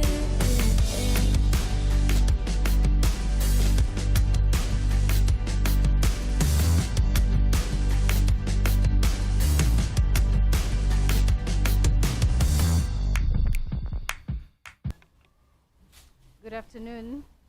Good afternoon. Oh, Lord. Okay. We had lunch, right? Okay. Good afternoon once again, and welcome to the afternoon session of our Women's Political Leadership Convention that is on building forward transformatively. This is a 2-day event that kicked off today and was officially launched by the Vice President of the Republic of Uganda, Her Excellency Honorable Jessica Alupo. And we are here to drive a conversation about increasing the stake of women in political leadership and also transforming this leadership that we call women leadership. And we have had so many reflections. Maybe if we could reflect on that and just try to recap what some of our speakers said. And to start with, our chief guest who launched the convention and declared it officially open, Her Excellency, the Vice President of Uganda, talked about the fact that women can do just as well as men, or females can do just as well as men. And this is something that I believe we have known, but we're just reiterating, and now would like to see more women stepping up and spreading out, like our political leaders here have told us today. And we also would like to see women leaders advocating for change in the spaces that they're in and encouraging other younger women leaders to take positions that they do deserve. Because we're also looking at this as being a collective effort to transform the political scenery around the African region. So this afternoon, we are now going to continue with our sessions, and we had talked about the sessions being parallel but happening here. So what's going to happen is we're having virtual sessions that are being hosted virtually. So I think they're going to be beamed on our screens. And we are going to follow and participate in the conversations. But at the same time, we are also going to pose questions to these virtual panelists that we're having. So the first panel session is going to be about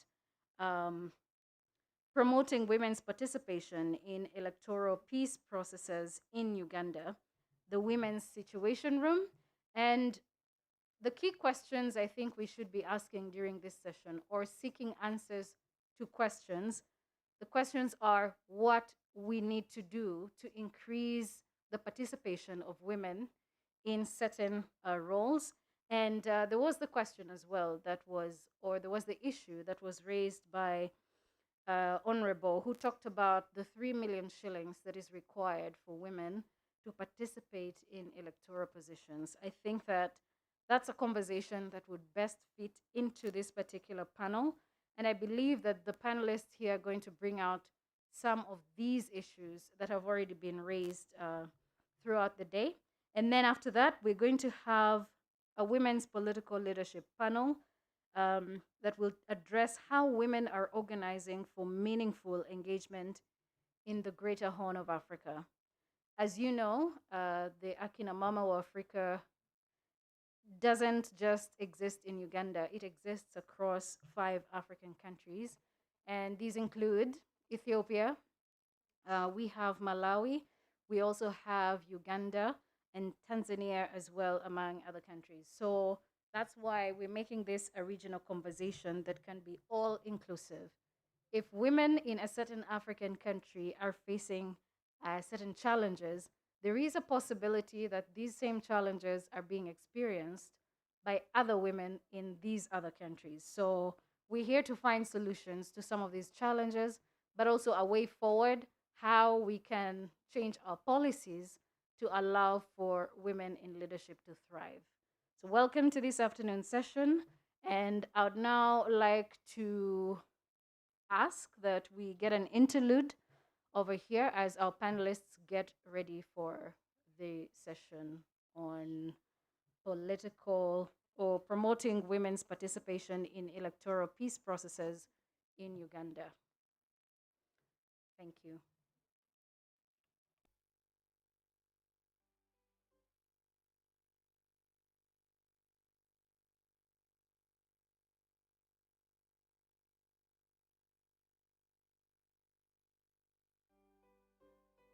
Afri, Ife, Smarty.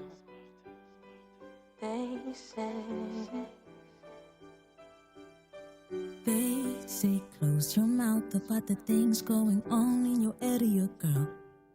They say you're too weak, too vain to care. They say your heels too high, your skills too low for you to know. Hey, well, that's just what they say. But who is this African girl? Yeah. Who is this Ugandan girl? Tell me, who is this Nigerian girl? Yeah. Do we know, do we know, do we know? Oh, do we know, no, no? I've got a future and a dream. I've got a future and a dream. It's more than what your eyes can see. It's more than what your eyes can see. Give me the chance to reach my destiny. And be more, 'cause I know I am this African girl. Oh yes, I am this Ugandan girl. Oh now I am this African girl. Yeah. Now you know, now you know, now you know. So now you know, now you know. See, you know I want to do you. And I'm gonna make my ABC. Oh, how I long to be more than anything, way more than everything. Oh, to just let me be.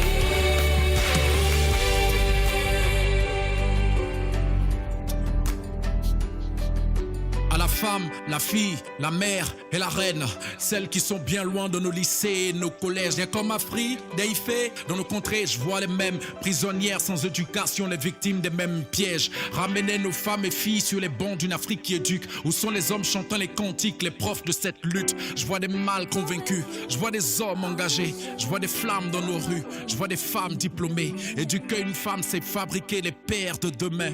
Éduquer une fille, c'est éviter des drames sans fin. L'agenda n'a pas changé, ça reste le 2063. Pour toutes les filles de ce monde, faut y mettre toute notre foi.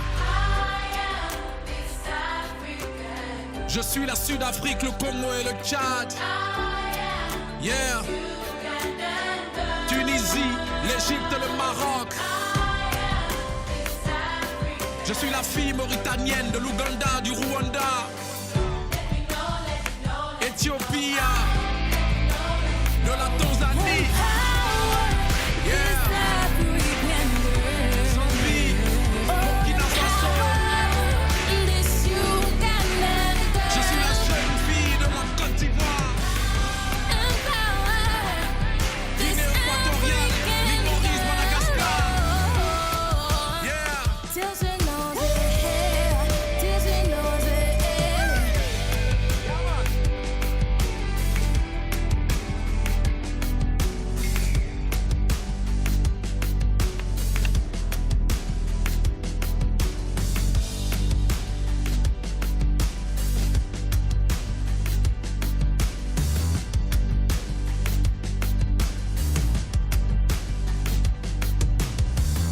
Africa educates her.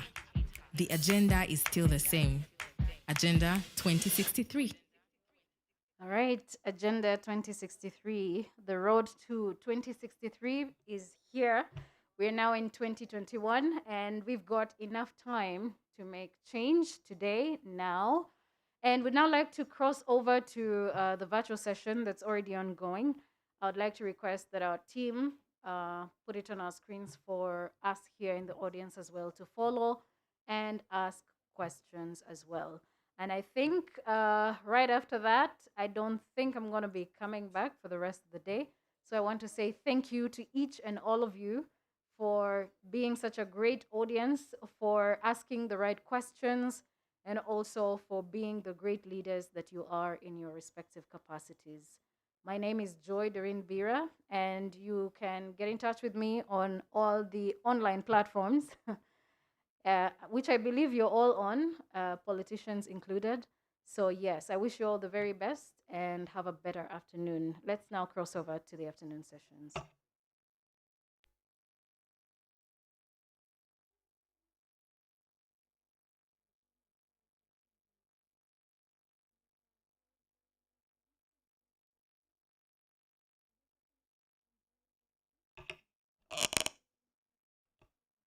Do we have sound?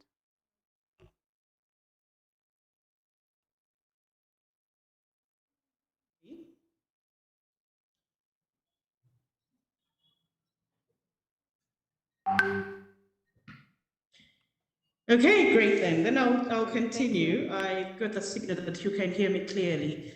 So you are very welcome to this dialogue where we will be talking about promoting women's effective participation in peaceful electoral processes in Uganda. But we will also be widening this conversation to go beyond Uganda to look at other African countries. And I welcome you to share your opinions from the different contexts and countries that you are coming from. My name is Wanyana Rachel. I am a gender advisor at Safer World, and I will be moderating this session. This session is organized by the Women's Situation Room. And as you already know, it is one of the parallel sessions at the Regional Women's Political Leadership Convention, organized by Akina Mama Africa and Femnet. To talk a little bit about the Women's Situation Room, it is a mechanism, a women-led early warning and rapid response mechanism that is aimed at curbing violence before, during, and after elections in African countries. This mechanism particularly provides a non-political platform for women and youth to mitigate election-related conflicts, to de-escalate tensions, to facilitate real-time response to violent incidents, and to ensure that peace processes happen in a peaceful manner. It has been used very effectively in Liberia, in Kenya, in Senegal, Nigeria, and in Uganda in 2016 and this year, 2021. Joining us for this conversation today, we have a very powerful panel of eminent women, peace activists, young women who are advocating and advancing peace and security in their different spaces which they occupy. I will introduce the panelists and I will welcome them to, if they are in a place where they are able to put on their camera, could be momentarily, and wave at us so that we can see them. So first on the panel, we have Justice Mary Maitum, who is also an eminent woman under the Women's Situation Room, Uganda, 2021. Justice Mary Maitum is a member of the Elders Forum of Uganda. She is a former member of the Electoral Commission, also a former member of the Constitutional Commission and the Police Authority. And she is the Deputy Chairperson of Makerere University Council and a Principal Lecturer at the Law Development Center, LDC, in Kampala, Uganda. Justice Mary Maitum, you are very, very welcome.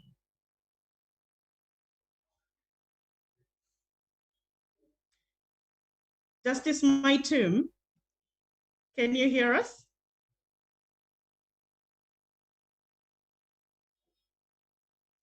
Okay, next on our panel, we have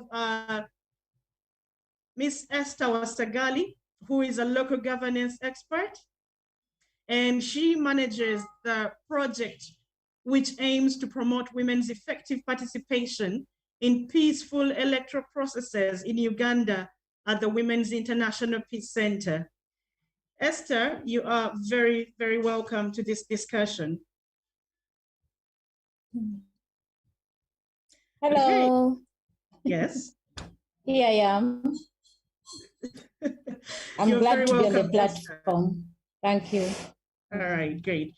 And then we will also be hearing from, yes? I can hear you, panelists, but I cannot, I can see you, I can hear you, but I don't know whether you can hear me. I hear you perfectly, and I think you can see me nod. Oh, okay, thank you. Yes. You're very welcome, Justice. And then we have Honorable Lydia Namayengo, who is a peace advocate, a human rights defender. She's very passionate about peace and security. She was the chairperson of the East African Youth Committee on Sustainable Development at the African Youth SDGs Summit in 2018. And she is also a lecturer of constitutionalism and political development, public policy, and political science. Lydia, you are very welcome to this conversation. Thank you so much. I'm happy to be here. Great. All right, so welcome to all our panelists. And again, another very warm welcome to the participants who have joined this conversation. To kick off our conversation, as I said, we will try to make this as participatory as possible. We are very interested in hearing your stories, your experiences, so that we can be able to learn from each other the best practices that have worked in the different countries, but also so that we are able to come up with feasible, innovative solutions to be able to promote women's participation in building peaceful electoral processes. So as you might all know, elections in Uganda, and indeed I can say across Africa, in many African countries, have come to be associated with violence. We have witnessed this in Kenya, we have witnessed it in Liberia, we have seen it in Nigeria, in Senegal. East, west, south, elections across Africa have been marred by violence. So I would like for us maybe to have a conversation, even before we go ahead to discuss the role of women in promoting or preventing or mitigating violence during elections. What are the drivers? What is fueling these recurrent election-related violence incidents in Uganda and also in other countries?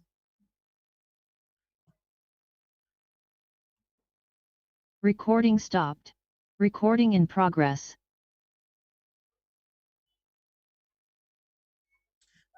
Yes, there is someone requesting that the panelists have their videos on. Sometimes due to the bandwidth, that might not be feasible, but if they can, I would request them to have their videos on. In the meantime, I'll start with Justice Maitum. Justice Maitum, what do you think is drives, not even is, but what do you think drives or fuels this election-related violence in Uganda and across Africa?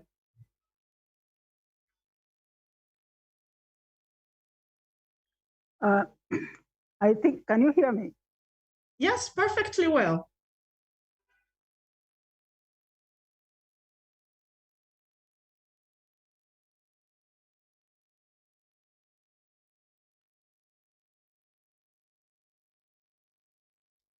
Justice, we hear you well. Lydia or Esther could come in as we try to see what the issue could be with Justice Maitum.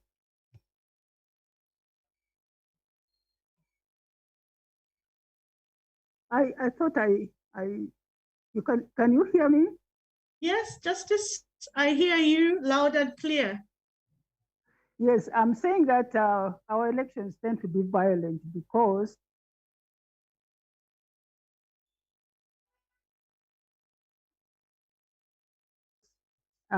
we spent bribing, and therefore it becomes a do or die process, and that is why people are so violent in the election. And then also, people look at the parliament, going to parliament as not as a job, but where to make money because of the privileges. We even dress our members of parliament. We give them vehicles. We do all sorts of things to keep our members of parliament happy. But it is very expensive. And to get there is expensive because a lot of money is spent to try to get to parliament. So it becomes a matter of, death. So that brings a lot of, when somebody thinks that I have spent so much, even sold a house for this election, then that is what creates violence. Thank you very much. The fact that we treat elections as a do or die, we invest our all. So we also feel that you cannot lose an election without maybe doing something about it. Yes, that's very understandable. I'm very interested in hearing what Lydia thinks, as she was also one of the contestants in the recently concluded elections.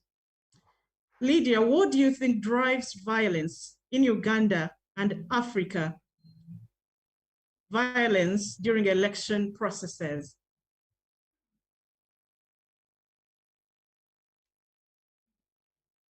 Thank you so much, everybody. I want to say that good afternoon, everyone. I am happy to be here to join this team, and I hope that we can be able to have a fruitful engagement. Now, when we talk about violence, in most cases, you'll understand that violence comes from very many different things. But violence at some point is basically out of conflict. When there are disagreements between candidates, or maybe disagreements between political parties, or maybe disagreements among the kind of agenda that you want to drive, the kind of manifesto that you want to drive, in most cases, you find that violence will. In terms of physical violence, it could also be threats and intimidation. It can also happen among people, candidates, voters, or even electoral conflicts that are happening here and there. What exactly? I want to zero it down now to what actually causes electoral violence. In most cases, countries like in Africa or like Uganda and many other African countries are actually part of this, you will find that institutional causes are very key in causing violence. For example, political institutions or political parties. If there are disagreements among political parties in terms of strategy, in terms of the work, in terms of how governance should be taken, you will find that electoral violence will be able to come up. Sometimes there could also be structural causes, whereby you will find that the social, economic, and political issues at hand in a given country could actually lead to electoral violence. Sometimes there could also be pre-existing conflicts where the grievances among political parties and candidates. Sometimes it could also be election-specific causes, like a high competition among political parties, where every political party thinks should be the one to be actually winning the election. So if all political parties think they should be the one winning elections, if there's some kind of intolerance among the political parties, the candidates and supporters, when they don't want to listen to each other's opinions in an election, you could be able to have election violence. Sometimes also fear to lose power by government in power. If, for instance, a government in power has been existing for some time and they fear to lose power, they feel like they must be the ones to be leading a country and nobody else should be able to lead. So every time they see a strong opponent coming up, a strong political party that is organizing, that is mobilizing citizens to support them towards their agenda, they will always come out and cause sometimes violence, either by imposing some people who are their supporters among the other political party, or even by sometimes mobilizing others to create fights and disagreements within the election. So sometimes existence of a government does not want to leave power, and as overstayed in power sometimes may be able to cause election violence.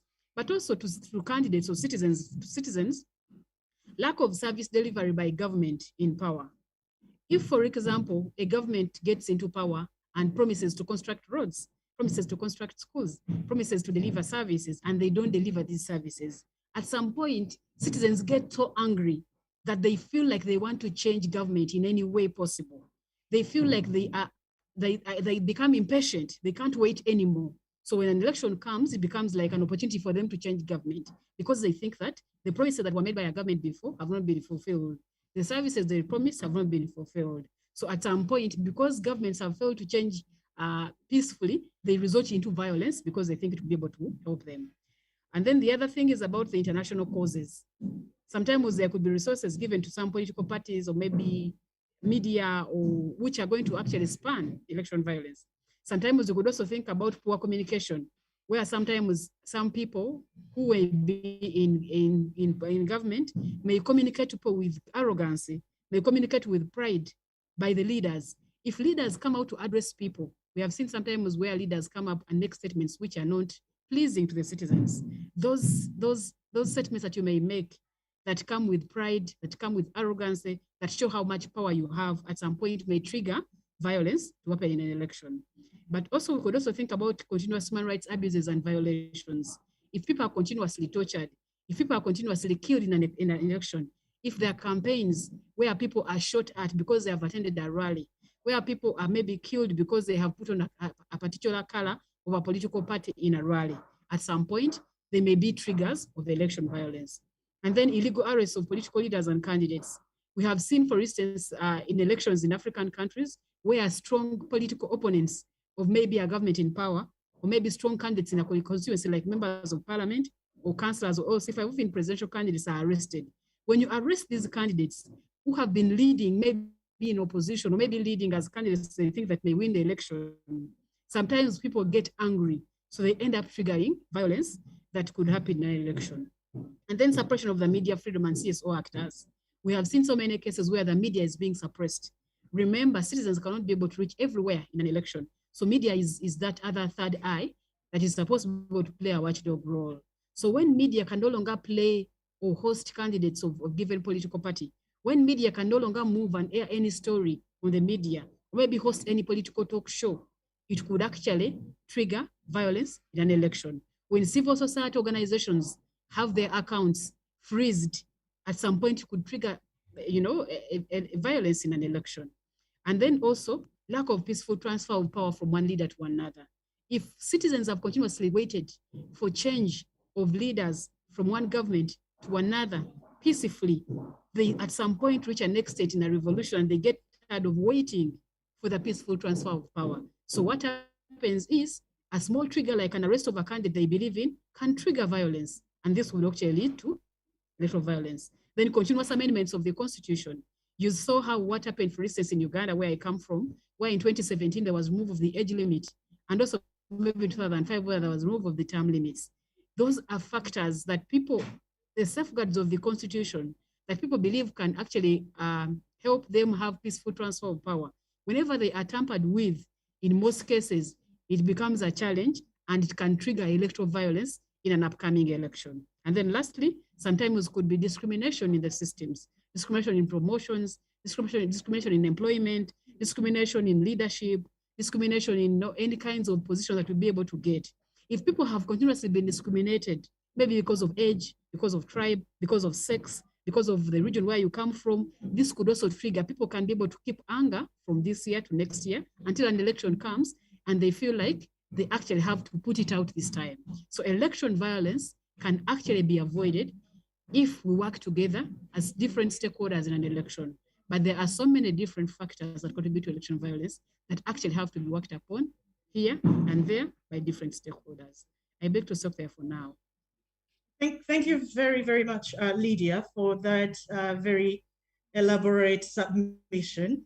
You raised many interesting issues, and from what you say, what I can pick out is that many times election-related violence does not happen in a vacuum, but it is fed or it is driven by unaddressed socio-economic, political grievances. And I guess these just find an opportunity of expression during the election cycle.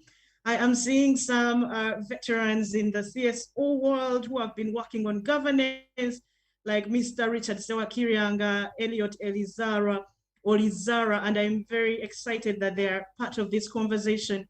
I hope that they will be able to share with us their views on what they think drives election-related violence in Africa and in Uganda in particular. Maybe one thing that we need to always emphasize when we are talking about conflict in any context is that conflict is a normal thing. It is part of life. But then trouble comes when we do not have the mechanisms to maintain, to mitigate, or to prevent this conflict from escalating into violence. And with that, I will ask Ms. Wasagali Esther, who is from the Women's International Peace Center. Esther, why do you believe that it is important for women to be part of processes or initiatives or programs that are mitigating violence related to elections?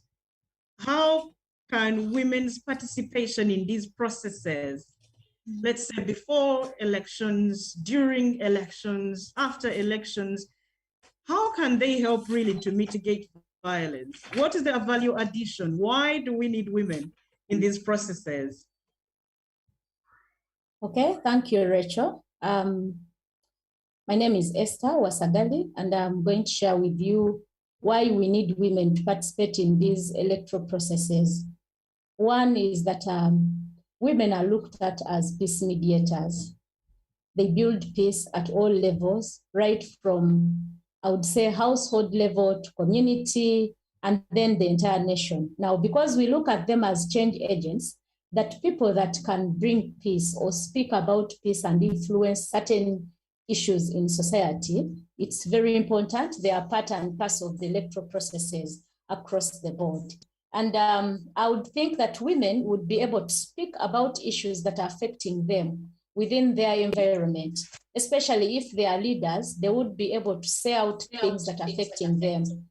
In the recent election, some of the women aspirants that were participating in electoral processes actually shared a lot that was happening to them. One of the issues was that there was that negative attitude towards them because they are women, and some society members felt they cannot take on leadership positions. At times, there were even negative words were thrown at them, and some were told that those positions are marked for men, so you cannot take on that position just because they believe you're a woman and you cannot be an LC3 chairperson, you can't be an LC5 chairperson, and other positions. So allowing them to participate and contribute to the process is important. They'll be able to get information, okay, on electoral processes, the electoral cycle, and any information that empowers them to stand up and participate. So that's my thinking about that. Okay, thank you very much. And Justice Maitum, would you, why do you think we should have women in participate actively in peace building processes related to elections, or which are trying to mitigate election related violence?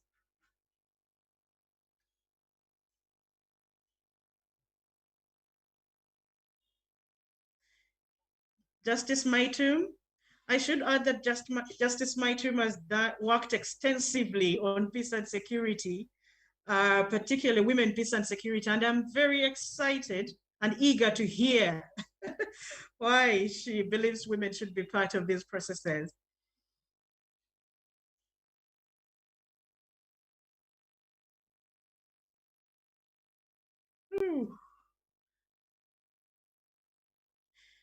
Someone tell Justice Maitum she is muted. I think I have unmuted. Thank you. Okay, sorry. Women usually think about the larger, they see the larger picture. They see what is going to happen to their children, their families, their community, and they want peace.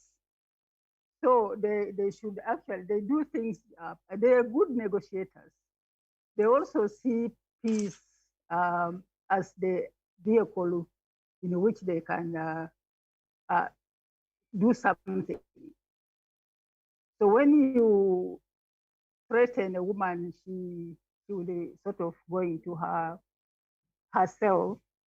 And then it is a pity because women have got a lot to give. And the women who tried to stand for elections this time, some of them were abused. Some of them, because some women tried to stand in the, not in the women constituencies, but in the ordinary constituencies. They were nearly undressed. Some woman was nearly undressed because they wanted to see whether her genitals are male genitals. That the women have got their constituency in the districts, but not in the normal constituency. So that puts off some women from wanting to stand for elections or going into public service and things like that.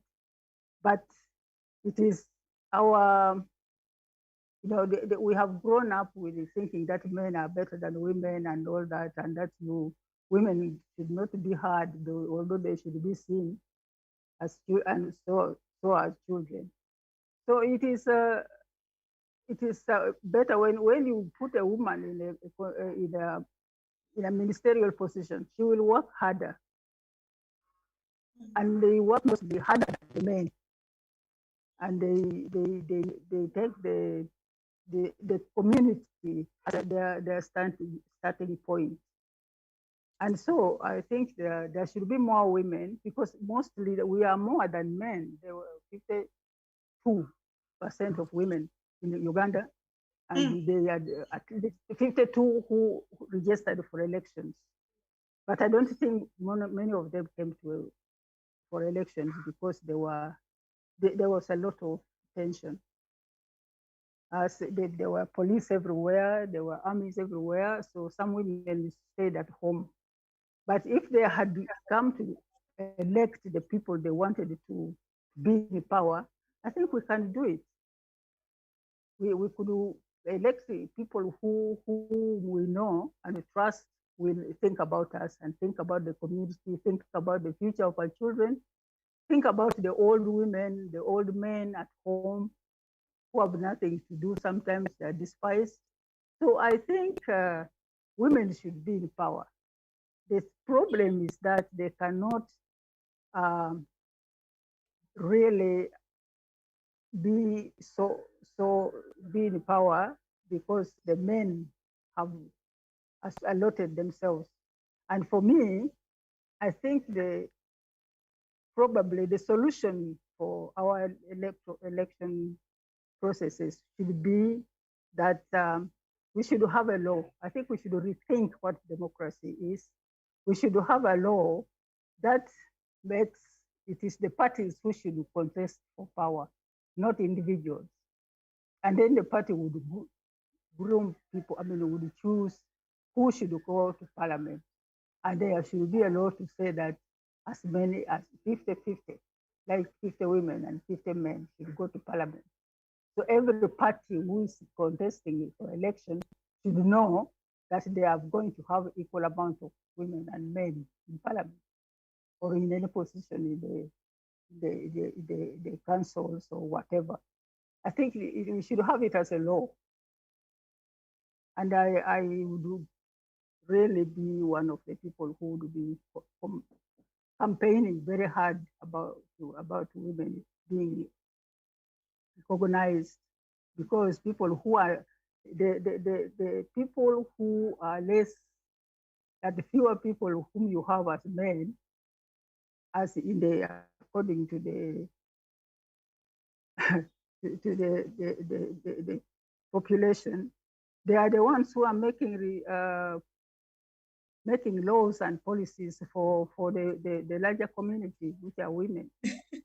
So I don't.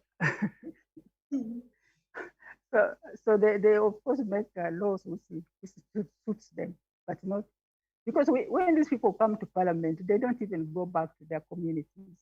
But women do. They go back to the community. They tell the community what is happening, and very few women stay out of their homes. So I think that women should do really. We should first of all challenge these laws which we have, and we should, I think, change our constitution to make competition for power be on a party basis instead of individual basis. And when the party wins, then they should have 50 men and 50 women in any position in parliament, 50% women, 50% men. I think we should share power, and I think it is time for us to do so. Thank you very much, Justice. I love the point that you started with, that women should be part of peace processes because they are, because they are citizens or because they form the majority of the population. We are also Ugandans, so it's just natural that we should be part of the peace building processes.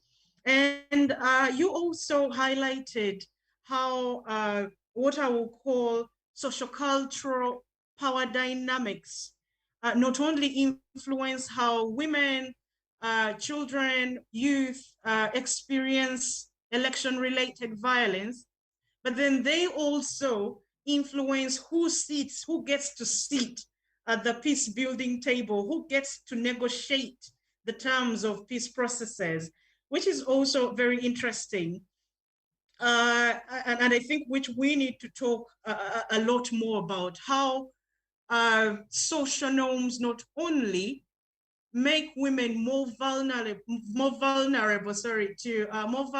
to violence, but then they go ahead and exclude them from designing peace initiatives that will cater to their issues. And many times, actually, when you are reading scholarship around election-related violence, you find that the definition of violence is very limited.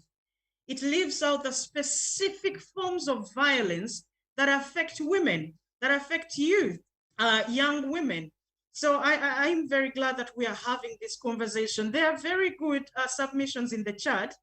I do not know if the host will at one point maybe allow the participants to raise their hands and speak, because I would love to hear from them as compared to me reading what they think.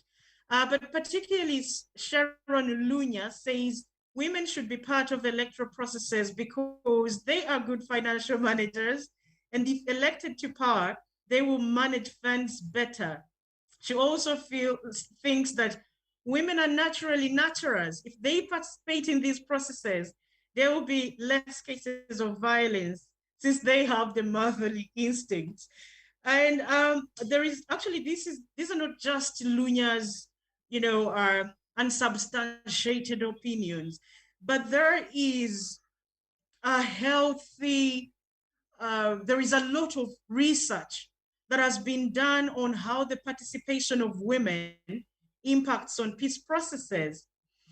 For example, when women, a lot of research shows that when women are included in peace processes, the peace which is brokered lasts longer, and agreements reached are more likely to address issues of to address social concerns, economic issues that underlie conflict. So they are very interested in addressing the structural causes of conflict, because they also have, they are most vulnerable to suffering from these structural issues. But then also, these scholarships show that many times when men are at the peace table, they're mostly interested in issues of power sharing. who is getting the lion's share, who is getting the small share, where do we cut, where do we put the boundaries? And so you realize that our interests are very different. We are very different. We are looking at, is there access to shelter for everyone, maybe during crisis? Is there access to water? Is there access to, washrooms and all that?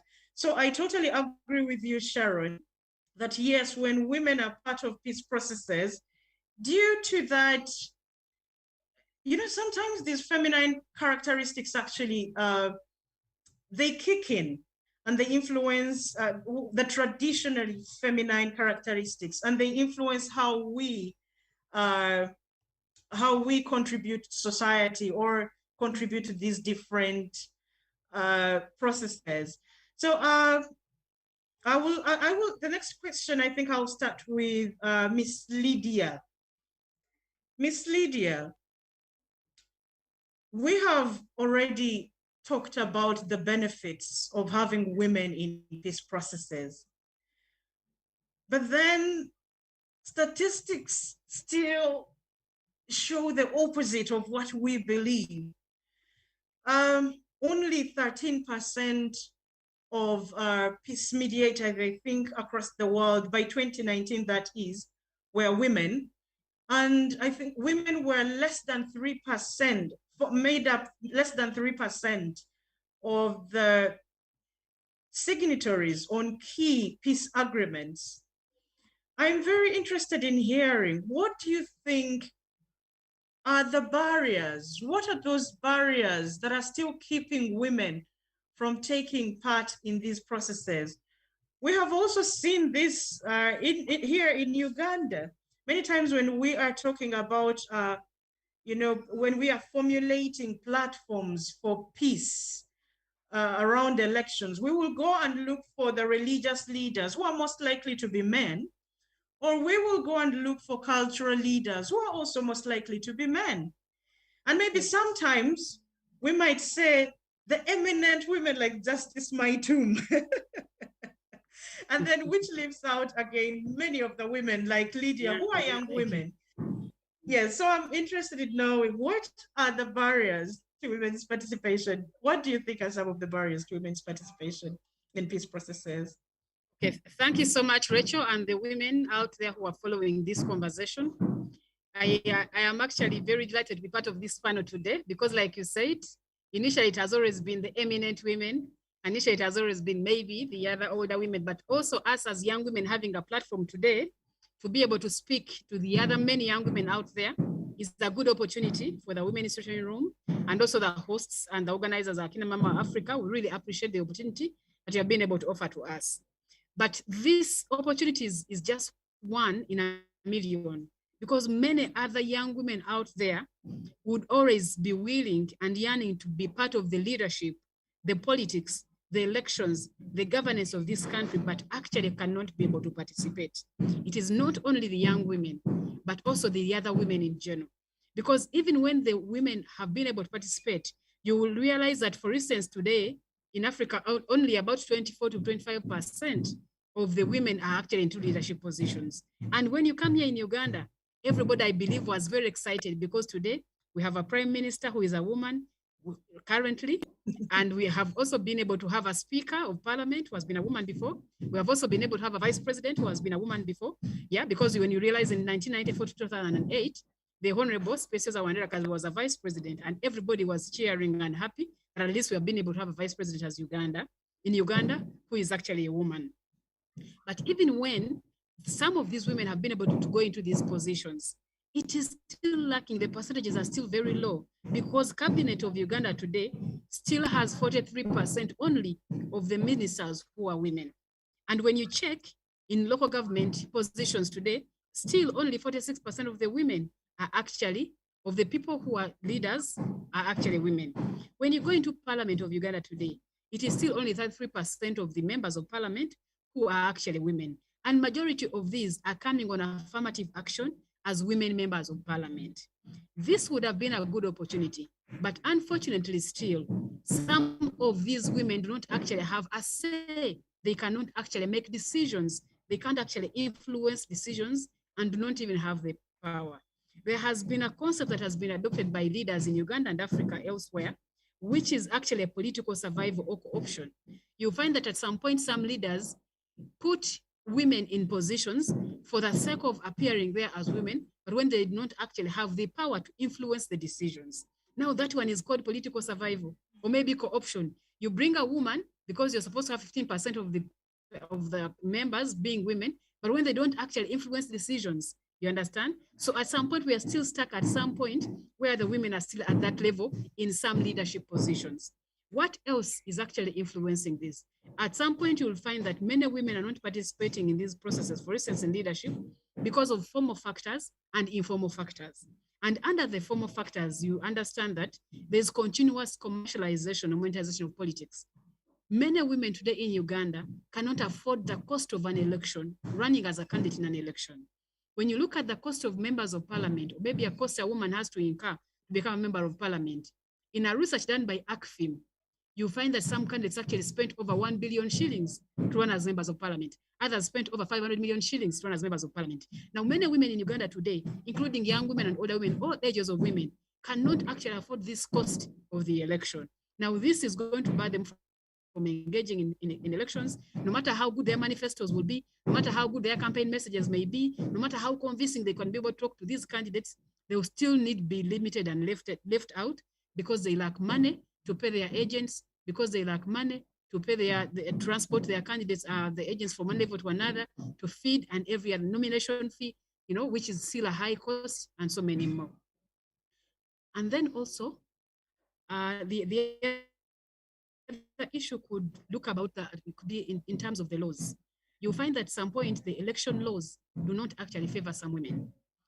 The women today in Uganda are actually standing up in leadership positions or politics because of the laws existing. Now, when women come up to stand as candidates in direct MP seats, they actually looked at us as intruders. They will say that, why are you standing as a direct member of parliament if you're supposed to be able to stand as a woman member of parliament? Now that law at some point limits, because even when it does not say it's specific, it's supposed to be for men, at some point, some people perceive it differently. Now, sometimes even the media contributes towards limiting the women participating. Whenever we continuously continue portraying women, when we continue portraying women as people who are below the case standard, when we continue portraying women as a weak gender or as a weak sex through the media stories that we actually report and many things, we're actually limiting the women. Then the other thing at some point is actually about customs, the cultures and norms and traditions where we grow up in. In society today, if a woman comes up to stand as a candidate for president of Uganda or president of any country, everybody will say, can a woman manage?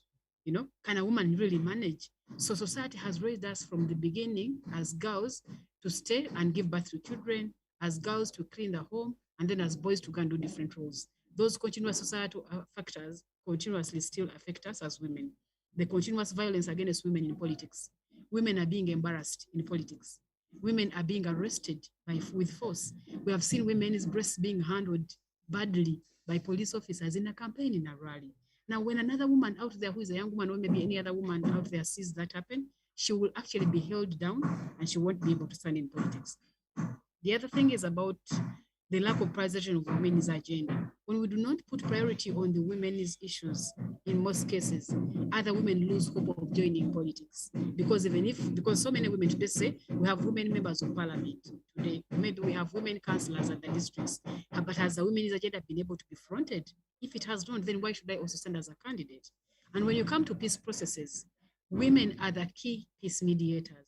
Women are very key because whenever they engage into an instance, when they lobby for peace, the youth will listen, the children will listen, and the men will listen.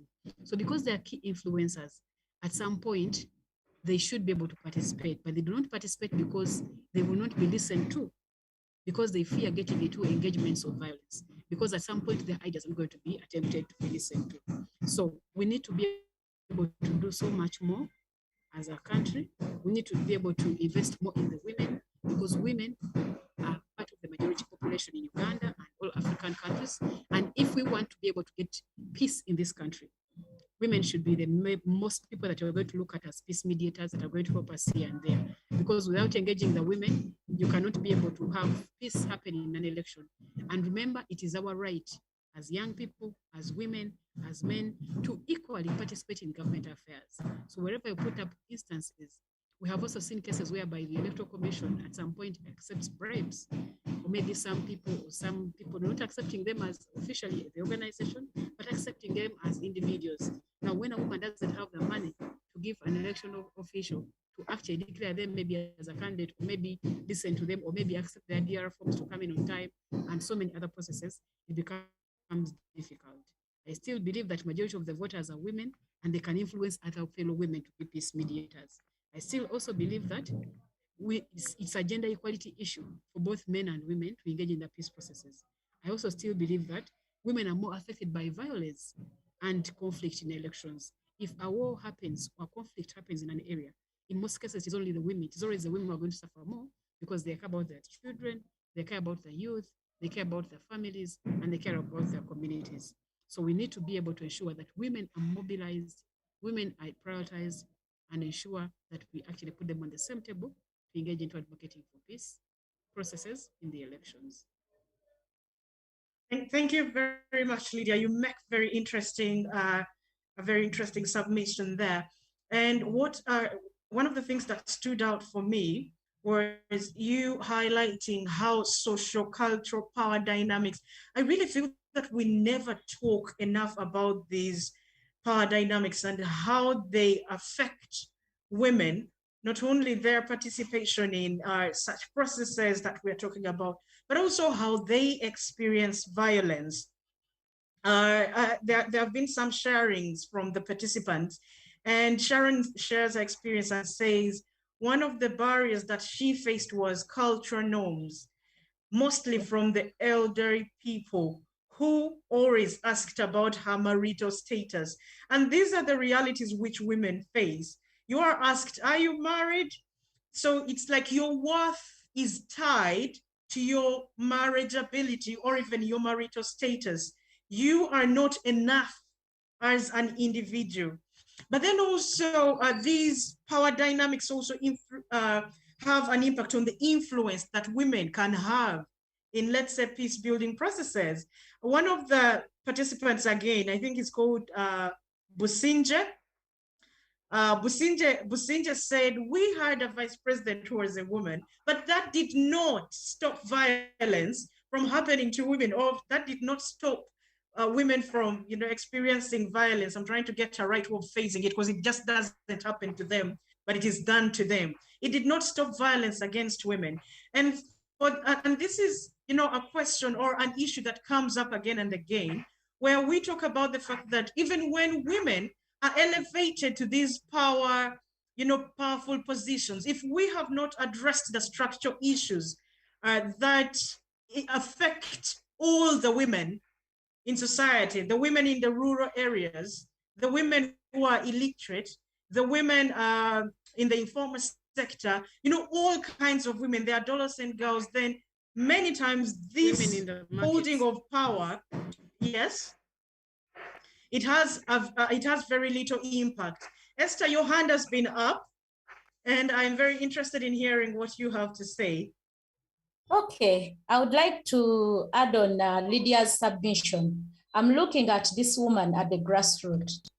Besides those issues that she has shared, there are so many things that affect women and limit them to participate in electoral processes. One of them is the issue of fear or low self-esteem. There are those that have the potential to take up those processes, but because they have low self-esteem, then it limits them from participating. As she mentioned, the financial issue, yes, it is a big issue that this woman at the grassroots cannot have enough resources to run a campaign, okay, to even transport herself during the campaign period, to reach out to the different areas. Remember that women actually cover a big area, okay? As a district councillor, you have a big coverage. As a woman MP for the district, that is the big coverage. So it challenges them in navigating those areas. And then I would like to say that women actually lack enough sensitization or for them to participate in electoral processes. It was evident when we interacted with them at the grassroots. Some said we missed information. Some did not even know when certain electoral processes are going to take place, and that meant they were missing out on a lot of information. Also, there is an issue of perception and attitude of society towards women. She has mentioned it, and another person in the chat has also said it. It was a big issue that has continuously affected women. I would like to say that also the biological or traditional roles of women limit their participation in electoral processes. They are torn apart between being a mother, taking care of home. And they shouldn't, if we were really very deliberate about addressing some of these, negative perceptions about gender roles and care work. Because apart from, maybe the only difference between a woman and a man when it comes to domestic work is I can carry a child, but a man cannot. But when it comes to us sharing domestic work, I should not have to choose between my career and my family. Yes, but I want us to agree that it still pulls them down. You are right, yeah. Exactly. And then they do not know the laws that give them the mandate to participate. So for me, I think to increase their ability to come in to share information, highlight for them what gives you the power to participate so that they have it, think about it, meditate, and then take on. Yeah, thank you.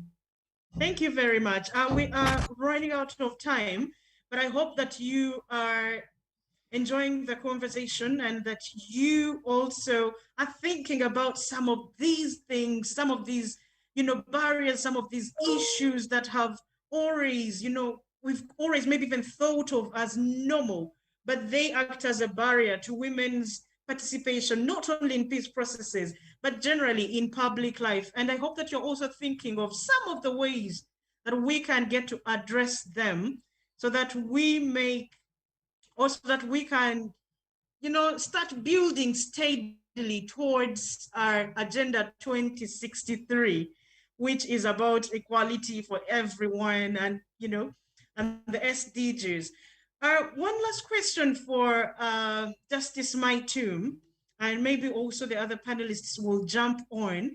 I really thought that we would have a time for the participants to speak, but I think that will not be possible. I'm very interested in hearing what the host thinks about that, because I would love to hear their views. They have a lot to say, and it is limited when, they just have to type it out. But it's also, I think it's also very important for such spaces to be able to allow a platform where the women can speak about their experiences working on these issues that we are talking about. So Justice Maitum, are you still with us?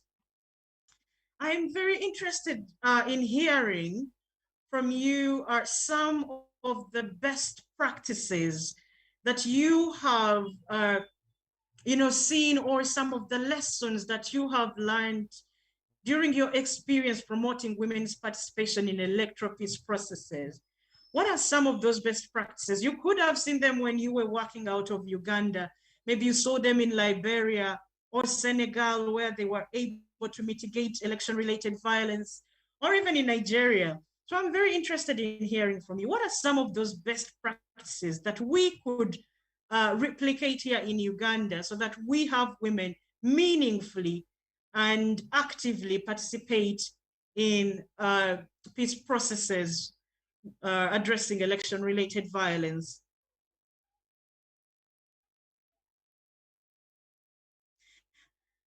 Justice Maitum, are you still with us?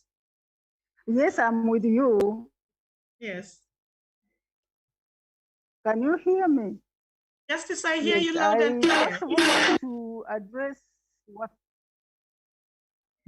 I wanted to address myself to the ladies who have been talking about culture, and first ask them actually that who are the people who actually influence these children when they are growing up, boys and girls.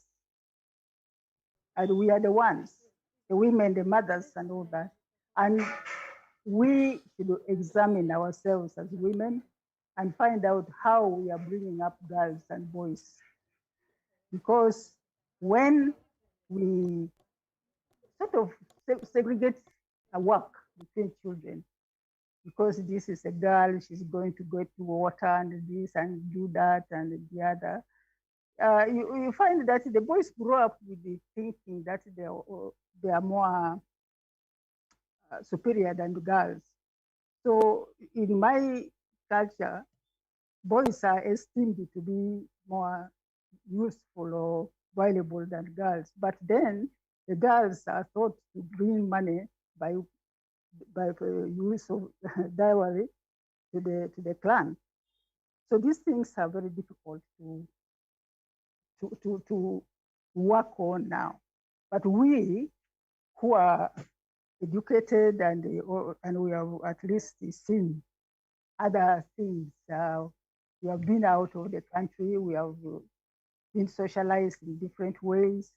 And I think that women, or especially the women in Uganda, I have seen women risking their lives to get pregnant, to get a boy child when you have only girls, because the society thinks that boys are of more value than girls. But they are seeing now that the girls, when they are educated, they help the family better than the men.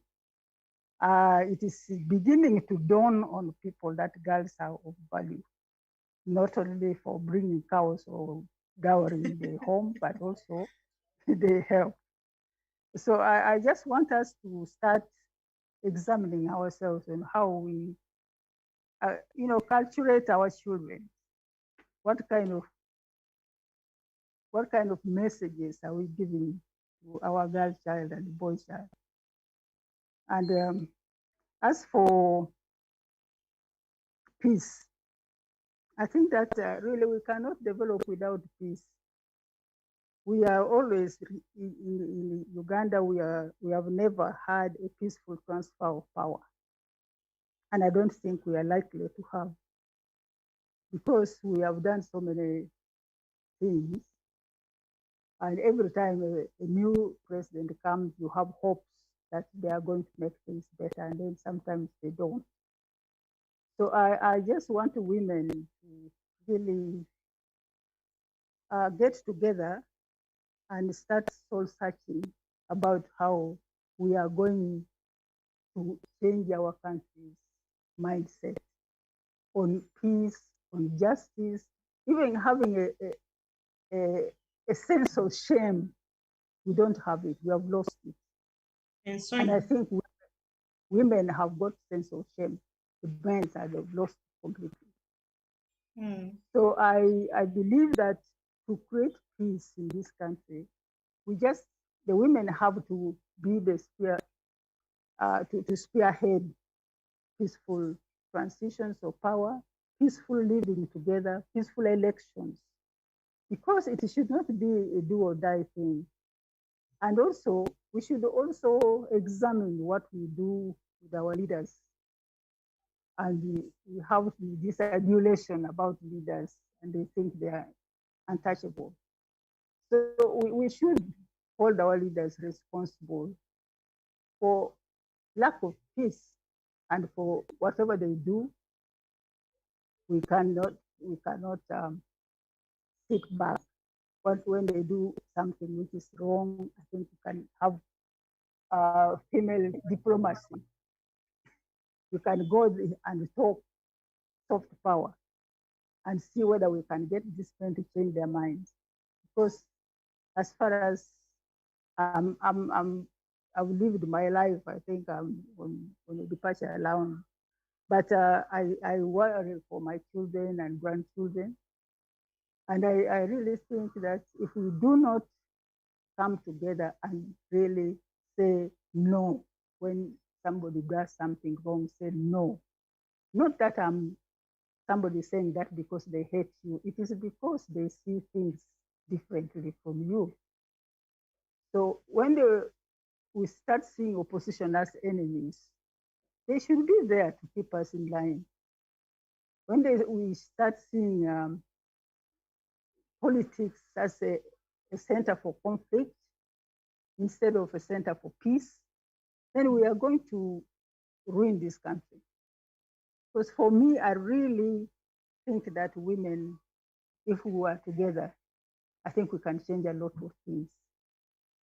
We can change a lot the mindset of the people by making them see the value of peaceful election, the value of not being so corrupt, being corrupt at all, to have a sense of shame when you are found to be corrupt, to try to be morally upright. I really believe that women have power, but they don't use it. And then we are not united. We should try to unite, and we should try to tell women what is right and what is not right, and that what is not right, we should talk about it. We don't have to attack people politically, publicly, but we can talk. We can talk to each other. And I believe that if we do that, if we also women have a mindset that is that does not keep us together, that we think when a woman appears, then you think that this is coming to impress more than I do, more to give more better impression than me. When we see women as rivals, it doesn't help us. And I think that we should not be so confrontational, but our views can be heard when we talk them to the people in a soft way. But when things go bad, then you have to come out and say, this is not right. Let us do this in this way, in that way. And I think people would listen, because we are the mothers of the nation, as we said in the women's anthem. We are the mothers of this nation. So why have we left the country to go to the dogs? We should be able to talk peace. We should be able to practice peace. And it starts with us as individuals. And I believe also that a right cannot be right. Whatever you do and it is wrong, no matter how often you do it, is still wrong. So we have to come to a sense of being accountable for each other and trying to see that we live in peace with one another. We have peace ourselves. And it is very easy to divide women. This was not said by me, but it is said by a man, that it is easy to divide women. So why are we easy to divide? Because we have been oppressed and we have to conform to culture and all that. A woman was being interviewed and she says, so for me, when I even kneel for my husband, I do this and that. So, trying to win election by going to telling people how domesticated she is. And I didn't think that was right, just to win election. But I think we should really sit down and talk to ourselves first, and they go and plan what we can do to bring sanity to the country. Thank you very much, Justice. We were given 1 hour, and I'm trying to lobby for a little more time. We are really appreciating your submission, but maybe I'll kindly request you to wrap up. So I think the mindset change should be, we should have a mindset change first. We should now try to befriend each other and find out and listen to the other people. We should listen to ourselves first, and we should work on ourselves first, and then we have a strategy to influence our children, to influence our societies, and to influence this country. That's what I think. Thank you so much. Thank you Thank very you, much sir. for hosting me. Yes. I really enjoyed myself and I've learned a lot. Thank you. Oh, you know, your humility always humbles me the more. We are very, very happy to have heard you on for this discussion. And I know that this conversation will continue. I'll just invite Lydia and Esther to also share quickly in 2 minutes about their best practices. How do you think, from your experiences, what needs to be done to promote women's participation in peace processes? I'm very interested mostly in hearing some of the lessons that you've learned and some of the best practices. You could also maybe address some of the concerns that came up, mostly concerning areas which are aligned with what you are doing. Please, whoever is ready could take it up so that we do not eat into the time of the next session. Thank you so much, Rachel. And Justice Yes, kindly share your comments in 2 minutes. Okay, I like the fact that Justice Maitum talked about doing soul searching.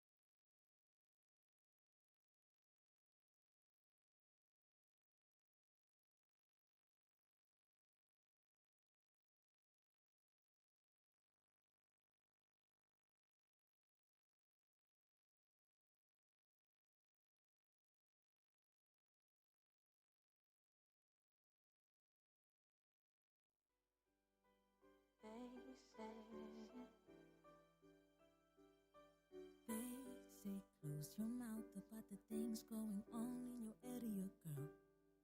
They say you're too weak, too vain to care. They say your heels too high, your skills too low for you to know. Hey, well that's just what they say. But who is this African girl? Yeah. Who is this Ugandan girl? Tell me, who is this Nigerian girl? Yeah. Do we know, do we know, do we know? Oh, do we know, no, no. I've got a future and a dream. I've got a future and a dream. It's more than what your eyes can see.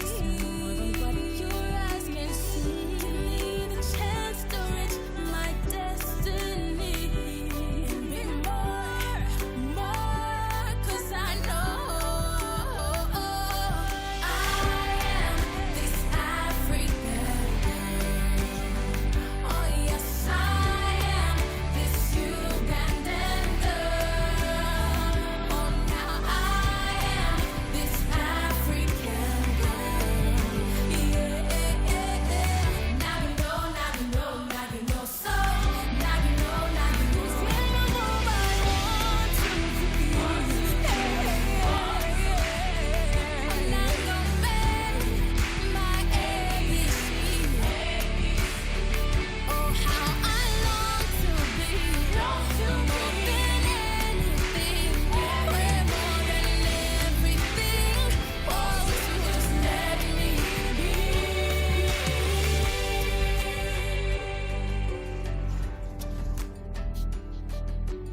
femme, la fille, la mère et la reine. Celles qui sont bien loin de nos lycées, nos collèges. Rien comme Afrique, d'Aïfé, dans nos contrées, je vois les mêmes prisonnières sans éducation, les victimes des mêmes pièges. Ramener nos femmes et filles sur les bancs d'une Afrique qui éduque. Où sont les hommes chantant les cantiques, les profs de cette lutte? Je vois des mâles convaincus, je vois des hommes engagés, je vois des flammes dans nos rues, je vois des femmes diplômées. Éduquer une femme, c'est fabriquer les pères de demain. Éduquer une fille, c'est éviter des drames sans fin. L'agenda n'a pas changé, ça reste le 2063. Pour toutes les filles de ce monde, faut y mettre toute notre foi. Je suis la Sud-Afrique, le Congo et le Tchad. Yeah. Tunisie, l'Égypte et le Maroc. Je suis la fille mauritanienne de l'Ouganda, du Rwanda. Éthiopie, de la Tanzanie. Yeah. Zambie, Burkina Faso. Je suis la jeune fille de la Côte d'Ivoire. Guinée équatoriale, l'île Maurice, Madagascar. Yeah.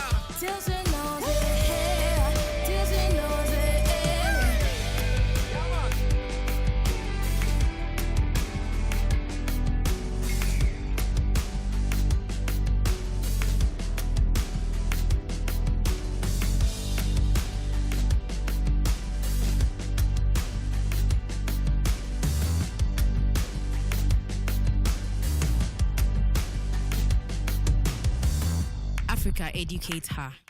The agenda is still the same. Agenda 2063.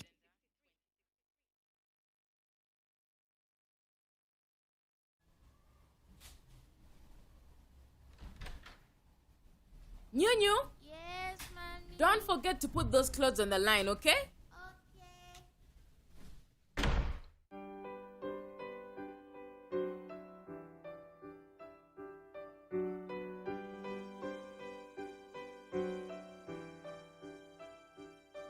They say shut your mouth about the things going on in your area, girl. They say you're too dumb, too vain to care. They say your heel's too high, your skills too low for you to know. Well, that's just what they say. But who is this African girl? Yeah. Who is this Ugandan girl? Tell me, who is this African girl?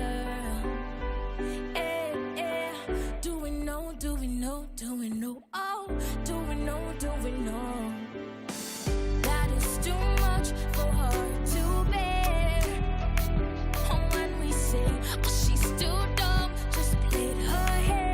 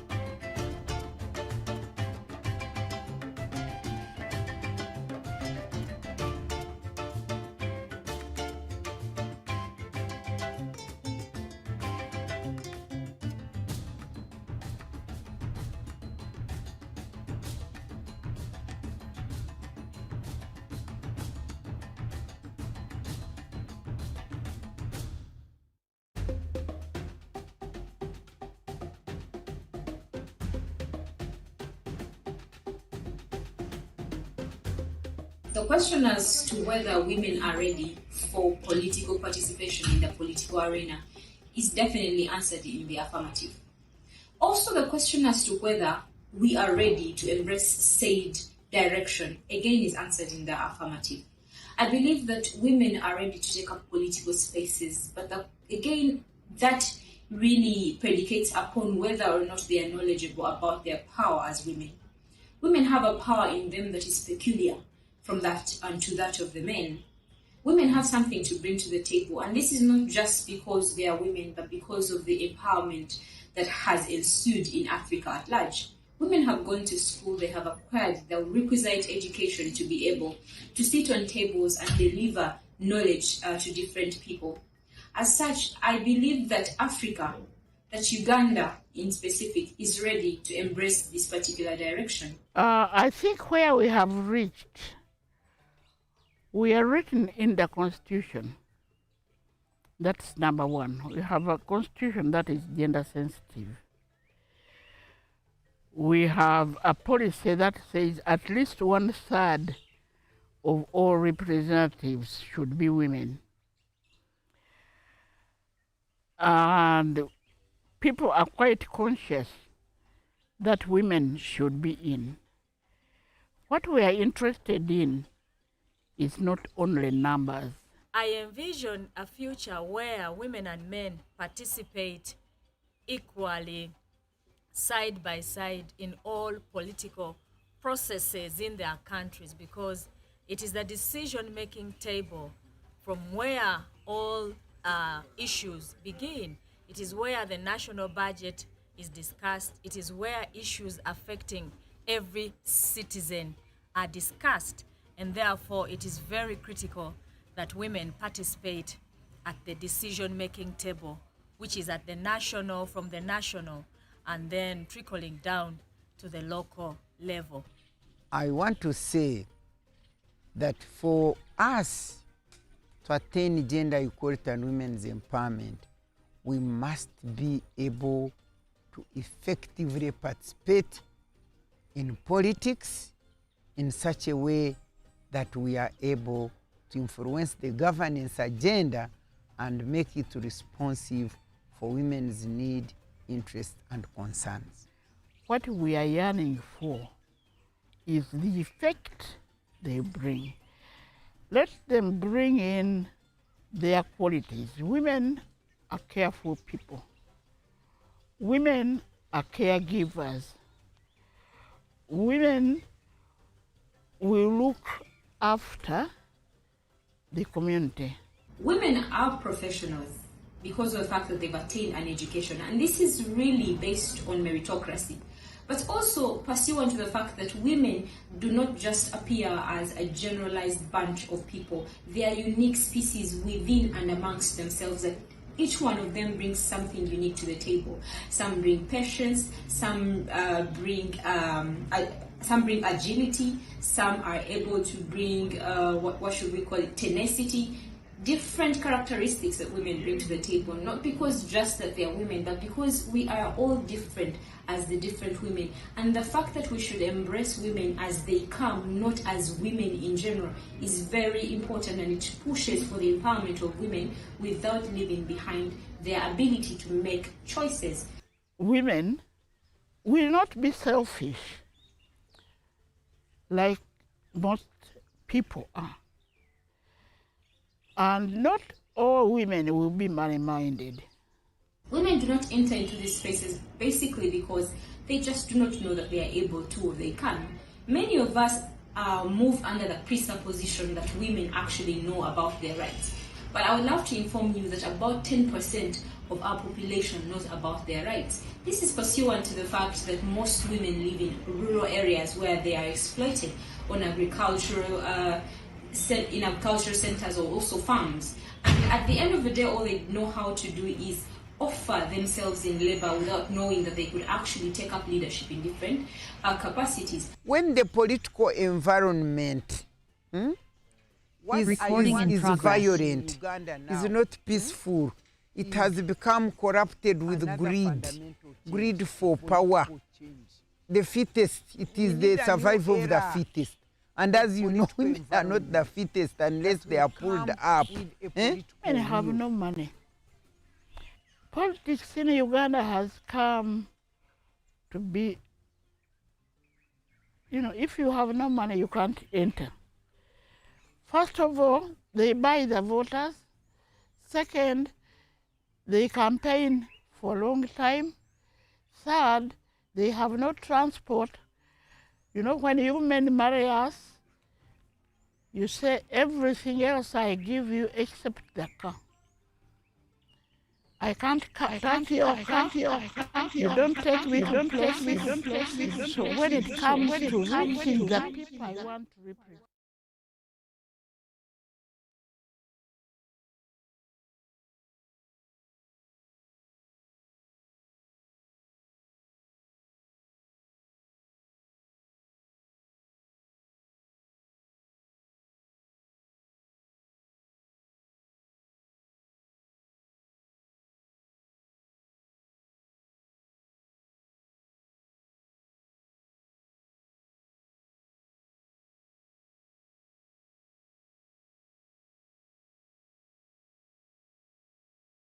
the women now,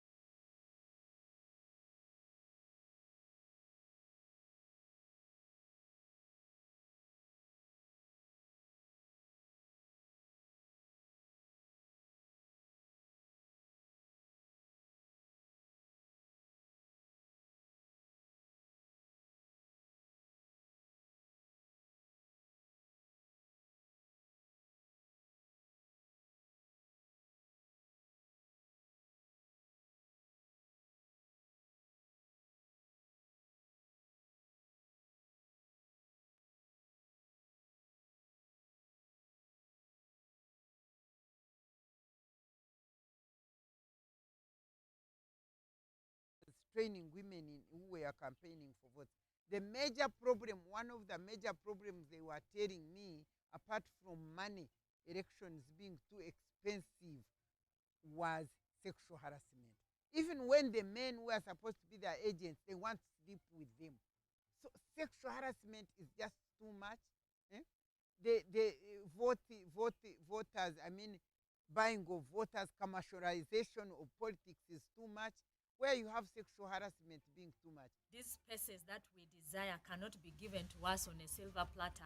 We have become of age as a women's movement in Uganda, in Africa, in the region, to take on patriarchy, to confront it with all our efforts and, direct engagement.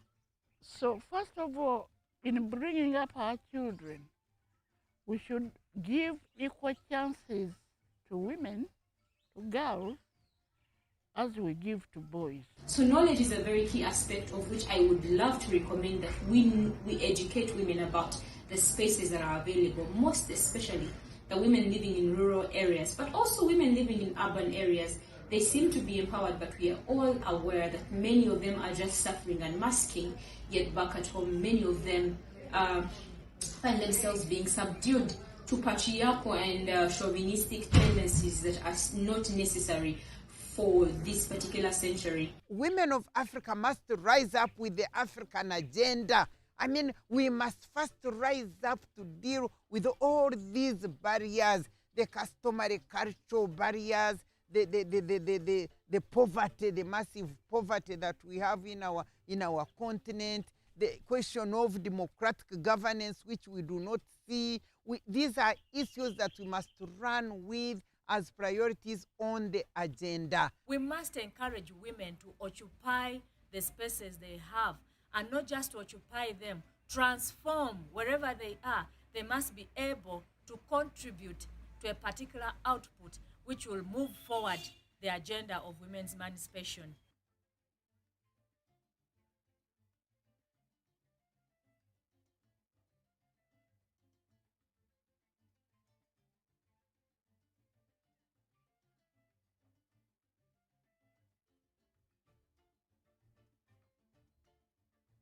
would like to make a case in every space we are in as women for women's increased participation in leadership. We must be able to talk about it. We must be able to create a public discourse on its necessity, on why it is important for women to be involved in all decision-making processes. We must make a case in our countries for our participation in political processes. When you are a woman and they invite you in, you should put your foot at the door to keep it open for other women. And invite more women to come in. And that's the kind of thing I would like. Let those who are there today not only fend for themselves and their families, but make sure they put their foot firmly in the door to bring other women in. As a woman in leadership right now, what I envisage is a world that has women participating alongside men, not in a place where they're subdued, but in a place where they work hand in hand for the betterment not just of my country, Africa, but the world at large. There must be a fundamental change in the political environment in this country if we are to accelerate the equal rights of women or our journey, if we can speed up our journey for gender equality and women's empowerment. As of now, I see it as halted somehow.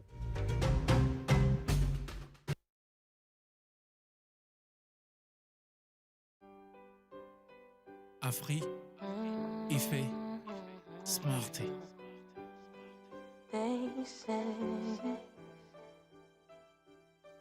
They say close your mouth about the things going on in your area, girl. They say you're too weak, too vain to care. They say your heels too high, your skills too low for you to know. Hey, well, that's just what they say.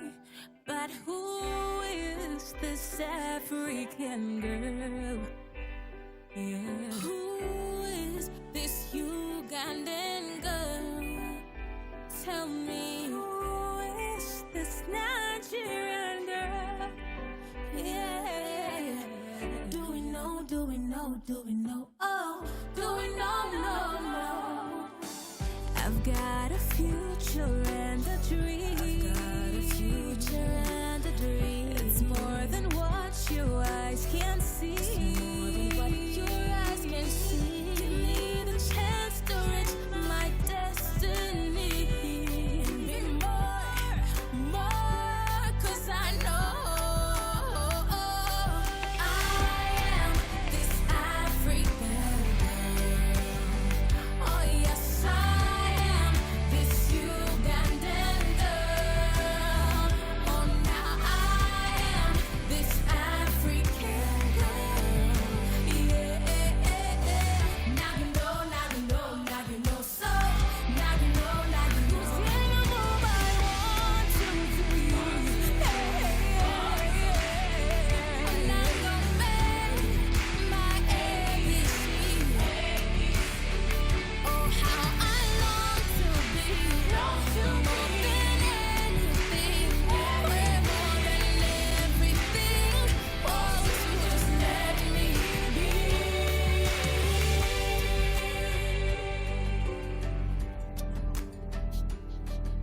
À la femme, la fille, la mère et la reine, celles qui sont bien loin de nos lycées et nos collèges. Bien comme Afri, Daïfé, dans nos contrées, je vois les mêmes prisonnières sans éducation, les victimes des mêmes pièges. Ramener nos femmes et filles sur les bancs d'une Afrique qui éduque. Où sont les hommes chantant les cantiques, les profs de cette lutte? Je vois des mâles convaincus, je vois des hommes engagés, je vois des flammes dans nos rues, je vois des femmes diplômées. Éduquer une femme, c'est fabriquer les pères de demain. Éduquer une fille, c'est éviter des drames sans fin. L'agenda n'a pas changé, ça reste le vœu 63. Pour toutes les filles de ce monde, faut y mettre toute notre foi. Je suis la Sud-Afrique, le Congo et le Tchad. Yeah. Tunisie, l'Égypte et le Maroc. Je suis la fille mauritanienne de l'Ouganda, du Rwanda, Éthiopie, de la Tanzanie. Yeah. Zambie, Burkina Faso. Je suis la jeune fille de la Côte d'Ivoire. Guinée équatoriale, l'île Maurice, Madagascar.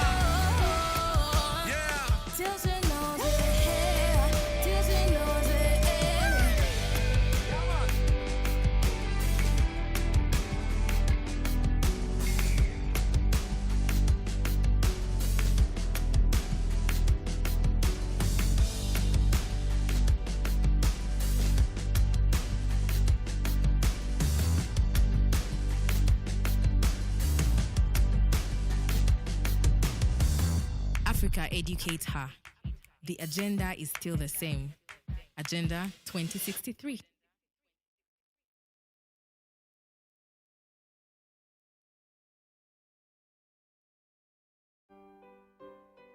Afri, Ife, Smarty. They say close your mouth about the things going on in your area, girl. They say you're too weak, too vain to care. They say your heels too high, your skills too low for you to know. Hey, well that's just what they say. But who is this African girl? Yeah. Who is this Ugandan girl? Tell me, who is this Nigerian girl? Yeah. Do we know, do we know, do we know? Oh, do we know, no. I've got a future and a dream. I've got a future and a dream. It's more than what your eyes can see. Give me the chance to reach my destiny and be more, 'cause I know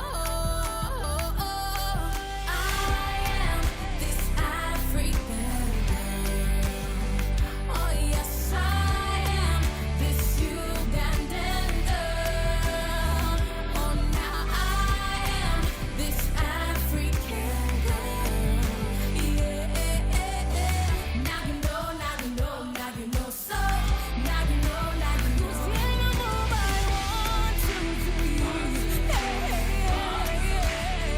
I'm not gonna make my ABC. Oh, how I long to be more than anything. We're more than everything. Oh, so just let me be.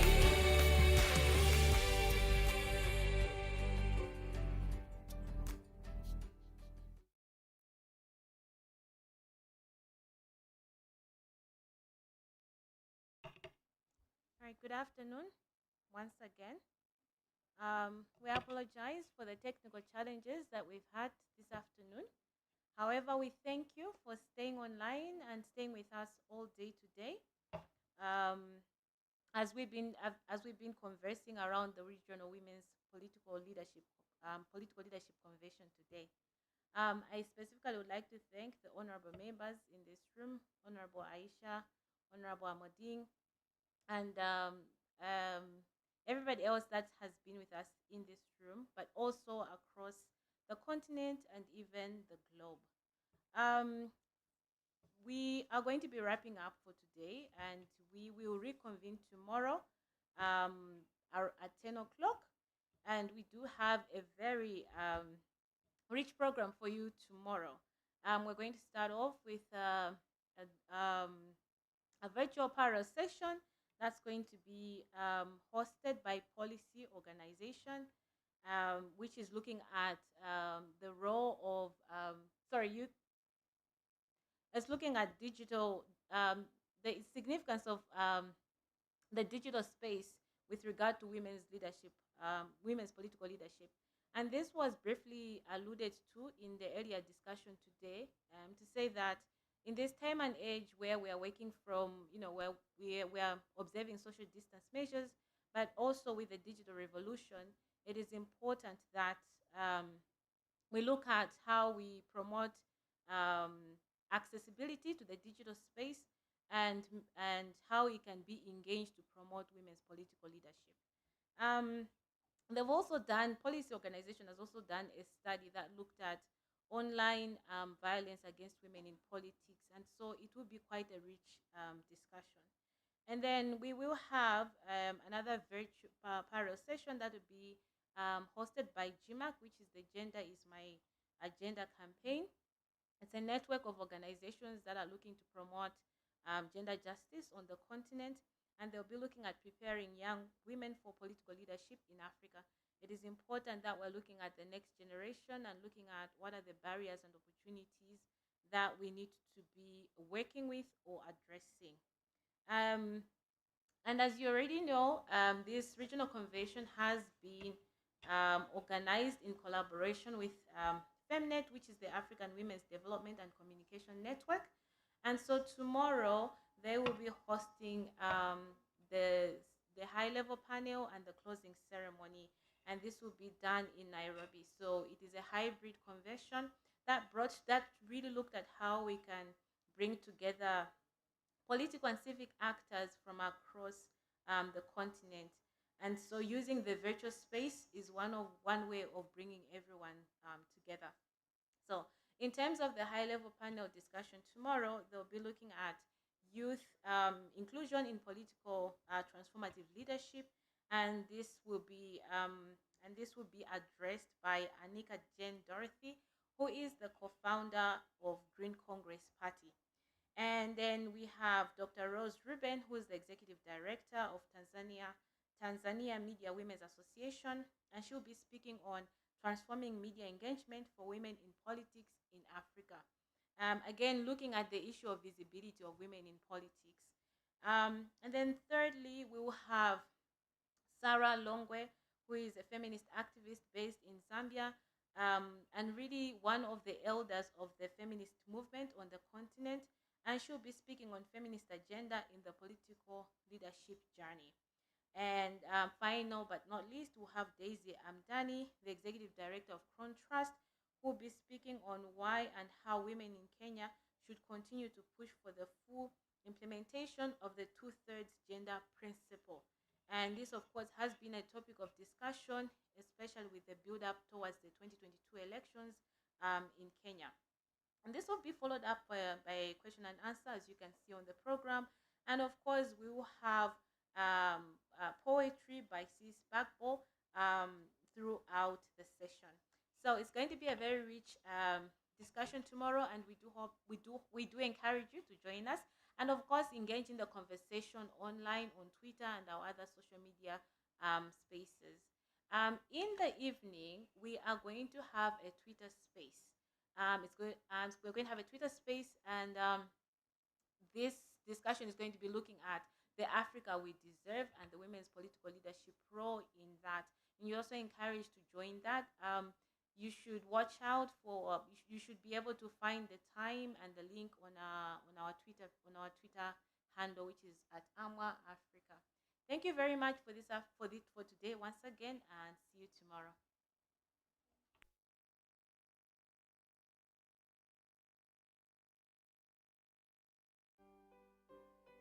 Afri, Ife, Smarty. They say close your mouth about the things going on in your area, girl. They say you're too weak, too vain to care. They say your heels too high, your skills too low for you to know. Hey, well, that's just what they say. But who is this African girl? Yeah. Who is this Ugandan girl? Tell me, who is this Nigerian girl? Yeah. know? Do we know? Oh, do we know? No, no. I've got a future and a dream. I've got a future and a dream. It's more than what your eyes can see.